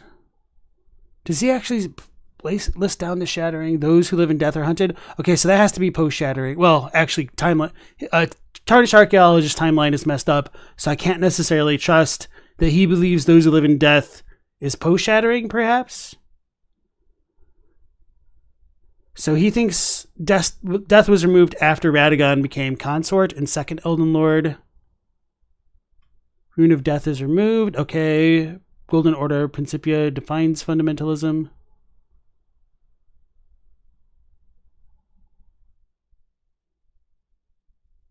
Anyway, so I'm pretty confident. I might be wrong about this. So if anybody knows better in chat, and I haven't looked at you guys for a minute, if TA does definitively believe like the rune of death being removed like coincides with the shattering, let me know. But I'm pretty sure that's what it is, but I could be wrong. So let me look at you guys. Hey, JarHed, welcome on in. Especially with this being so early in the morning for you.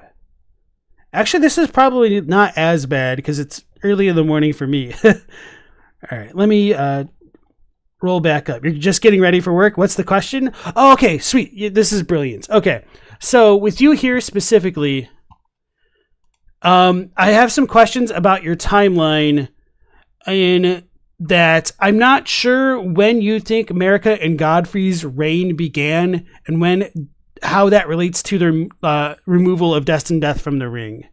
So, did I literally say it that way? I'm pretty confident. I might be wrong about this. You forgot the comma. That makes it look worse right at the beginning. Okay, so you think that the removal of destined death goes from the ancient Erdtree time, but the Age of Abundance predates Godfrey's time.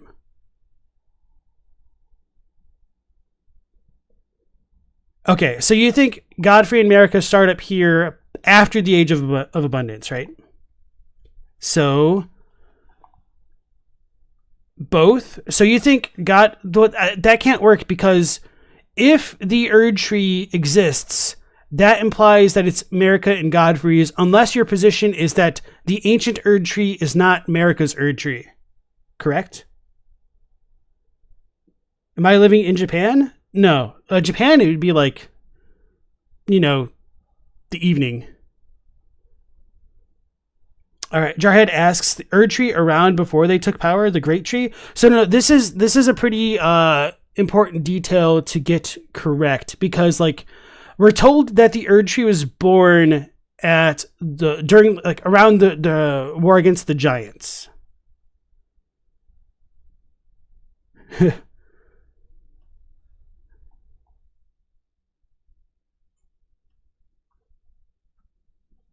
No, we haven't recently watched a video on Tarnished Archaeologist timeline. I did it a long, long time ago. Well, it wasn't the timeline specifically.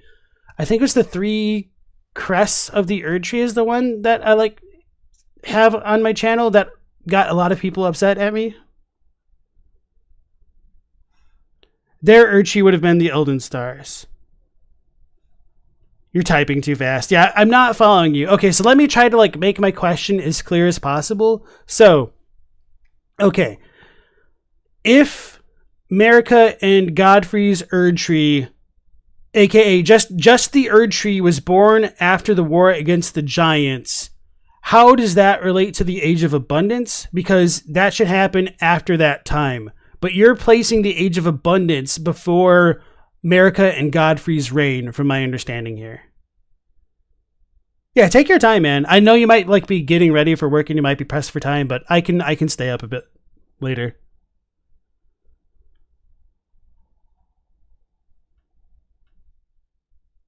Yeah, I agree with you, Doggo, but I just want to get Jarhead's feedback here so that way I can give him my feedback as well.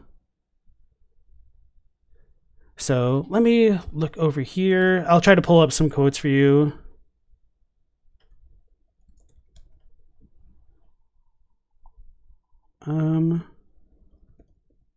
Maybe bounty might be a better word to look up.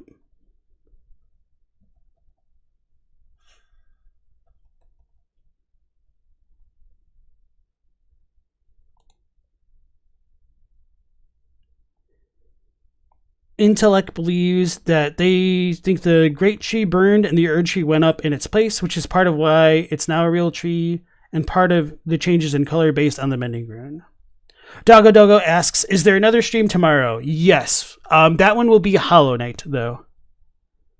Scholar asks, how many trees were there? 3.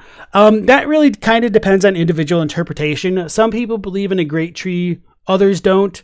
Some might say the Erdtree essentially had different forms throughout its history. So you could say the ancient Erdtree could have been the Erdtree during Abundance, post-Abundance, and then post-Radagon becoming Elden Lord with fundamentalism. And sorry, for anybody who is just purely listening, ancient Erdtree equals Abundance, Erdtree worship equals no more abundant Erdtree, and then with Golden Order fundamentalism, it would have been fundamentally changed when Radagon became Elden Lord, if that makes sense. All right, so JarHed says, you guess the Erdtree could have been around, but didn't really become the Erdtree until after the war against the Giants, but didn't really have its Age of Abundance until the reign started proper, so you guess not both, after Godfrey's reign. So, all right, I'm not fully following you there, so... Okay, so you think Destined Death was removed upon the creation of Marika and Godfrey's Order. I would argue that the creation of Marika and Godfrey's Order should coincide with the creation of the Erdtree, which would mean that Destined Death would have to either be after Marika and Godfrey reigned or before the Age of Abundance. You can't... I don't think this works in any capacity, although I understand why some people think Destined Death was removed when Marika and Godfrey came into power. You would say they had an order before the removal of Destined Death.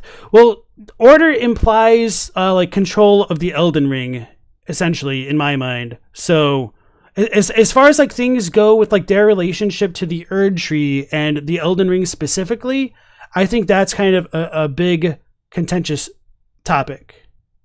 And to go back to like the Elden Stars here, it says that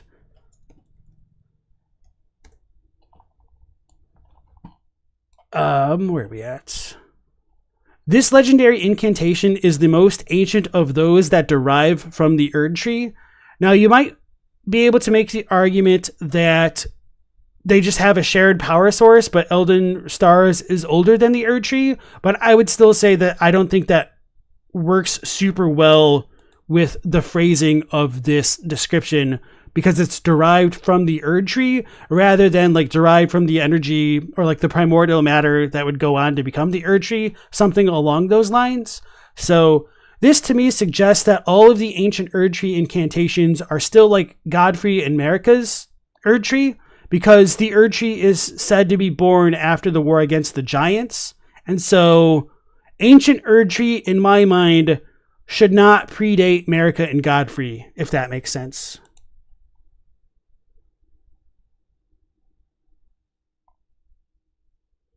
Bilbo thinks that if the Erdtree was truly illusory, it happened when the ring was shattered.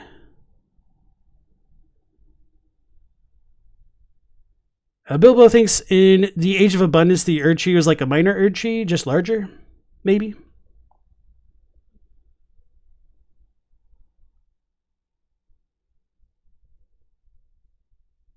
What did Ponyboy say? Oh, you compare the Erdtree to kind of like the spectral style trees in the mountaintops, I see.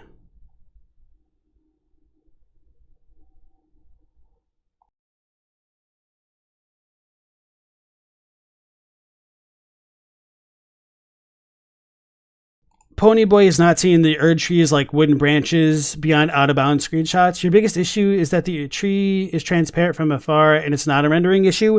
It kind of is because you can test it from like different vantages. Like it happens in Caelid, but this was something that we're talking about in the Discord. I don't remember the exact specifics of how to address the load issue, but it does seem to be pretty consistent and whatnot.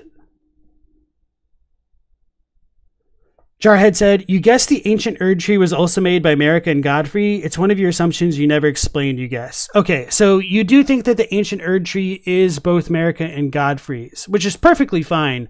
But then, if you believe that, then you would need to address why removing Destined Death really then begins Marika and Godfrey's reign, which I don't think works for that point specifically. You can still say that Destined Death may have been...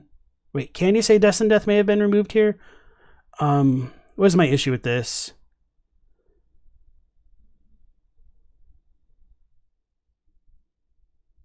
Oh yeah, my issue with this was just saying Marika and Godfrey start here. But it just doesn't make sense to me. So anyway. Fiddlesticks. Yeah. So the timeline is one of the most difficult aspects of Elden Ring's lore to grapple with. And this is like kind of like my biggest sticking point with like Tarnished Archaeologist's timeline, because I felt like he got a lot of wrong by saying Destined Death got removed with the Shattering, because Destined Death already needs to be removed for Ranni to take a part of Destined Death to kill Godwin with it. So you run into like killing your grandfather style paradox with that line of thinking, in my opinion. So yeah. Pony asks, why is it the only tree that has that transparent load issue? You're happy to be proven wrong. I couldn't tell you. Like, I don't know enough about game design to explain why it could be that way. It just seems to be more of a glitch than something that's intended, because as everyone always points out when the illusory thing gets brought up, if you pull out the telescope, it goes away immediately, so it doesn't seem fully intentional. But yeah, I really don't have like the best of explanations about that. I mean, as Pigsy asks if Tarnished Archaeologist said that, they might have like changed their position, but one recurring issue that I've had with like Tarnished Archaeologist is that they often talk around points and seem to like constantly move the goalposts. So I don't really know where they currently stand between each video that they make. And so I kind of have like stopped watching Tarnished Archaeologist because of that. And it's just become like really problematic for me personally. JarHed would attribute the Age of Plenty with them having the whole Elden Ring, and removing Destined Death ended the Age of Abundance. I would make the argument that you could... Hold on, let me try to like phrase this better. You think removing death ends the Age of Abundance. Then my question is, what would differentiate Erdtree worship from fundamentalism to you when we're told that the Golden Order began with the removal of Destined Death? So, to try to tie that back into the broader point at large, if you believe the Golden Order itself begins with Marika and Godfrey, then is the ancient Erdtree specifically non-Golden Order? Because Destined Death's removal begins the Golden Order. That would be here after the Age of Abundance, according to what you're saying. So if that was the case, why would it be Erdtree worship rather than like Golden Order worship versus like Golden Order fundamentalism? And yeah.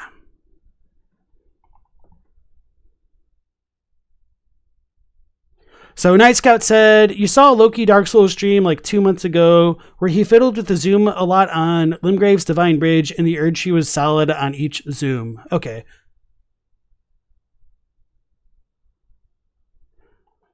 Pigsy says, the Frenzy Flame ending shows only the real stump of the Erdtree because the Erdtree is gone. Maybe, you don't know. I feel like because we can set the Erdtree on fire and that ash covers the lands between and blankets Leyndell, it has to be physical to some degree. If you want to say it's metaphysical, that's fine. But one of my consistent issues with the word like illusion or illusory in the English is that it makes it sound more like it's not real and that it's like fake. But the Japanese doesn't necessarily quite imply it that way. And while illusion is a fairly decent way to translate the term in Japanese at times, incorporeal might be a bit better, but I think like even if you say incorporeal, it could imply that it's like non-physical and doesn't work with like the whole ash in comparison. So it's certainly like a little bit problematic, I think, no matter how you want to interpret it. But yeah.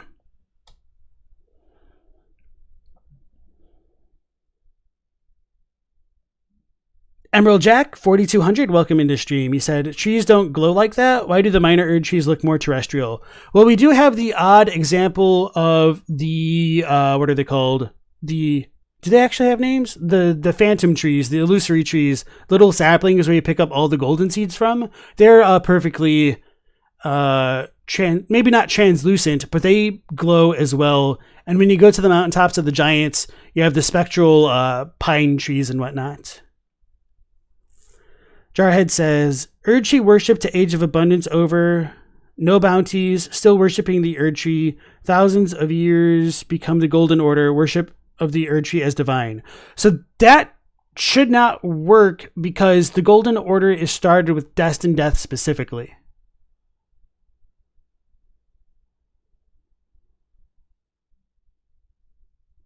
And you think fundamentalism starts after Godwin is dead? So you think fundamentalism is post-shattering, is what you're saying? Pixie likes the idea of a real tree and an illusion layer on top. I know a lot of people like that too.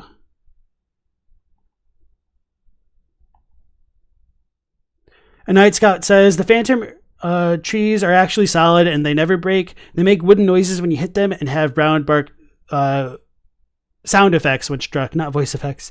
So yeah, that was the other thing that I was going to bring up as well. Like when you hit the small spectral trees, they seem physical, but that could just be like a goof on the part of the devs. But it does get a little bit annoying trying to say like, oh, well, this is a goof, but this isn't. So I try not to make that kind of argument.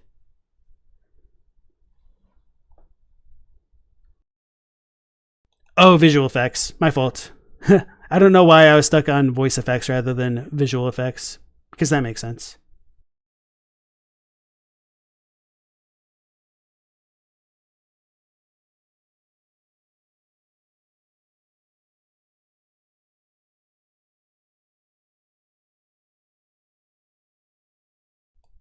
No, they definitely have. I don't remember if they have collision. Well, I don't remember if they have like walking collision, but they certainly have like a sword collision.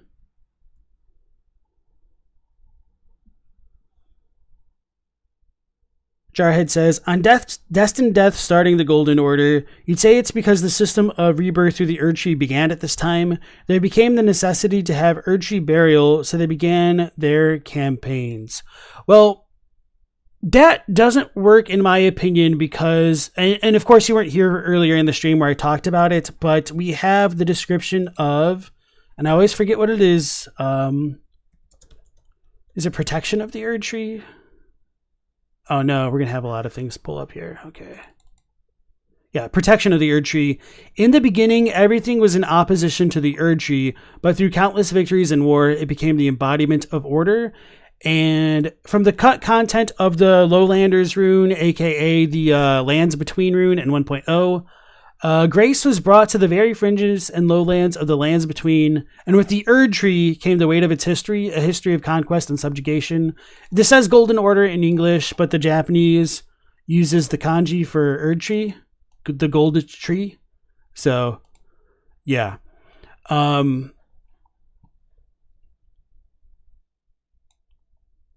I was going to make another point about destined death and Erdtree burial. So, like, if destined death is removed, why does Erdtree burial only begin then? Is that because, like, death isn't there anymore? I'm just kind of, like, drawing a blank because it's a little bit late for me.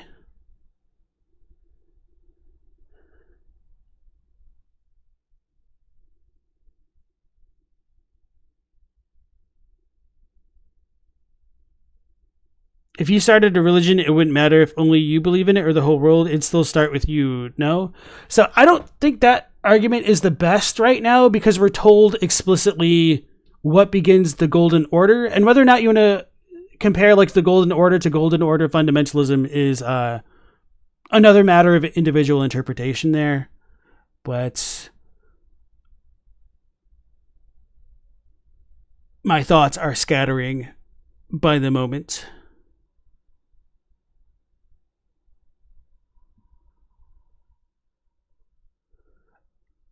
Intel says fundamentalism definitely is post-shattering because it originated from Radagon, but remember Radagon had long served the Golden Order before the advent of his own fundamentalism.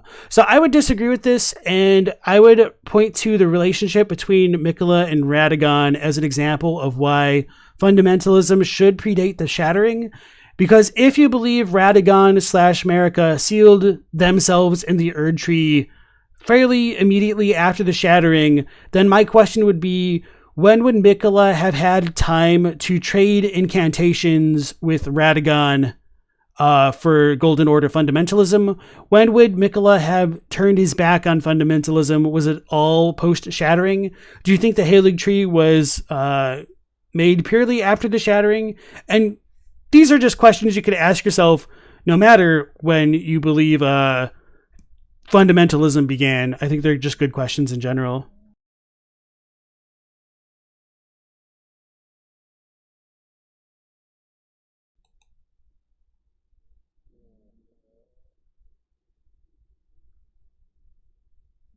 JarHed thinks the Golden Order could just be the name they adopted over thousands of years. It was just the term for this era of Marika's rule. So, the Golden Order thing is a bit different because the Golden Order itself is specifically tied to the removal of destined death versus like Golden Order fundamentalism, which is, you know, kind of like a different but potentially related issue that I don't want to get like too like further into because it just kind of like the dog chasing its tail at this point. So I'll just like quickly go over a couple different variations of the timeline and then probably like end the stream there just because like I'm getting like so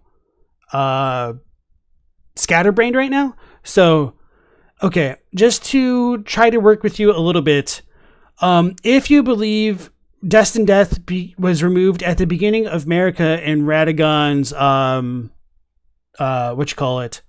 order, that's perfectly fine, but I would say you would need to place this before the ancient Erdtree sigil stuff because that would have been the start of their order, and then you would need to try to justify why the ancient Erdtree lost its luster and then the Age of Abundance came to an end and then had the period of Erdtree worship.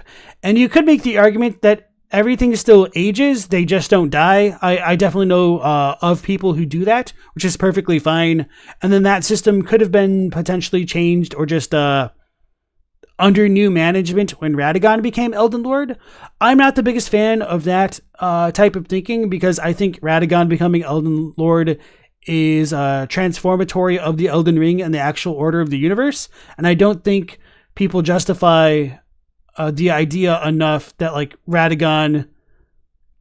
Sorry, I don't think people justify the idea of Radagon not changing the order enough for me to be on board with it based on other things that have to deal with things relating to fate and Godfrey and destined death as destined death relates to fate.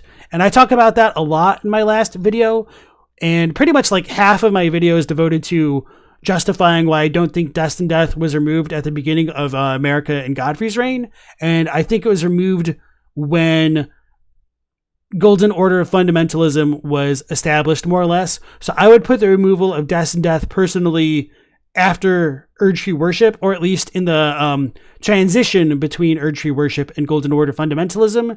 And then Golden Order fundamentalism, I would put like in this part of the timeline, and then you could put the Shattering here and say that some of these other incantations like Litany of Proper Death would have been developed post-Shattering. So like these ones. You'd be happy to chat on the Discord? Yeah.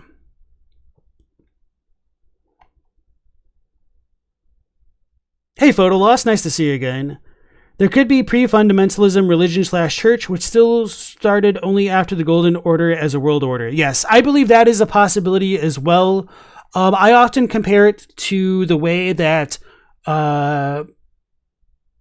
Jesus as like a human kind of started the church, but it didn't really become a religion until after his death and, you know, resurrection/apotheosis. And I think you might be able to compare something like that with like Radagon, the Radagon situation, but there's enough ambiguity in the timeline that I just say that even if destined death is removed between the advent of fundamentalism and the decline of worship, there's still a gray area where you could tie it to either Radagon becoming Elden Lord, the banishing of Godfrey, or a number of other things.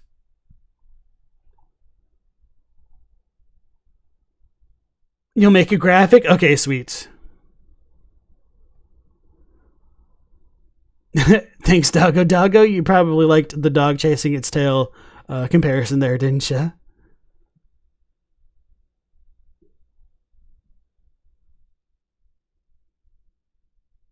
All right, no problem, Jarhead, and thanks for dropping in at the very end. Sorry, I'm like kind of really running on fumes here, and I'm struggling to make my point stronger. But hopefully, as you go through the video, it'll be a little bit clearer. And if it's not, my most recent video on like the main section of my channel really delves into this topic in a ridiculous amount of detail if you want.